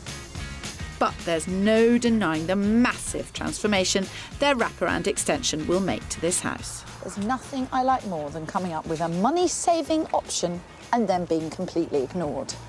But I have to say, they've got cracking. So this is where they'll have bifolding doors. And then this was the section that I thought should be outside so that the kitchen extension came out here. But it's a big space and it does mean they'll have a bigger laundry room. So we will see. I'll just have to find these two a few cost-cutting measures in other areas. Wish me luck. Hello, Kirstie. Oh, look at you two. Choosing tiles. Trying to be super organised. It's really good to get ahead. People have no idea when they complain about work being delayed and builders not doing things on time, how much they delay the builders. Yes. by not being ready. And I do have the list upstairs of all the things we need to decide on, from the tiles to the doors to everything. What's the one that is causing you most difficulty at the moment? It comes back to the kitchen again, because it's quite a small kitchen, and I wanted something that was a little bit different, something that was a little bit more unique. In the look of it? In the look of it, yeah. Looking to spend $15,000-ish, James and Graham have already been to see a kitchen designer. So you're going to have a breakfast bar as well as a table? Yes. Though, surprise, surprise, the spreadsheet is once again under threat. We had a bit of an issue with the extractor fan, so we can have ended up choosing this one. But it's an awful lot of money. I mean, it's an awful lot of money. How much is it? It's like £1,600. How on earth? But it looks fabulous in the kitchen. There was a time before extractor fans. When all you did was open the window. Well, you just opened the window.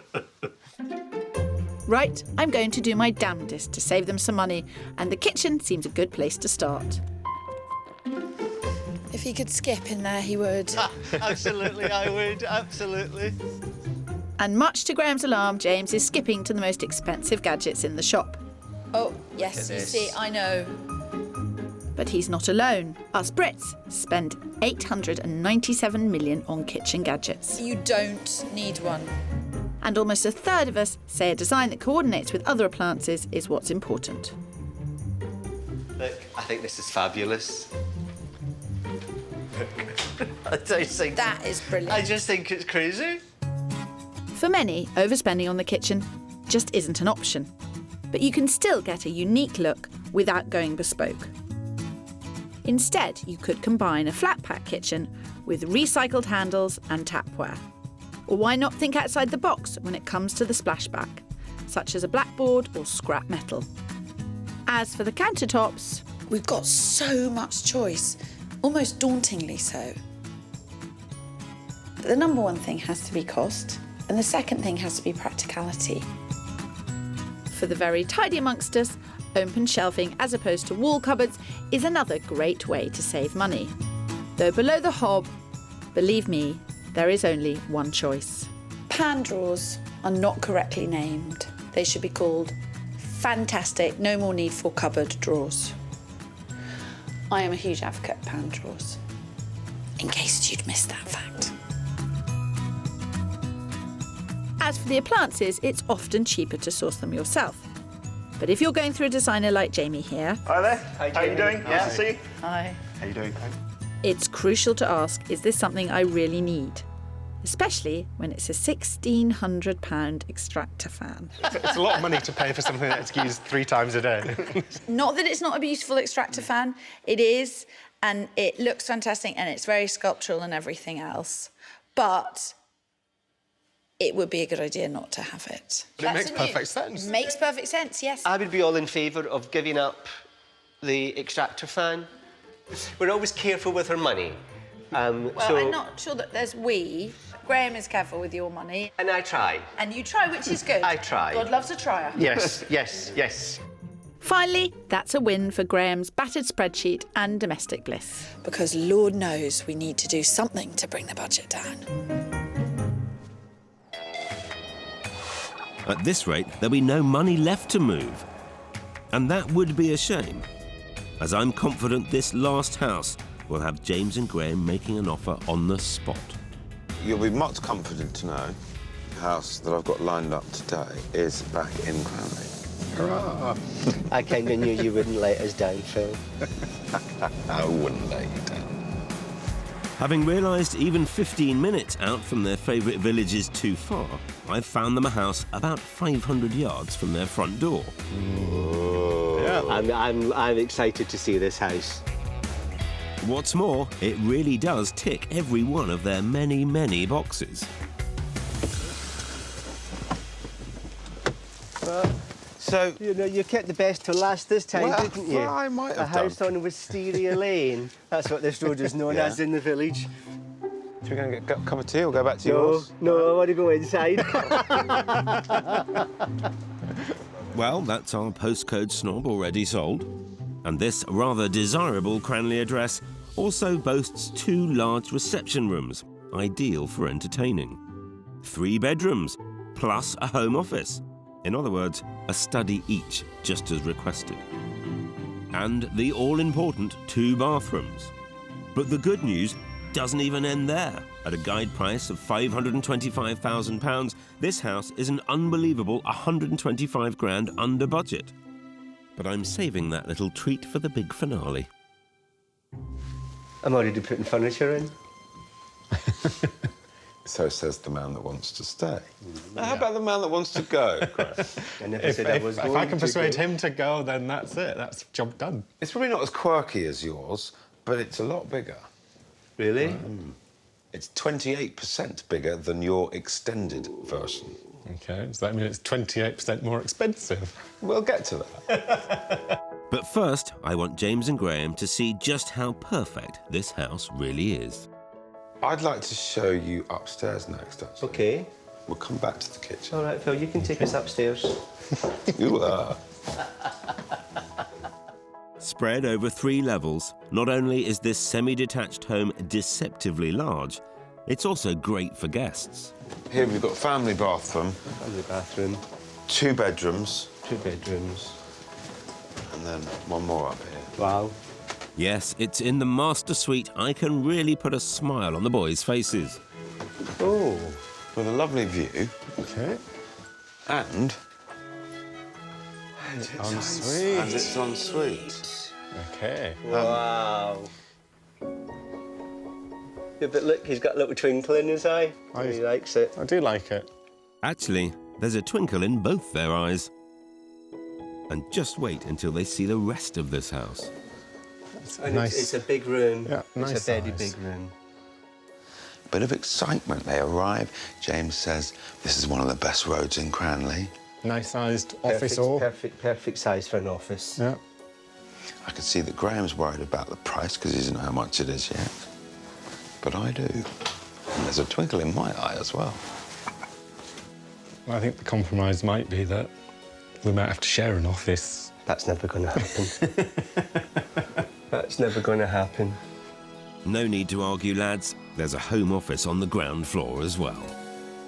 There we are. It's a bit more interesting, isn't it? Just a tad. However, we haven't talked money.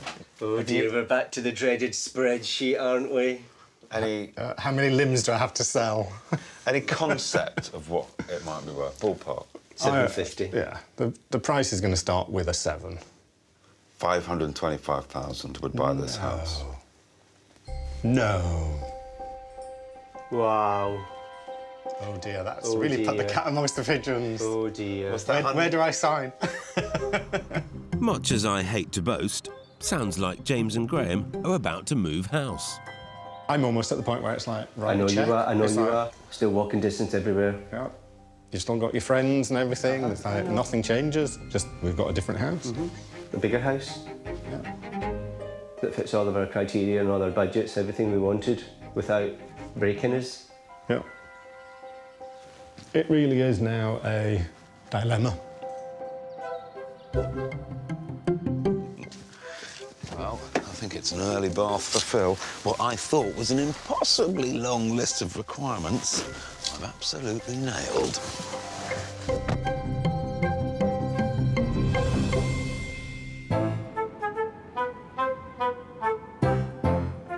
Unbelievably, it's been almost 6 months since our first visit to the village of Cranley, and in that time I've continually battled travel agent James's champagne tastes. Look, I think this is fabulous. You don't need one. And seen IT consultant Graham's original 85k budget completely blown. See, I like that. £2,500 for a new table. No, not that one. We're not getting that Look one. at the concept of it rather than that particular one. Yes, I know. Meanwhile, house hunting has been just as challenging. Mind you, we got there in the end. 525,000 would buy this house. No. Wow. Oh dear, that's Oh really put the dear. cat amongst the pigeons. Oh dear. But now the dust has settled, it's time to find out once and for all, are they going to love it? Or list it.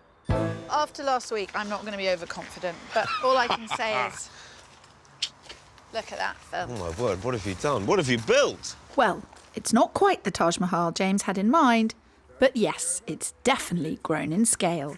Hello, Phil. Hello, Kirstie. Hello. Look at Hello. Very, very nice to see you. Oh. What have you done?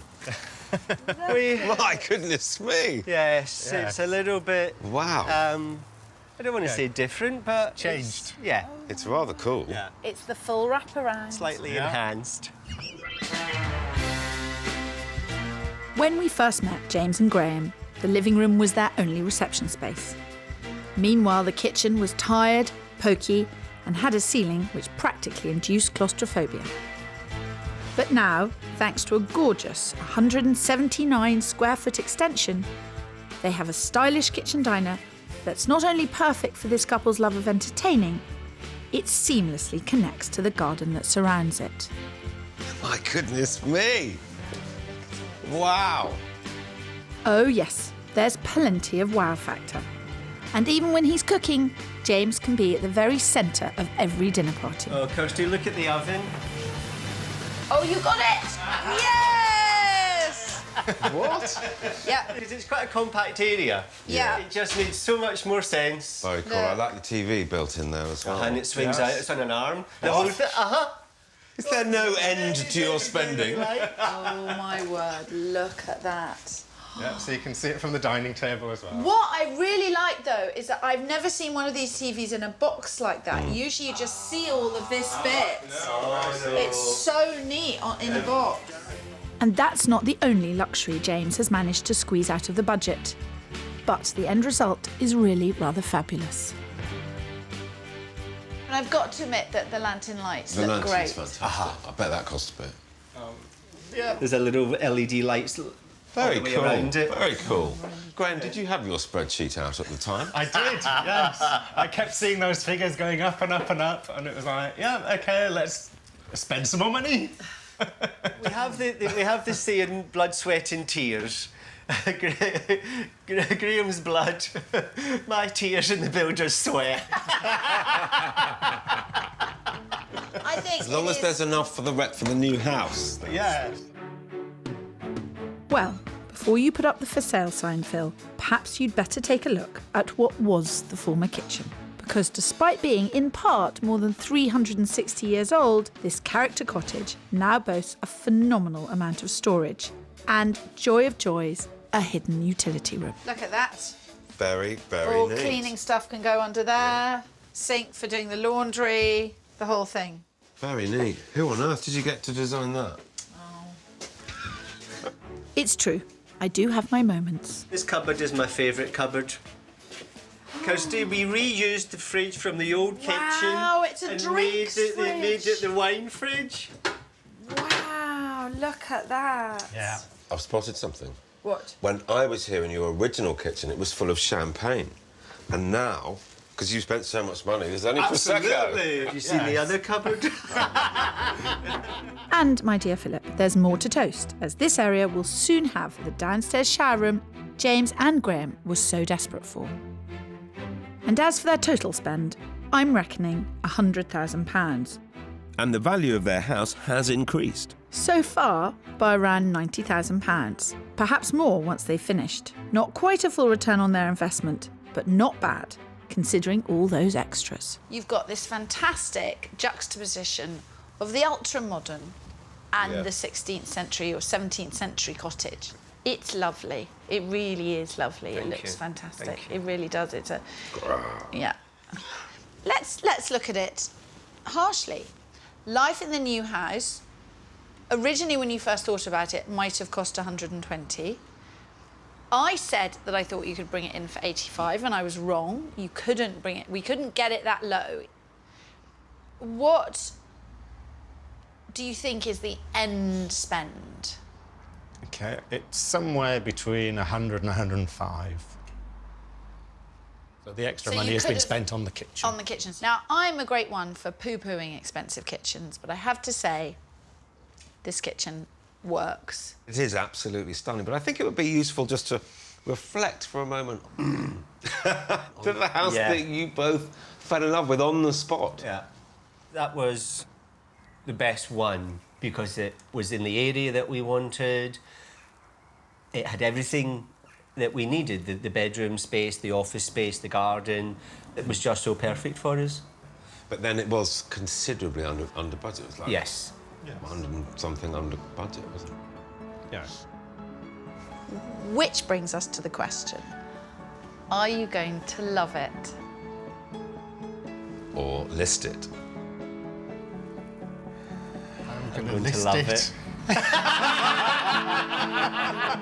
We haven't discussed this. We purposely haven't discussed it with each other. He still wants to move. No, I'm joking. I'm not. There's no way I could do that now. It's just like, You're going to stay. You're going to love it. You're going to love it. Yes. What's not to love? I know, it's beautiful. What's not to love? Graham, you were at the start of this process. You were pretty set that the time was right to move. Was there a moment that you flipped? I think looking at the houses with you it really was a journey. And by the time we got to the third one, which we thought was superb, and I was stood in the bedroom at the top of the house, looking out over neighbours and rooftops, and it was like, actually, we don't see that here. To actually get this seclusion, it doesn't come within our budget. And that was the eureka moment. You know what, Phil? I'm not going to the pub. Let's stay here in this beautiful kitchen. Well, I'm going to wave the glass to you and your project. Well done. It's fantastic. Congratulations. Thank you. So at long last, James and Graham have the house they always wanted. And I couldn't be more happy for these two. Good, because I actually do want that drink you owe me. Here you go. Get your laughing gear around that. It's become a bit of a thing now, Phil. I'm going to get you to order more and more ridiculous drinks every time. Well, it's a happy story, isn't it? Because they're both delighted. It's a really happy story. I'm very happy. Good. Are you happy? If you're happy, I'm happy. I'm ecstatic. I'm the happy. Have we even said cheers? No. We just ploughed into our gin and tonics. Well done. Does a man drink out of a straw? I'm not sure. A blue straw, possibly. Any men around here? Ho, ho, ho.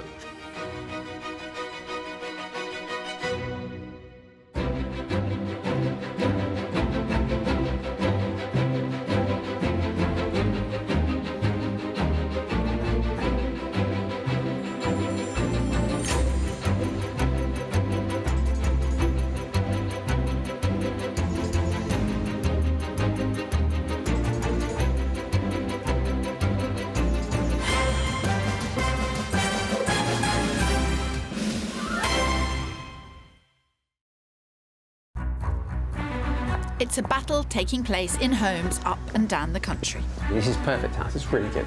I loathe this house. One of you wants to stay. The other is desperate to go. I don't really want to leave this house. I can't see us growing up here as a family at all. I would be quite happy to stay here forever. So we're going head to head, asking couples, Are you going to love it? or list it. Here on Team Love It, I'm adamant the expense of moving is better spent transforming the house you already have. It's stunning. Why didn't you think of this? Yeah, I mean, this is the death knell for Phil Spencer. But over on Team List It, I say the only way to get what you really want is selling up and moving on. Oh, look at this. You've got your own turret. You've got turrets. Turrets. His and her turrets. This is big, it's impressive, isn't it? I trounced Kirstie at every moment. You have. Despite Phil's bravado, I'm thrashing him yet again, with 3 Love It's to his one and only List It. I'm pleased for Kirstie being in the lead. Happy days. I hope she enjoys it, because it ain't going to last. But while the gloves are well and truly coming off, That's huge. Wow. Wow! Could you see yourself here? Oh, yeah. we're here to help answer just one question. Are you going to love it? Or are you going to list it?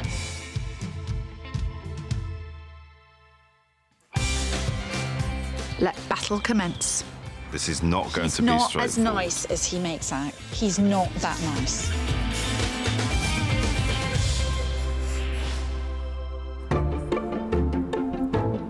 This week, we're in the birthplace of bat-loving rock legend Ozzy Osbourne. Oh yes, it's Birmingham, on what is quite a chilly morning so far. Have you got your thermals on today? Actually, no. I put them on this morning and then I took them off again. Oh, dear me.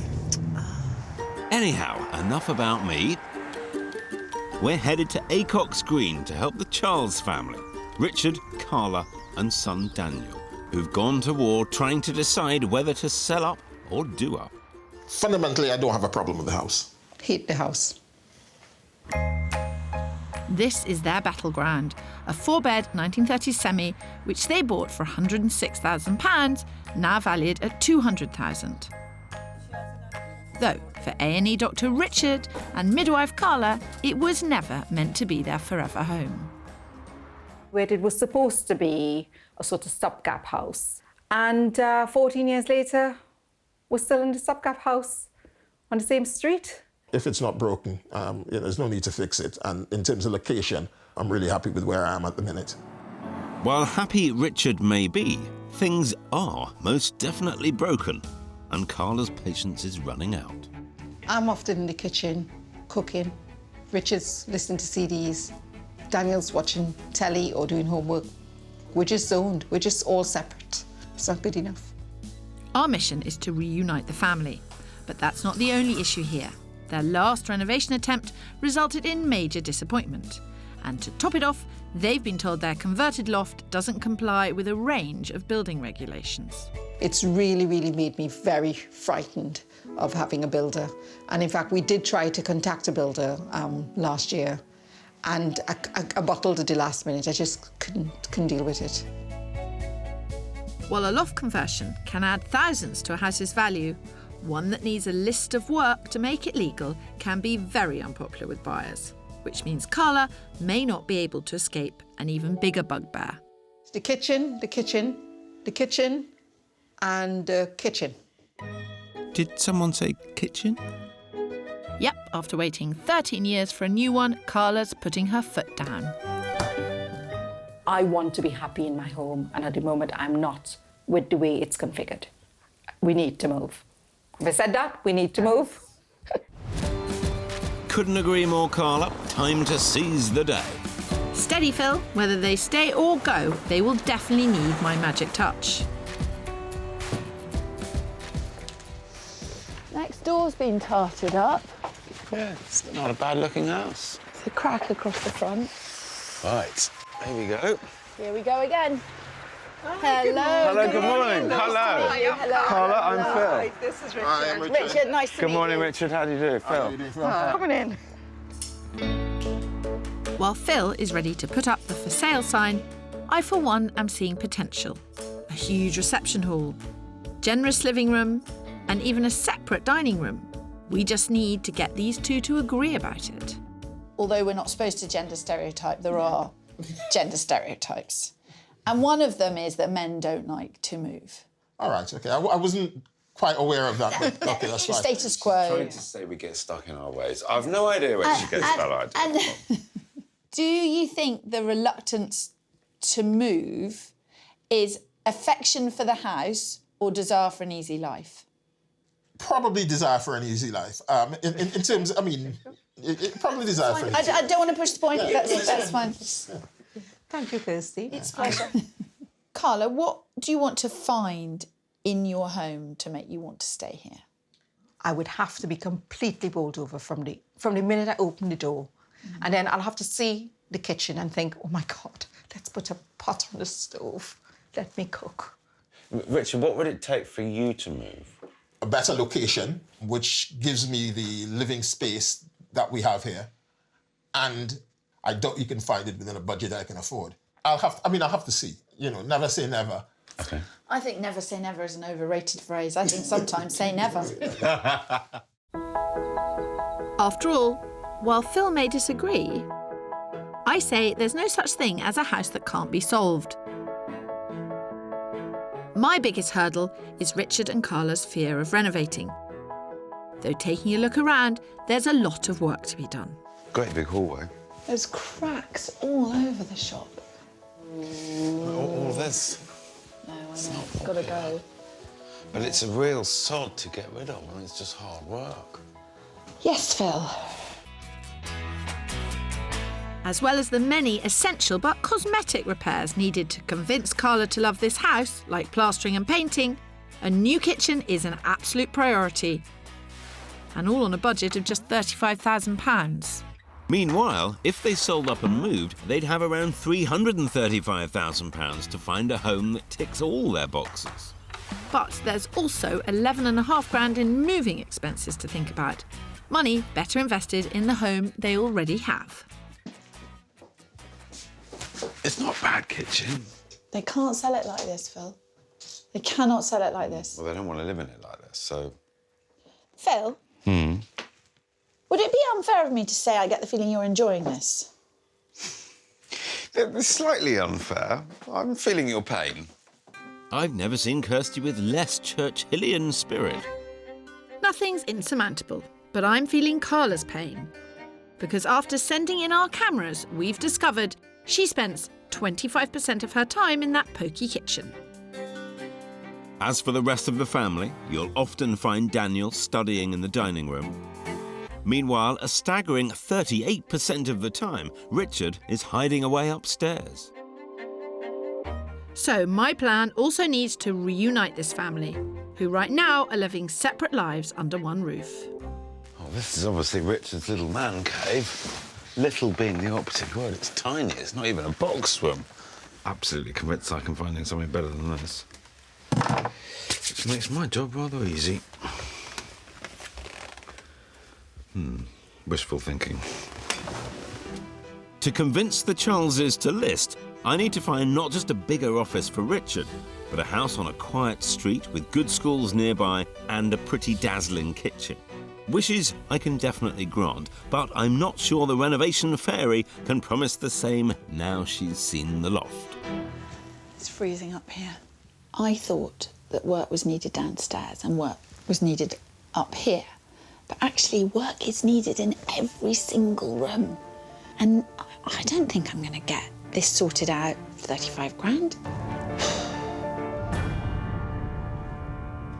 It's a very nice house. It just needs rather a lot of money spending on it, doesn't it? It looks so simple. I just thought I was knocking down the wall between the kitchen and this dining room. Never easy. Oh, shut up. Still, faint heart never knocked Phil Spencer off his high horse.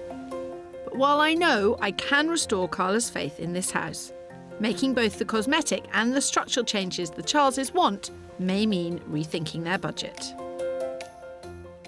I need to say up front that I think that sorting out the loft, new kitchen, knocking down the wall, new carpet, total redecoration and in many cases replastering of a lot of the rooms won't happen for £35,000. Right. We have to think about it. From what you're saying is that we need to sort it. I want to absolutely assure you that Kirstie and I will work together through this because we can see the predicament that you're in. Let's catch up in a bit. That's right, Phil. Hug it out. But there are tough decisions ahead. On my side of things, anyway.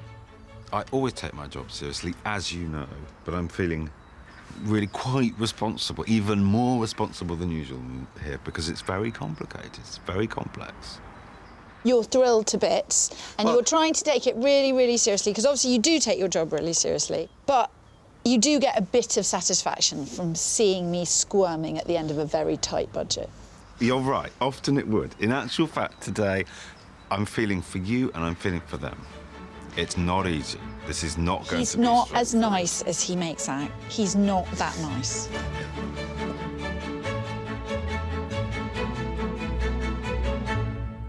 We're in Birmingham, helping the Charles family to settle a very common argument. I love the house, I love the location, I love the garden, I love the high ceilings. I love lots of things about the house that I love. And I just think we just need a new start. We just need to move. To love or list, their home needs serious attention. But their 35 grand budget just won't stretch to the long, long list of repairs and restructures. It's a tricky one. I'd say it's the trickiest one we've had. I'm getting wrinkly and old working on this. Even more. And old. But even so, I'm determined to make Dr. Richard and midwife Carla fall back in love with their family home. Part of the problem about this house is it's been neglected and it's got into this state. You need to spend about 1,500 to £2,000 on your house every year. And where's Phil when I need him? Far, far away, happily wandering through the estate agents of Birmingham, searching for properties which are in a lot better nick than this one. Guilty as charged, old bean. And with Birmingham undergoing £1 billion regeneration, the city's now the best investment prospect in Britain. So what better time to list? Well, you must be looking forward to this, Carla. I'm really looking forward to it, really. It's the best bit. And how about Richard? I'm not the one to go into a store and walk around and try on dresses. Well, I wouldn't try on dresses, but you know what I mean. No, we know, Phil, what he does. He tries on dresses. Okay. Yeah. So, yeah, if I'm going to do something, I've got to do it with a purpose. Okay. Oh, we definitely have that. As here in the parish community of Shirley, just 15 minutes from where the Charleses currently live, I found a house that surely even Richard will love. Oh, haven't been down here before. Here we are.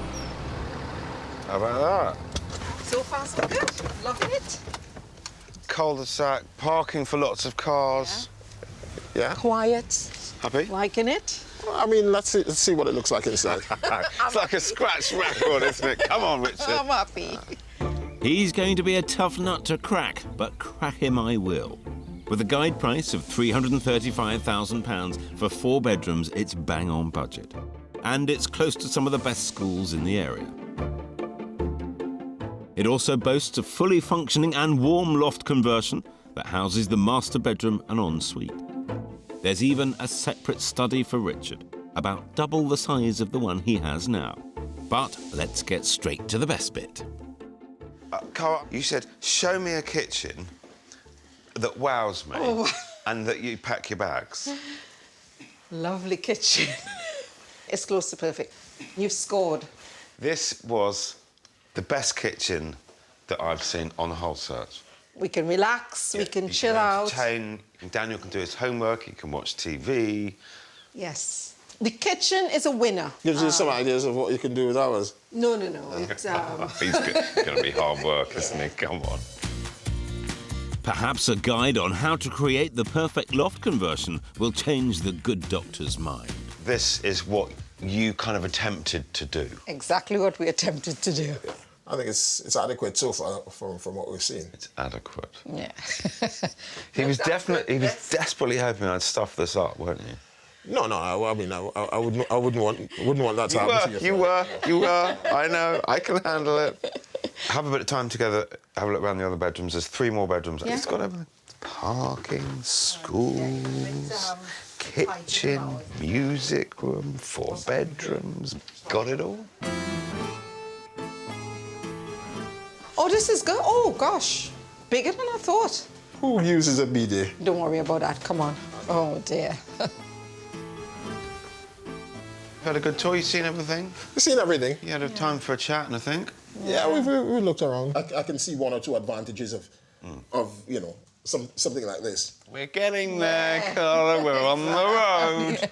Yeah. As we go around, it's important that we're all learning, and this is good, proper, honest discussion. Because Richard's talking to me now. This is. Yeah, exactly. And no, he's talking to me, Phil. Come on. So, apparently, it's somewhere between a good start from Carla and adequate from Richard. I know Kirstie's got a lot to do here, but something tells me I have as well. I love the fact that we've had no traffic. It's been really, really quiet. It's just that did it for me. It tends to happen on a cul-de-sac, darling. But yes. Can I smack him now? Well, perhaps we can save violence as a last resort. Back at base, I'm facing a rather fundamental problem.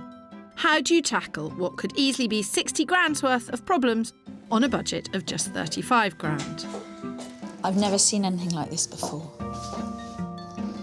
The floor is just coming up like a flaming volcano.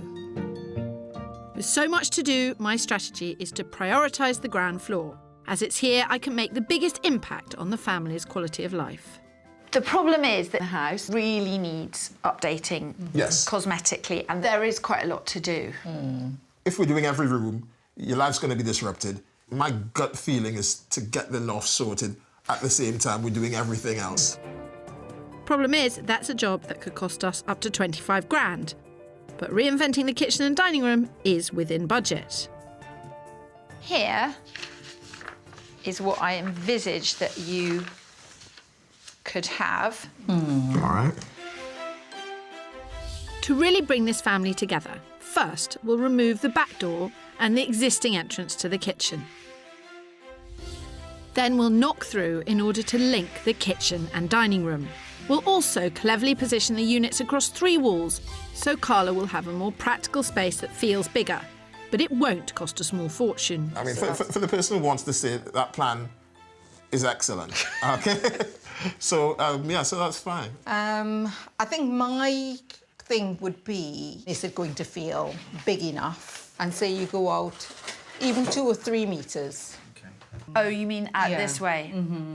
It's just not in the budget, Carla. I would absolutely do it. But that's a whole different ballgame. Yeah. While extending the ground floor and tackling the loft will definitely increase this property's value, it also means almost doubling what the Charleses were hoping to spend. I think you would end up with a fantastic house, but it's a lot of money. Yeah, it is. It's a lot of money. It's a decision only Richard and Carla can make.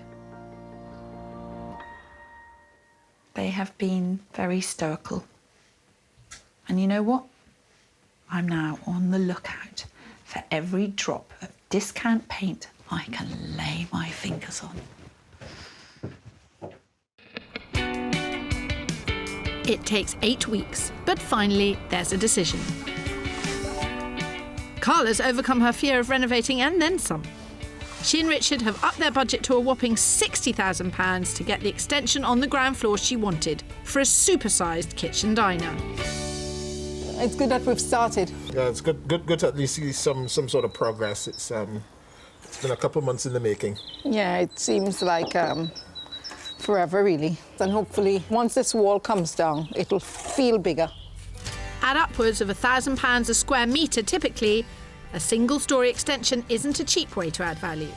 But if Richard and Carla have the money for it, they should see a return on their investment. It's full steam ahead with plastering and painting too, and Richard also hopes to tackle the loft. I am excited.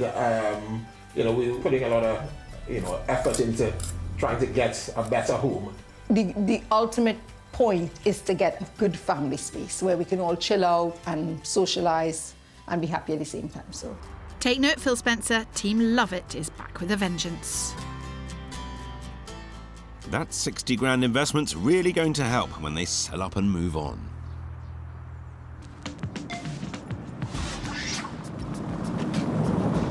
So has it been a bit fraught, kind of discussing plans? It's really consumed a lot of my head space, I have to say. But there's excitement as well, though, because I think certainly for me, it's good to get Richard in a place where we're actually looking and considering. Yes. And Richard, you certainly seem... You said you were going to have an open mind, and you do seem to have opened it wider than I was expecting. That's a good thing. I like that. Hopefully I can open Richard's mind even further with this corker of a house. Well, we're kind of on home ground here, aren't we? Yes. Acox Green. Yes, we know it well. Interesting. Not 100% sure what street we're on, because this is a fairly busy-ish street. How far away is Daniel's school? Not far. We could walk it easily. Yeah. And that is the house. Right, OK. Let's have a look inside. Right, lovely. Trust me, this property will blow you both away. Just 2 minutes from their current home, it's packed with character and high ceilings. There's also a large kitchen joined to the dining room, so Carla can be close to Daniel when she's cooking, and it gives her the entertaining space she craves. Along with 2 reception rooms downstairs and 3 bedrooms plus an attic room upstairs. But the real kicker, it's an absolute steal at just £250,000. but I'm not going to tell them that just yet.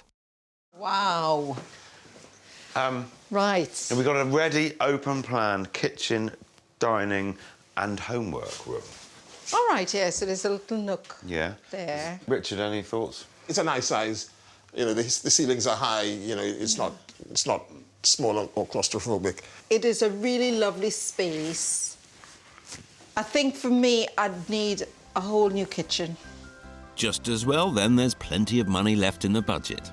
All part of my cunning plan. This is lovely. Well, you've got a lot of space. A nice It landing. is lovely, actually. Yeah. Love it. More than I was expecting, actually. Well, I think you'll be blown away by the price. Go on. 250,000. Seriously? Yeah. 250. Yeah. That's Puts an interesting perspective on it, doesn't it? Yeah, definitely. Yeah, definitely. yeah. Yeah, definitely. 250. All right. Have a think. Lovely. Well, that, scuppered Richard, I think it's a complete game changer. Gosh, this is a lovely space. I think Daniel can grow up with this. I think you're coming around to what my way of thinking is. Now that I see what I can get, it's definitely opened my eyes up quite a lot more. And that's music to my ears. Wow, that's sort of made you think a bit, hasn't it? Yeah. Even you were quite perky up there, Richard. I was really surprised at the price. There's a lot of house here. This is the type of house that you could get in your area if you were to list it. This is an example. Yeah, definitely, because I think it's moved us a little bit closer to Team Phil. Come on! Operation List It is well and truly underway. I'm definitely a little more open to the possibility of moving. And I am even more confident about winning, really, that we're going to list it. It's not a competition, darling. It is. Hampstead in-house for 250 grand, which really got Richard thinking, and saving the money. Move home and save money. She won't be expecting that, will she? If it keeps him occupied, it's good for everyone. We don't want Phil just walking the streets.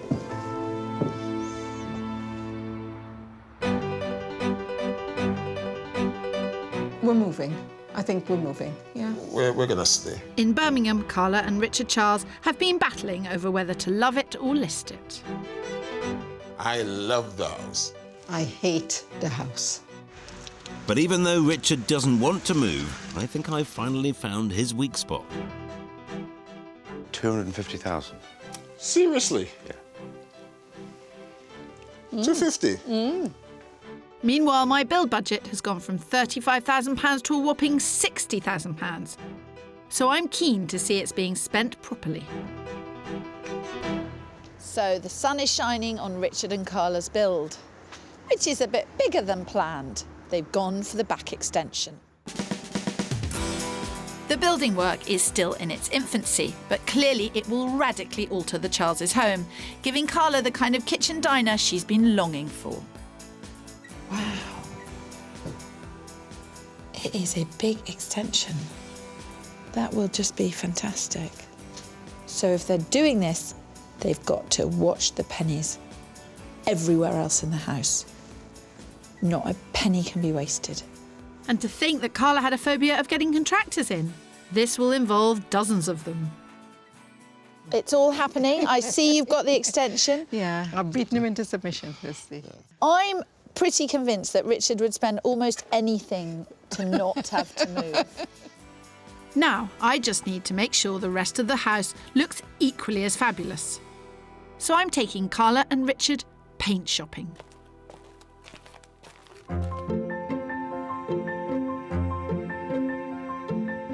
Carla wants wow from the moment she walks in the door of her 1930s home, so I want to give her a little inspiration.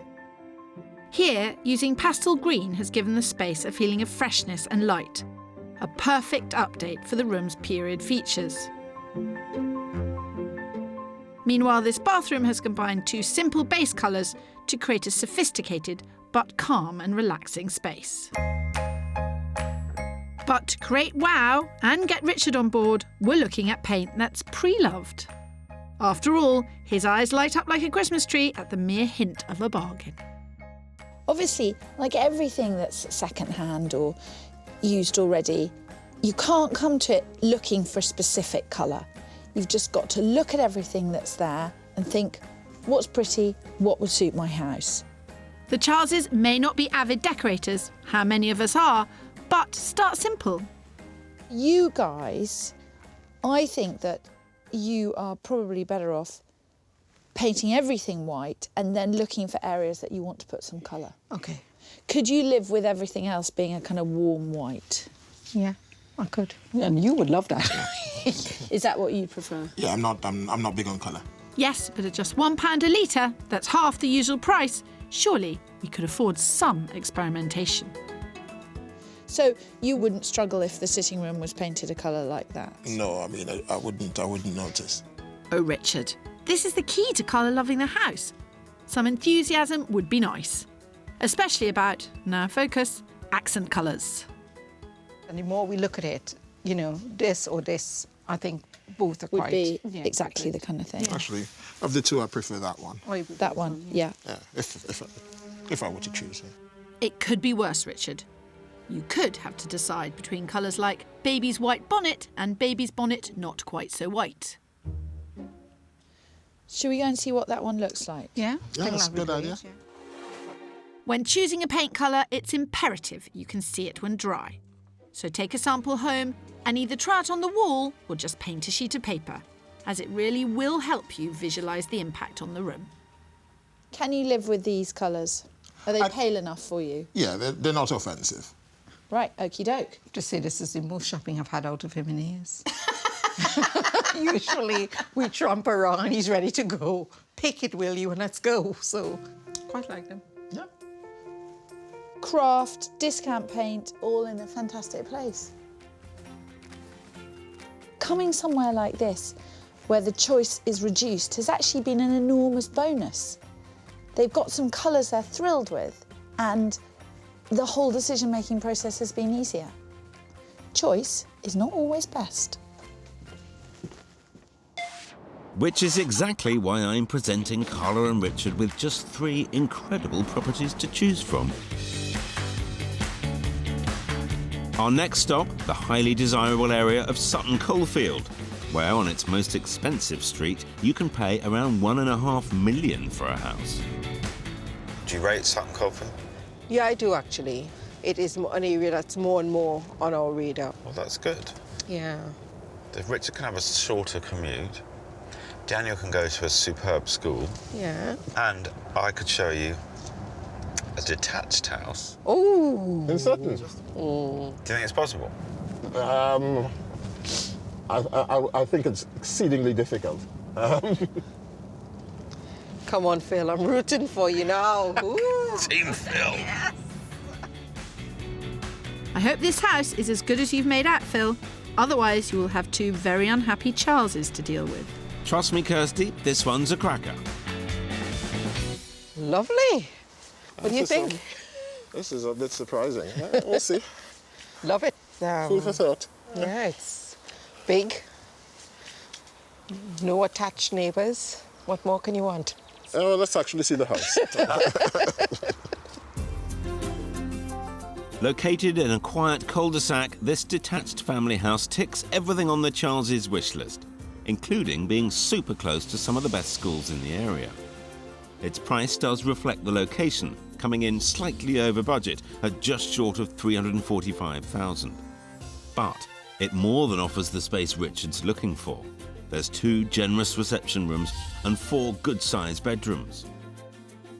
Meanwhile, Carla gets her wish of a large modern kitchen that connects her with the family. The kitchen has been extended onto the back. It's a conservatory, Yeah. but it kind of doesn't feel like a Conservatory. It feels like one room, doesn't it? It's lovely. Yeah. And you know what? It's different from the other one, but feels more open. Yes. Oh, this is gorgeous. And there's more. Through the additional dining room is a beautiful living room. It's the biggest ground floor space that I've been able to. Yeah, it is. Lovely. I'm pleased. Good tick. Kitchen tick. House. Downstairs tick. Richard's commute. School tick. Yeah, Richard's commute. Forgot about that. Tick. All right, let's have a look. Yeah, you're winning, Phil. Really good. Spencer beating Allsopp, tick. And the upstairs offers even more. Their asking price is just under 345 grand. All right, okay. Right. So top end of budget. Yeah. But I do think you could do a deal. You could do a deal. Yeah. All right. I think it's not bad for what it is, actually. Well, let's see the whole thing first, and then we can. It's quite painful sitting up on that fence, isn't it? Just perching up there, not knowing which way to go. Well, look, have some time. Help yourself to the other bedrooms. Lovely. Okay. Got any questions, give me a shout. No problem. Thank you. I shall be in the pub. Yeah. Well, the price hasn't put them off, so I think I'm in with a chance here. I mean, there's space for storage. Yeah. Yeah. Daniel will be happy here. Look at this. It's a lot bigger than I thought it would be. It's huge. What do you think? Tempting? Yeah, I think out of all the houses we've seen, I think this is by far the strongest. Yeah. It's interesting, isn't it? Because the second house, where they reacted so positively, much of that was to do with value. We've come here, it's 100 grand more. And they're even more positive about it.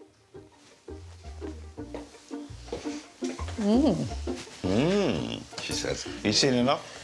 Yeah. Happy with it? Yeah, yes, very happy. It's very nice. More than happy. This actually gives us things that no matter what we do to the other house, we can't have, which is a lovely detached house, which gives us flexible space and in a quiet location.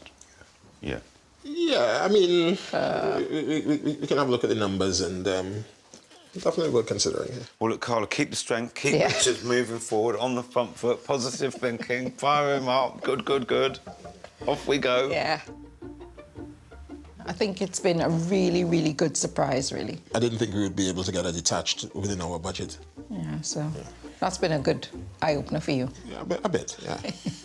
Kirstie started out with a huge amount to do on this little challenge of ours, and I think I probably just made it even harder for her.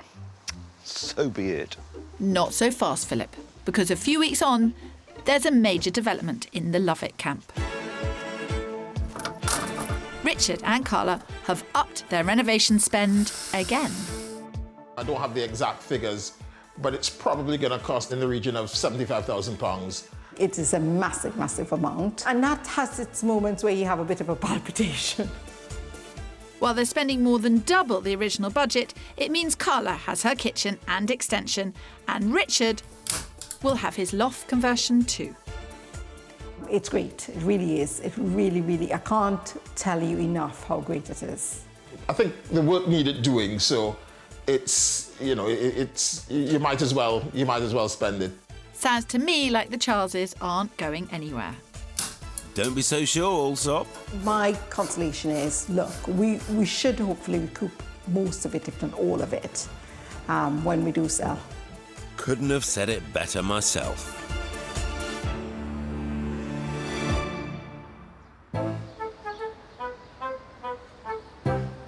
The sun is shining, Phil. Sun is shining on Birmingham. Is it going to be shining on Phil or Kirstie? I'd have to say me, naturally. They've really done a lot to that house, doubled the budget. However, Richard said to me, if I could find him a house that was a better house in a better location at a price that he could afford, he would consider moving. I've been wrong before, but my feeling is that nothing on God's earth would get Richard out of that house. We'll soon see, Kirstie, as today, after 14 years of disagreement, Richard and Carla Charles will finally decide. Are you going to love it? Or list it. In order to convince Carla to fall back in love with their 1930s semi, I've spent the last 10 weeks transforming every square inch of their home. But to really seal the deal, Richard went and doubled the budget. I'm pretty convinced that Richard would spend almost anything to not have to move. Meanwhile, I've been hard at work convincing the good doctor that moving makes a lot more sense. It's close to perfect. You've scored. And we'll win it. Come on! Though now the builders are almost done, it's time to see whether all this work has been for the Charleses Or for the new owners. Well, it's all to play for. Here we go. You is toast. Anybody home? Oh, I think we How you doing? Hi, yeah. Come on in. Thank you very much. Missed it.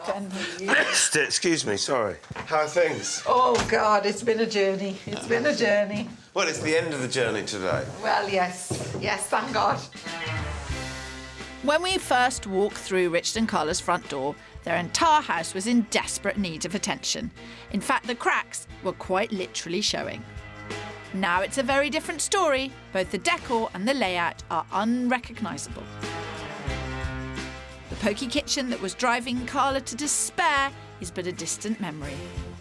In its place, we have open-plan living that seems almost endless, thanks to a 241 square foot extension.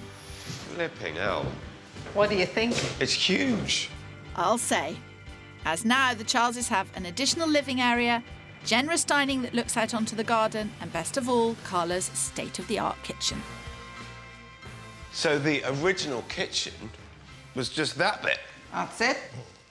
That's the dining room, and all that's new. Oh, that's new. Yeah. It's vast. But what I love is that your dining table and chairs are just singing. Because you can see them now. Yeah. We never used it. No. We No. only use it at Christmas. Whereas now we will have breakfast on it. Yeah. We will have dinner on it. Yeah. Whatever else. Easy transference of the food.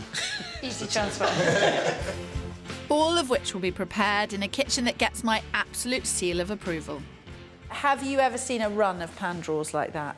That is real, that's fantastic. Shall I tell you something? Yeah. When we were looking around for a kitchen and we were having all these different designs, Mr. Kitchen Expert, he was like, Kirstie said we need pan drawers. This doesn't have any pan drawers. Why are you showing it to me? Kirstie said... You've gone and listened to her again. You really shouldn't make a habit of it. No, but it was Richard. He's right. But the best thing about this design is the fact that it brings the family together in one space. It'd be a very social room. Yeah, it definitely is. It is what I was used to, it's what I grew up with. We had a dad who was always entertaining his friends, and we were all there in the kitchen. The kids would be playing around.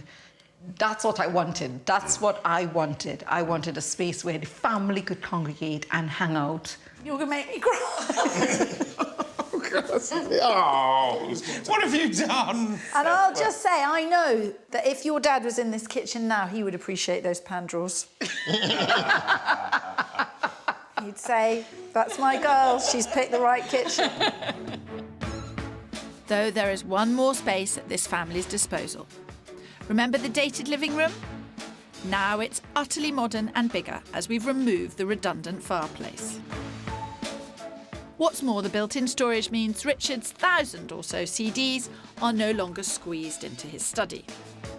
This is the great collection, which I suspect goes into the cupboard. Yeah. I mean, this is much sleeker, more modern, you know, and in keeping with the kitchen. Yeah. I mean, there's a continuity throughout the house now. Yeah. And you've done a lovely job on the floor. Yeah, you can tell where the fireplace was actually. Yeah. Do you have designs on this room as Richard's room? I do. You know, it's smaller than the kitchen, so. But it's not going to be all his room. And Daniel's going to be a teenager soon. Yeah. So when he has his mates round, they can sort of take this space over as well. So it's going to be a share. Slow turn of Having embraced the joys of renovating, Richard and Carla are transforming the rest of the house as well. So, Daniel now has a brand new bedroom. Meanwhile, the loft conversion should be signed off by the building inspector within the next few weeks, and then the master bedroom below can be completed as well. But having spent a grand total of £75,000, does this mean the Charleses have done the work to sell up or stay put? You went from not wanting builders back in the house to almost building a new house. Yeah. Doubling the budget on the way through. If I'm going to do work, I might as well get it all done to an extent where I can really enjoy the house as much as possible. But Sutton Coldfield, detached, quiet cul-de-sac, at a price you could afford with the kitchen that Carla loved and a beautiful garden. The house, I think the living area is brilliant. However, I think the upstairs space, you know, were a little small. That house was the one house that actually opened Richard's eyes. Well, I'm delighted with what you've done to this house. Yeah. I think it will sell really easily. Yeah. It's sold by tomorrow lunch, I tell you. Well, let's just ask whether it's... Queue of buyers outside. Let's just ask whether it's for sale or not, OK? Richard and Carla, after all this work, after everything else, are you going to love it? Or list it? I'm definitely List. gonna... Come on, you two.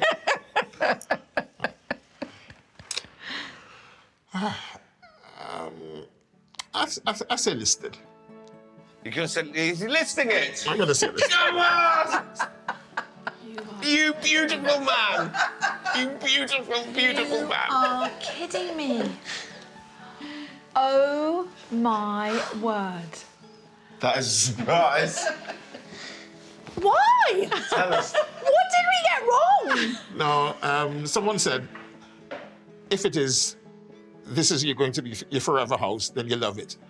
If it is, you think that you're going to want to move, list it. So, it is a fantastic space, but I think the most important thing is it where I want to spend the next 20 years? No. Phil's so thrilled that his ears have gone pink. His ears have actually gone slightly pink. I wasn't expecting it. I knew I'd shown you good houses, but having come in here, I wasn't expecting that. For me, it means that he has really taken on board the things that I've said to him and what is best for our family at this point. And that's really, really crucial, really. So, yeah. Props to you. I'm a really nice man. You've got some brownie points. Oh, definitely. Store them up for a bit. Definitely. He'll have to, because he spends them very wildly. I love a happy ending, especially when it means I'm catching up with Allsopp.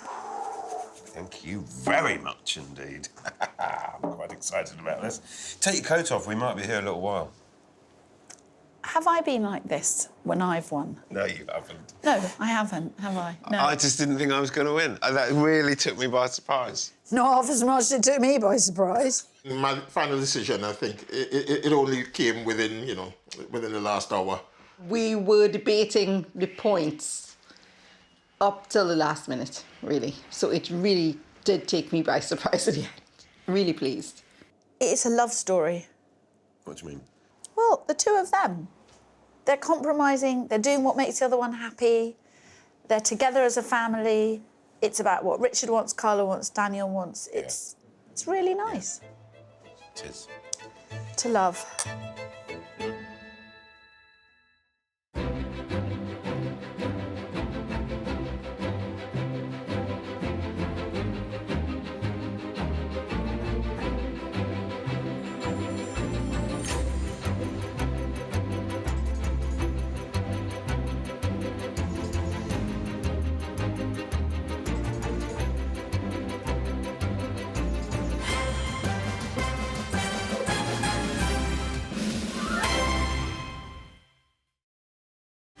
One of you wants to stay. The other is desperate to go. This house makes me feel like spitting feathers. I love the house. Where's the 3 bedrooms that we actually need? I'm on Team Love It because I want to help people to make the most of their existing homes. It's stunning. Why didn't you think of this, love? Meanwhile, I say listing it is the only way to get what you want. What a view. That's actually amazing, isn't it? Tonight, it's our final battle of the series. And believe me, there'll be blood. Which brings us to the question. Will you love it? Or will you list it? But with the score standing at 4 loves... We're gonna love it. To love it. Live here for a bit longer. to my 3 lists. Listed. You beautiful, beautiful man. Oh, kidding me. Watch out, Allsopp. This contest could end in a draw. I can't lose again. I won't lose again. A draw. It's losing by another name. It's not good enough for me. You may be staring defeat in the face, Phil. Yeah, I'm looking at you. Let battle commence.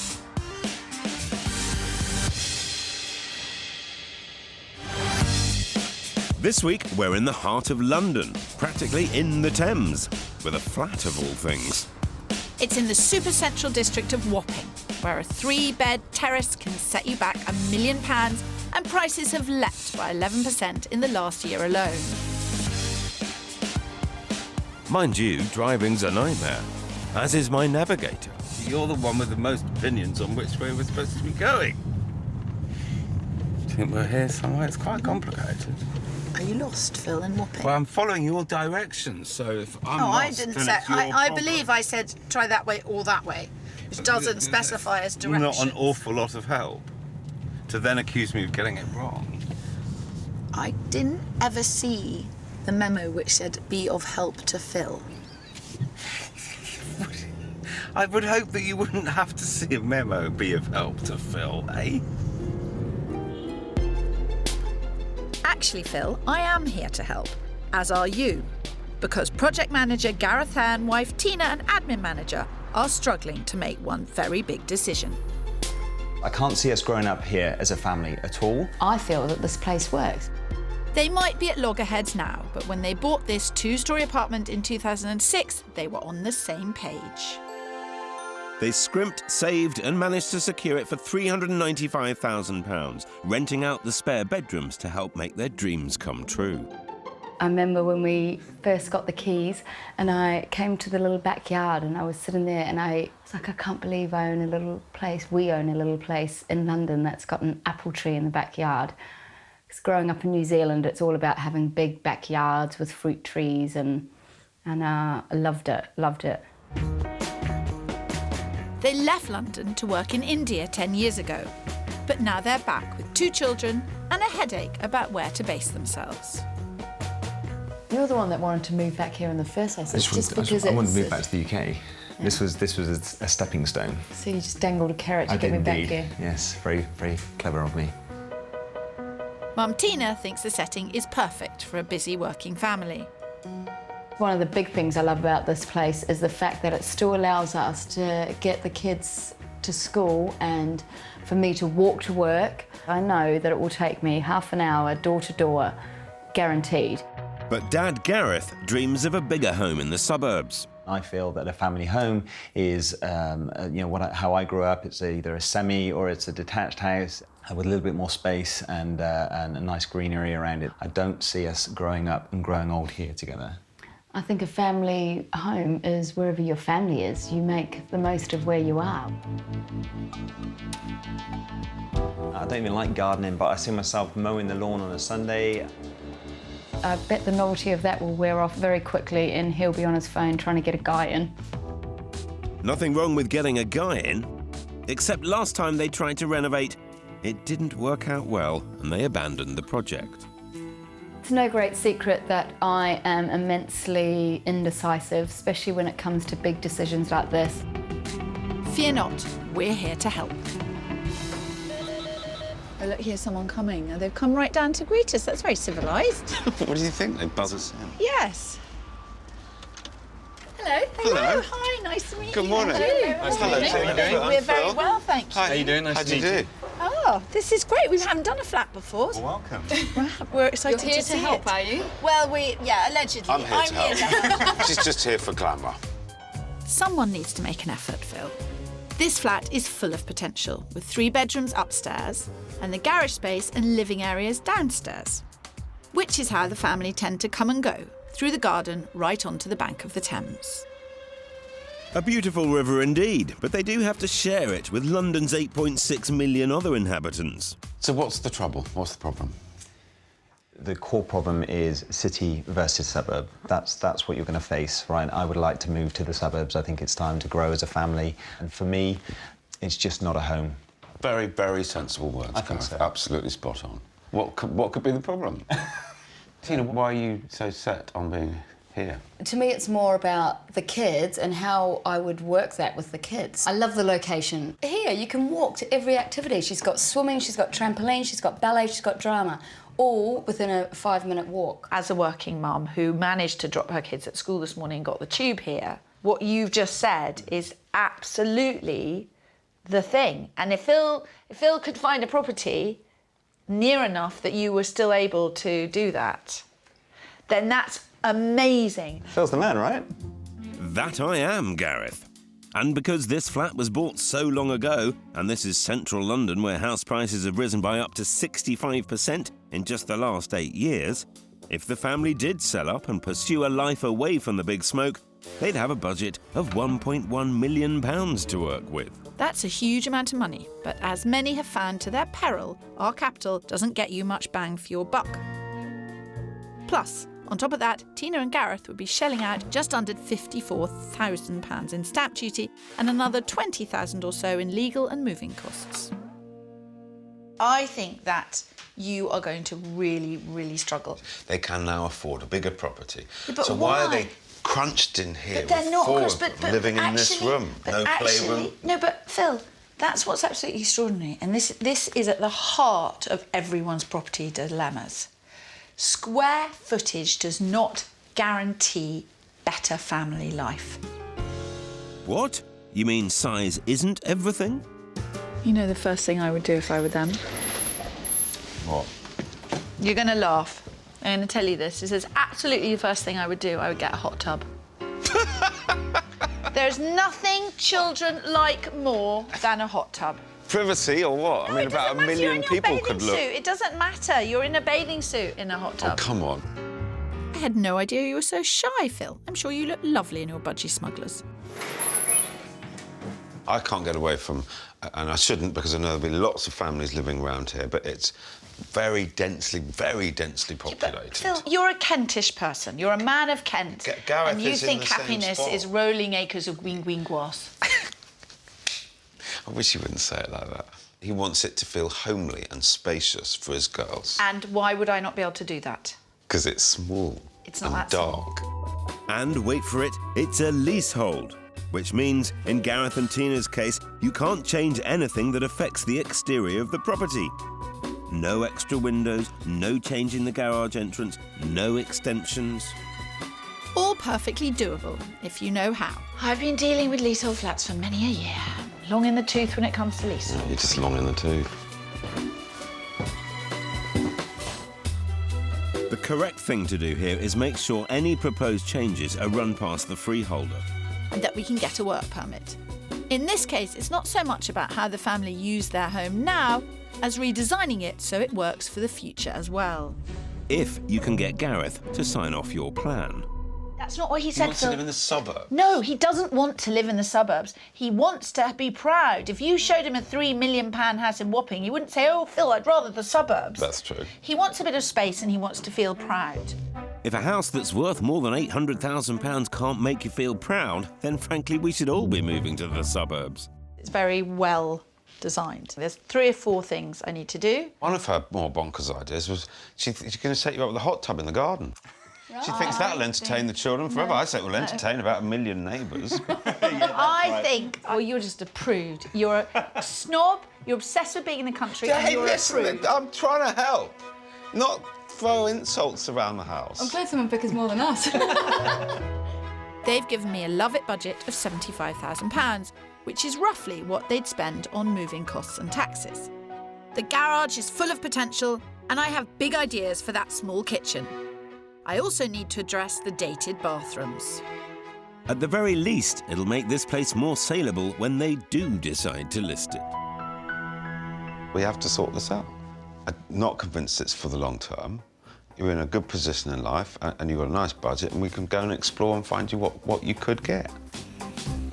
With a budget of around 1.1 million, I need to find a family home with 4 bedrooms and green space. High-achieving schools are a must for Gareth, but I also have to keep Tina within a 30 to 40-minute commute of her work in central London. Easy, right? I think Phil's going to find a wonderful place and is really going to change your mind. Can't move location. Everyone is really digging in. No, they're not digging in. You keep on saying, you're both so entrenched. Well, no, you're really digging in. She's really digging in. It's boys against girls at this point. It's not boys against girls. No, not anybody against anybody. Kirstie's going to do up this place beautifully. They have a dilemma which we need to sort out. I think the real issue is your urban snobbery. She's so full of sugar and spice and all things nice.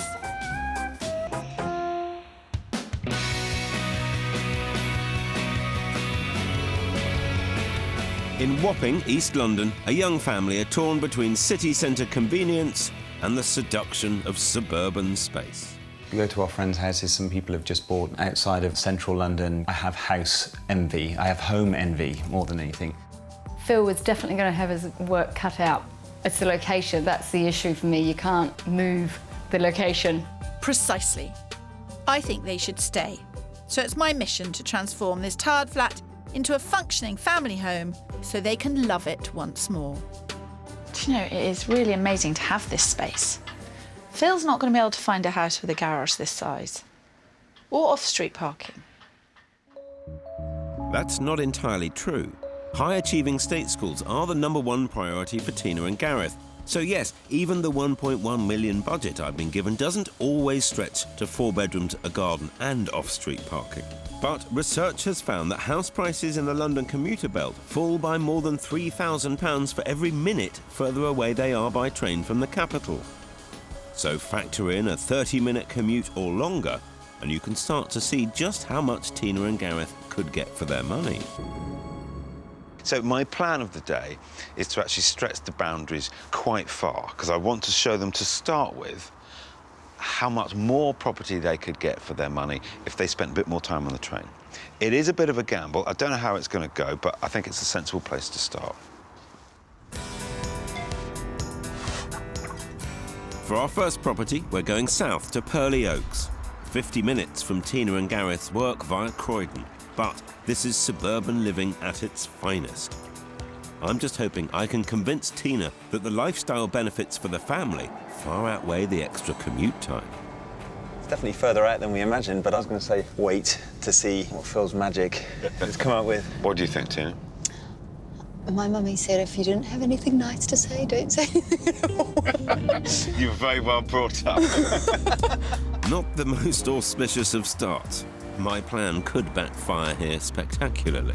So what it means, if you were to travel the extra, what would it be, 15 minutes or so, you get a detached house with its own driveway. There's a surprise in the garden, but actually that is the nursery.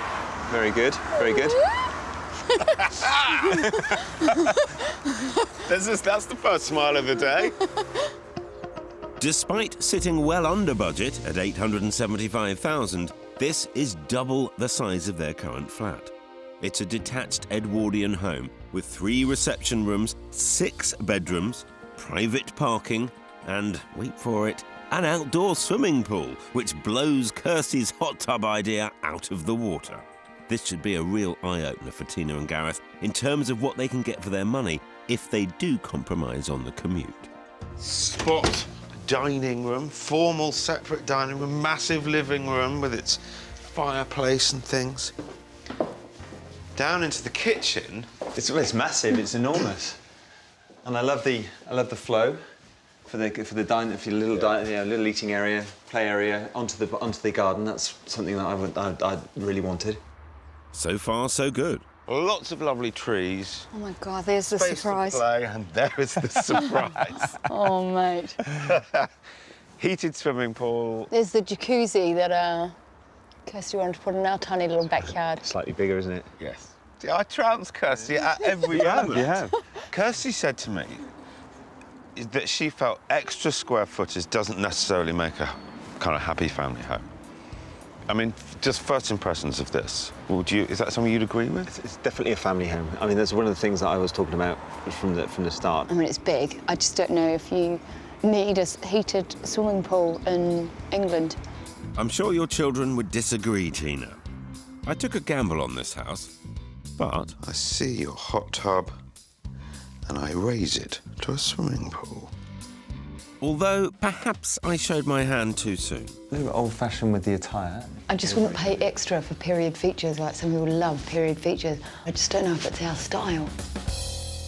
Tina, what are your thoughts? I guess if this was a house that was completely done up and you walked in and went, wow, you wouldn't have to do a thing, that would be more appealing for me. It's not the commute that's put me off. It's more the amount of work that would need to be done. But it's nothing that you wouldn't expect with a house of this age. I wanted to show you this as an example. If you commuted a little bit further, look what you could get. Yeah, it's crazy. It really is crazy. Yeah. So period style is not to their taste. But if the work transforming it into a contemporary home is Tina's only concern, then this viewing has been a big success. I'm really happy with my opening gambit because it stimulated some proper debate between them. Before, Tina was adamant she would not commute more than 30 minutes, and now they're discussing it. So I think it's gone well. And I know exactly what to show them for property number 2. Prepare to be wowed, Tina.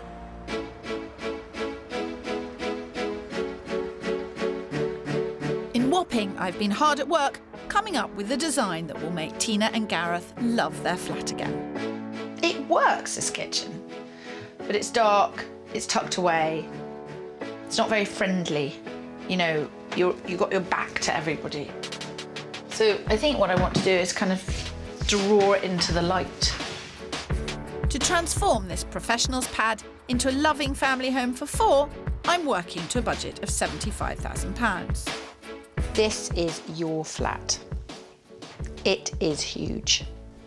Huge. Huge for London, huge for within the M25, actually. Space isn't the only issue here. The problem is that this flat has not been designed with a family in mind. But it's all very fixable. A simple rejig of the bedrooms will create more space, and 2 updated bathrooms will modernise the upstairs no end. Downstairs, by adding a stud wall to their underutilised garage, I'll be creating 2 spaces. One offering masses of storage, and the other an indoor play area for the girls. Perfect for hobbies, as it will come complete with an insulated timber floor. And finally, their old kitchen is going to be replaced and extended into the current living room, transforming mealtimes into a sociable family occasion. In terms of what I'm suggesting, does anything fill you with horror? No. I'm impressed. I like the idea that it will come in at less money. Making use of this area, it just makes it a little bit bigger. It makes it more like 3 bedrooms upstairs and the space of 3-bedroom kind of flat downstairs. I think it does function at the moment, actually, but it doesn't make Gareth proud. And I think that's quite important. I know that there have been problems with decision-making. You have been down this route before. If you decide to go ahead with it, I need to say to you, right, you've got a week in which to move around the furniture, go on the websites, make it your focus as a family. You know, show the girls the pictures of the various bedrooms. Really go for it visually on the things that you like. Because this is a really well-built flat. It doesn't need a designer. It needs you and your knowledge of how you get in and out the door every day. If they go with my basic plan, it should cost around £50,000. And given the restrictions with the leasehold, which means I can't change the exterior makeup, I'm pretty proud of my solution. But Gareth doesn't look 100% convinced. I've not been swayed at the moment, because I always like to see 2 sides of an argument before I make a decision. It's a rejig, and hopefully it will just make it that much nicer and refreshed, though, but without going to a ridiculous expense on it.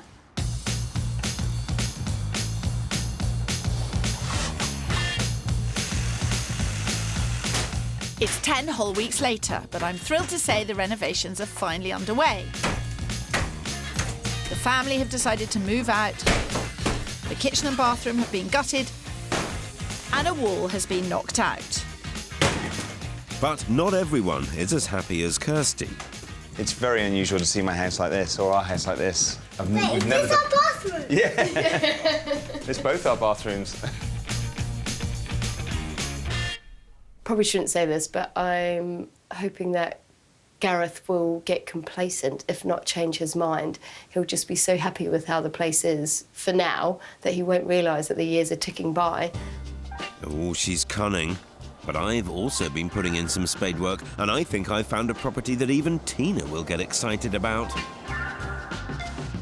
In southeast London, on the banks of the River Thames, lies the Royal Borough of Greenwich, a maritime district steeped in majestic history and landscaped greenery.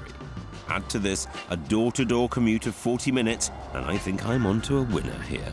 Tina, I've been really pleased with how you've reacted, because I thought it was just going to be a bit of a kind of brick wall. If you had said on paper, you know, move out past Croydon, like when we were looking in the train station on the map, I'm like, wow, that then you do see what you can get, you weigh it up, you're saying like that nursery was just across the road. I'm just really pleased that you are weighing it up rather than just kind of blanket. Stuck in the mud. Stuck in the mud, which is, forgive me, but that's kind of what I was expecting. But I don't know what gave me that. Put the shovel down, Phil. I think you've made your point. So Greenwich is a very, very different kettle of fish.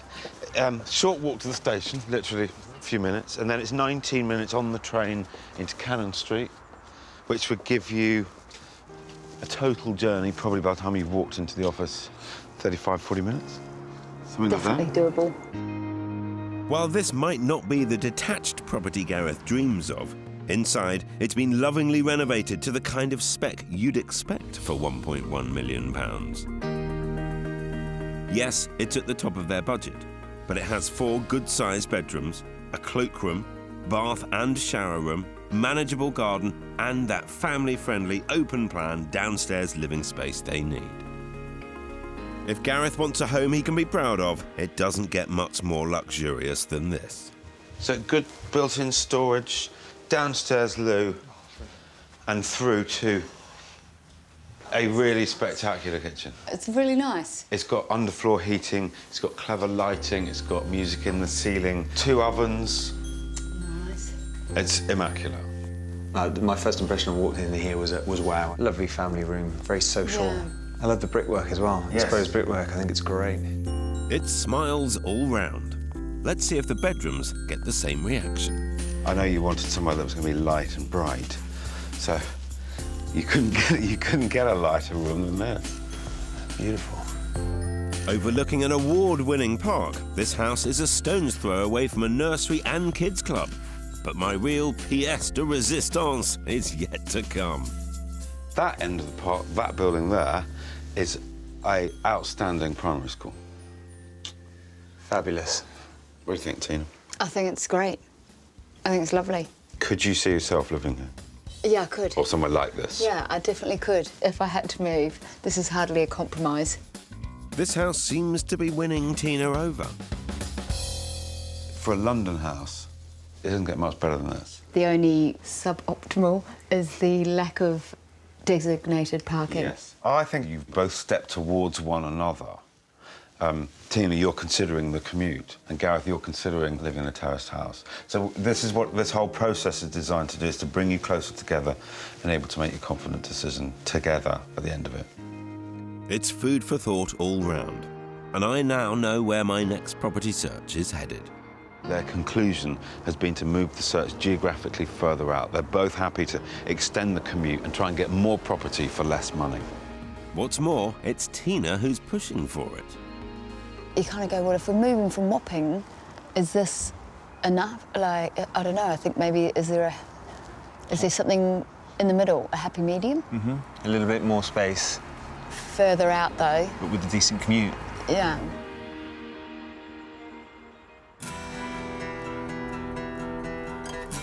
Tina and I are notorious in our family, within our friends, to be unable to make a decision on pretty much anything. We were abroad for 7 years.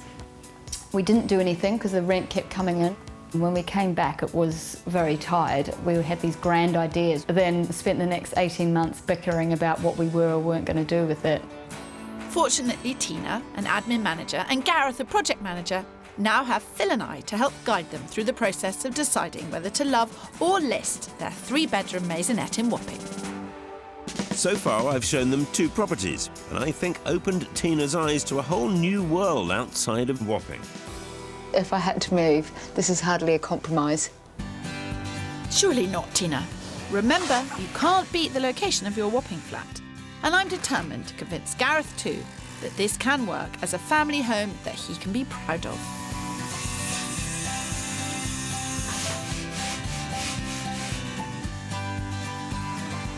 I'm back in London to see how Tina and Gareth are getting on with their build. It took quite a while to decide what, if any, work they were going to do to their flat. But now the decisions are rolling in, much to the relief of their builder. And they've been fairly rattling through my plan. Downstairs there was once a dark cave of a kitchen, but now it's a much more open space. And what was once a drafty and unloved garage is now the beginnings of an indoor play area for daughters Jacinta and Kayla. Well, this is a house that's been torn to shreds.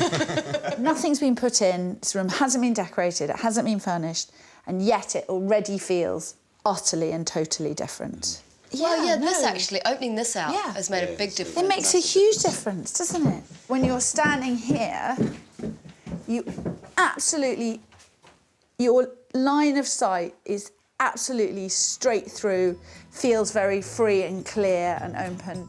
When you're doing renovations, it's not just a case of signing off architects' plans and letting the builders get on with it.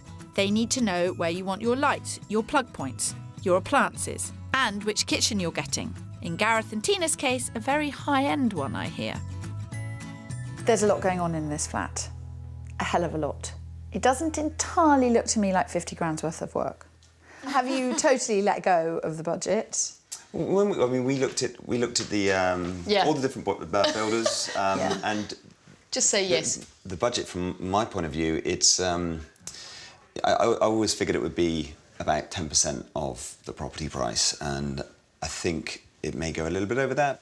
Well, we're in now. There's no backing out. You're going to spend this much. Why not now just get the things that you really like that will really make it kind of what you want in life and make it all worthwhile. The more you spend here, the less likely you are to move, and The builders here wanted many design decisions made up front before they started work. Not easy for a couple who admit to chronic indecision. One thing they've yet to settle on is lighting. But that's where I come in. Tina and Gareth may be polar opposites when choosing where to live, but hopefully they'll find some common ground today. it's a funny thing, lighting. Often when it's really bad, you don't realise how bad it is until you get it right. It really is something that you should bother with and take time over, because it can make all the difference. Just to give me an idea, Tina, looking around this room, which is the thing that you find most attractive? Well, to your point... Of course. OK. Gareth aside, what do you find most attractive in this room? Do you tend to like metallicised things, or things which are going to sort of more mould in, like painted white that or painted the same colour as your walls? I personally found them more chromy. The chromy stuff, okie doke. Personally. Tina? It looks to be different to me. Yeah, no, I'm not sure about these track lighting spots, because that's effectively what we've got now, and I find that at some points you're blinded by it. Oh dear, it looks like living arrangements aren't the only thing they can't agree on. This caught my eye as soon as we came in. I really like this. I love it, but it doesn't fit in with anything else we've got going on. Actually, I think the light should just blend in. We should stop trying to find this funky feature light that's going to be a statement. No, I think... And actually go, let's just blend in. They may not be able to agree on fittings, but in a country where 37% of us consider strip lighting to be our worst DIY disaster, at least they're giving it proper thought.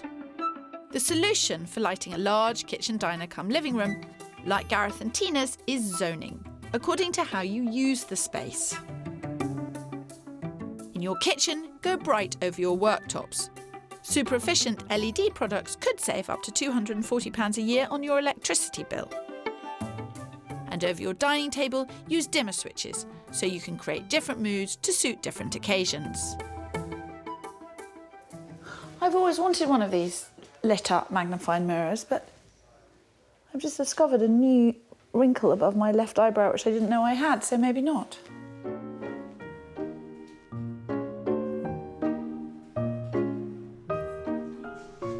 What is it? No one at any point today has said, what if we sell? Doesn't seem to be part of their mindset at the moment.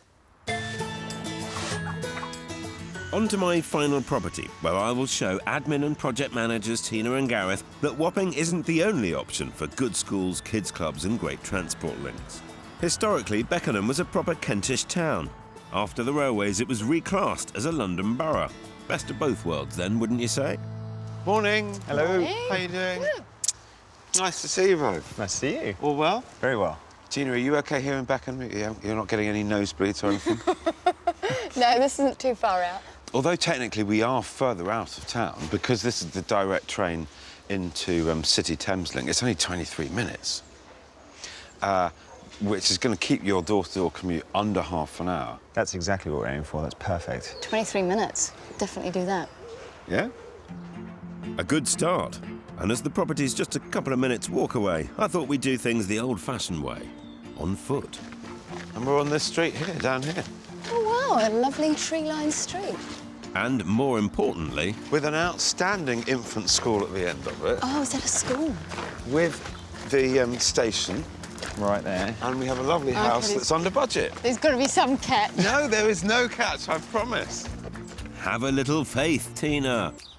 Gareth, what's going through your mind? Got the off-street parking. The house is very pretty. A minute from the train station. What's not to like, eh? No, it's like half an hour to get into London. There's got to be a catch. I keep saying it, but there's got to be something wrong with it. No, just a stunning extended Victorian property set in a family-orientated location that even hosts its own street party every year. It's split over 3 levels. Downstairs, it boasts 2 large reception rooms, including an incredible kitchen dining space similar to the spec of the Greenwich property they like so much. Upstairs, there are 4 beds and a beautiful family bathroom. Out back, there's a great-sized garden perfect for Jacinta and Kayla. And at £950,000, it's 150 grand under budget. Because I love the flow of this place. It's been extended out the back here into something that I'd say is quite special. Oh, it's got one of these. I think they've done a really, really good job on it. Loads of space. Look at the size of that wine fridge. Coffee machine. You know, it's a very well spec'd out place. Look at that. Could you see yourself here? Oh, yeah. Entertaining family and friends. You're trying, now you're trying not to like it. Your gut reaction was you loved it, wasn't it? Yeah. And now you're going, what am I letting myself in for? No, it is lovely. This is a beautiful room. This is like, you know, for Have you entertaining. seen it at the back? Yes, I have. Crikey, Tina's enthused, and I'm shocked. If you wanted to find a criticism, that's it. That is the railway. But it is an electric railway, so it's not noisy. Mm-hmm. I'd have to hear it, but I haven't heard anything so far. What the lady wants. Here we come. Oh my gosh, that is nothing. That is nothing. That's nothing, is it? That was crazy. It's not going to wake a sleeping child. It's not going to disturb you whilst you're in the garden. And there's more. Palm tree? Well, you know, I had to bring an Antipodean little bit into it. Ran in here this morning and planted that for you. There's a gum tree down the end, you know. Got it all going on.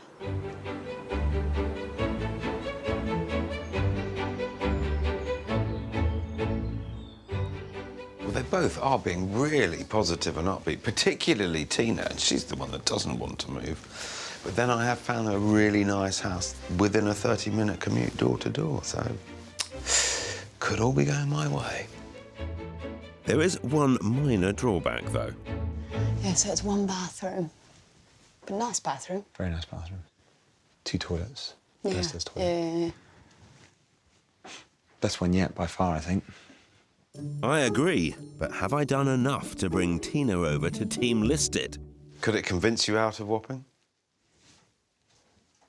It's convinced me. I like this house, and I like all the things it brings to the table. The off-street parking, the private road, the nice big garden, the train doesn't bother me.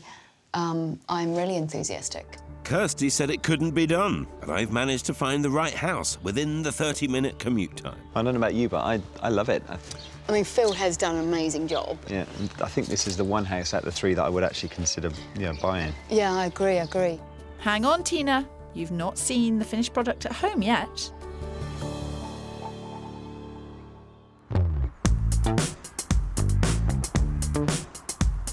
We're back in Wapping, as today, project manager Gareth Hares and his wife, admin manager Tina Woodger, will finally settle their argument over city versus suburbs. I feel that this place works. I can't see us growing up here as a family at all. To convince Gareth to love their flat by the Thames, the last 9 weeks have been spent remodelling it in order to create the perfect home for a family of 4. It's very unusual to see my house like this or our house like this. Wait, is this our bathroom? Yeah. Meanwhile, I've tried to sell Tina on the many, many benefits of moving to a new way of life. That is the nursery. Very good, very good. That's the first smile of the day. But with the renovation complete and the score standing at 4 loves to Phil's 3 lists, we're both desperate to know what Gareth and Tina plan to do now. There's the building. The flat. You'll be amazed, Phil. Well, you'd be amazed if you could see the houses I showed them, and they were amazed. And how long would it take me to get to those houses? Yeah, one of them was half an hour. A couple of them were half an hour. You would get to the station, wait for the train, get on the train. Well, I know you're quite confident about this, Phil, well, and I can wouldn't say feel confident, but your I am chipperness. hopeful. Yes, I am definitely But hopeful. I think your chipperness is going to end up in the chipper. Right. What's this? For all. Here we come. Come on, baby, come on. Move out of this flat. Hello, hello. Hello. Oh, look. Hi. Oh, How two are you? people in their business suit. Looking very smart. That's because they live close to their place of Yeah, work. all right, come Indeed, on. exactly. I had to walk back. When we first met Gareth and Tina, like many city dwellers, they had a fabulous location, but not a lot of space. And with daughters, Jacinta and Kayla, growing up fast, the problem was only getting worse. Though where things really came unstuck was in that small, dark and family-unfriendly kitchen. But now, thanks to a little lateral thinking on the layout, not only do we have incredibly stylish open-plan living... Blimey. My word, that looks fantastic. We also have a brand new kitchen that's more than 1.5 times the size of the old one. This is pretty snazzy, isn't it? Yeah, I'm slightly beyond budget, I feel. Double oven? Wi-Fi, I can start it on my way home from work. No. You're kidding. Not that I know how yet. And I love the breakfast bar. And the girls can then sit and watch me burn whatever I'm burning. Yeah. Salad. Yeah, burn salad. And let's be dead honest, joking aside, it's just a bit flash. It looks lovely. It's sleek. It looks expensive. It probably was expensive, but it's proud. You'd be proud to have people here. I completely agree with everything that's being said, but it's only half the size of some of those houses Half we the looked size, at. half the commute. Yeah. No. And let's look. Not true. True. As you well know, not true. Though, of course, there's now no reason to go anywhere, because as well as the fabulous open-plan living, we've also stretched the budget just a little to completely revamp the garden, making this floor perfect for family time and socialising. It is a total transformation without actually officially knocking down any walls. Yeah, no structural changes. I mean, that's what's so essentially. There have been no structural changes. This is the same room. The arch has been taken out. And a little bit there. And now it's much more open. We can see what they're doing. We've got people over. It's not like you're kind of hidden away in the kitchen. Not that I'm the one who poured it all in the kitchen, but, you know, whoever is in the kitchen, either of us, you're then still able to talk to people. Really convivial, social space, you know. I've got to ask, would you be able to keep it like this? I mean, it looks stunning. Yeah. No, let's be honest, once our children and our stuff are back here, it will be a tip. But we know when it's tidy, it looks great. Fortunately, clutter will never be a problem in this house again, as the former garage has been divided in two, giving Mum and Dad masses of storage and the girls a play area for Britain's odd rainy day. Okay. So this is the garage. Yes. It can easily be converted back to garage use. That's just a stud wall, so that Absolutely, comes down. that was the purpose of the design. But we can also double it up to somewhere if the kids can come in and have a little play if it's raining, or a bit of a hobby room or whatever. Just a bit more space for the kids. Yeah. And upstairs there are more clever space solutions. A brand new, bigger family bathroom, plus an ensuite that's doing a better job too. Very smart ensuite. Two Two sinks. Yeah, double sink in such a tiny room. That design changed probably about, how many times? So many times. Is that your decisiveness? Yes, yeah. or indecisiveness? Yeah, indecisiveness. Gareth and Tina aren't alone. Most of us struggle with the hundreds of decisions renovating involves. But my advice is simple. It would be to go away and to sit down with all the catalogues, with no children and no phones and no distractions, and just make every single decision ahead of time. But also... And then get rid of the books. Get rid of the books. Make your decisions. You said that with feeling. Yeah. Make the decisions, stick with the decisions. But are you pleased with the decisions that you've taken? If it makes him happy and gets us to stay, then I'm happy. Oh, here we go. This is going to be difficult. Some might say impossible, Phil. And while at £90,000 Gareth and Tina have gone over budget, the good news is that they've added £130,000 or so to the flat's value. Which means they're in an even stronger position to sell up and move on. Thank you, sweet cheeks. Loving your work. What you've done is amazing. In a relatively small space, you've made it feel bigger, lighter, more usable, and it's great. But it still begs the question, can it be the long-term family home? The location of this place is amazing. When you're young professionals, why wouldn't you want to live here? But to your point, maybe it's not our forever home. Square footage does not necessarily make for a better family life. I can't help noticing there's one thing missing that I was expecting. Where's the hot tub? You said there was going to be a hot tub, but I showed you a house with a blooming great swimming pool. You did. That was beautiful. And it opened our eyes, didn't it? It did, and it was just going to some of those places that we would never have considered. Go on, Phil. Get it over and done with. OK. At the end of all of this, will you love it? Or list it. Is there a third option? Both? Can you let it? Yes, absolutely you could let it. Listing or letting in the future, when we think it's not working any longer for our family, for our girls, for schooling. But for the moment, where we are right now in our lives, we're going to love it. We're both working, it works for us, the girls are happy. And this is now a place that I'm super happy to be.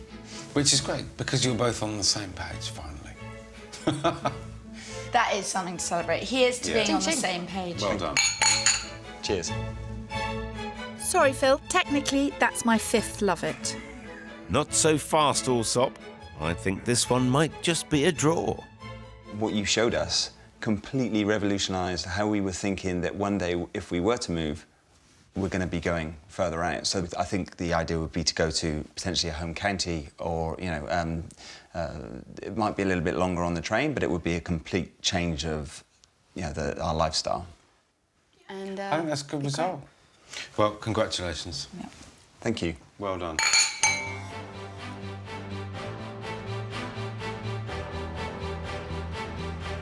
Well, it's been a bit of a roller coaster, but it's a happy ending for Gareth and Tina, and of course, last drinks for me and Madam. It is lovely. It is lovely. Yeah. But $11.50 for a beer and a gin and tonic with no ice, that's enough to drive anyone out of London. You've not got any ice in it? No. I've got a big smile on my face every time I walk in, and every time I walk out to the garden and I see this lovely little garden in Zone 1, hear the birds chirping, I'm happy, very happy. Good result for them. Good result for them. They like the flat enough to keep it long-term and rent it, and they learnt enough from their time with me to know that they're going to move further out when the time comes. Good result for them. Yeah. I think Kirstie won you over and Phil won me over, so what does that make it? It's a draw. It's a draw for Gareth and Tina. Steward's inquiry. Is it a draw for Phil and I, or have I got the highest score? She did know what the drinks cost. Just saying.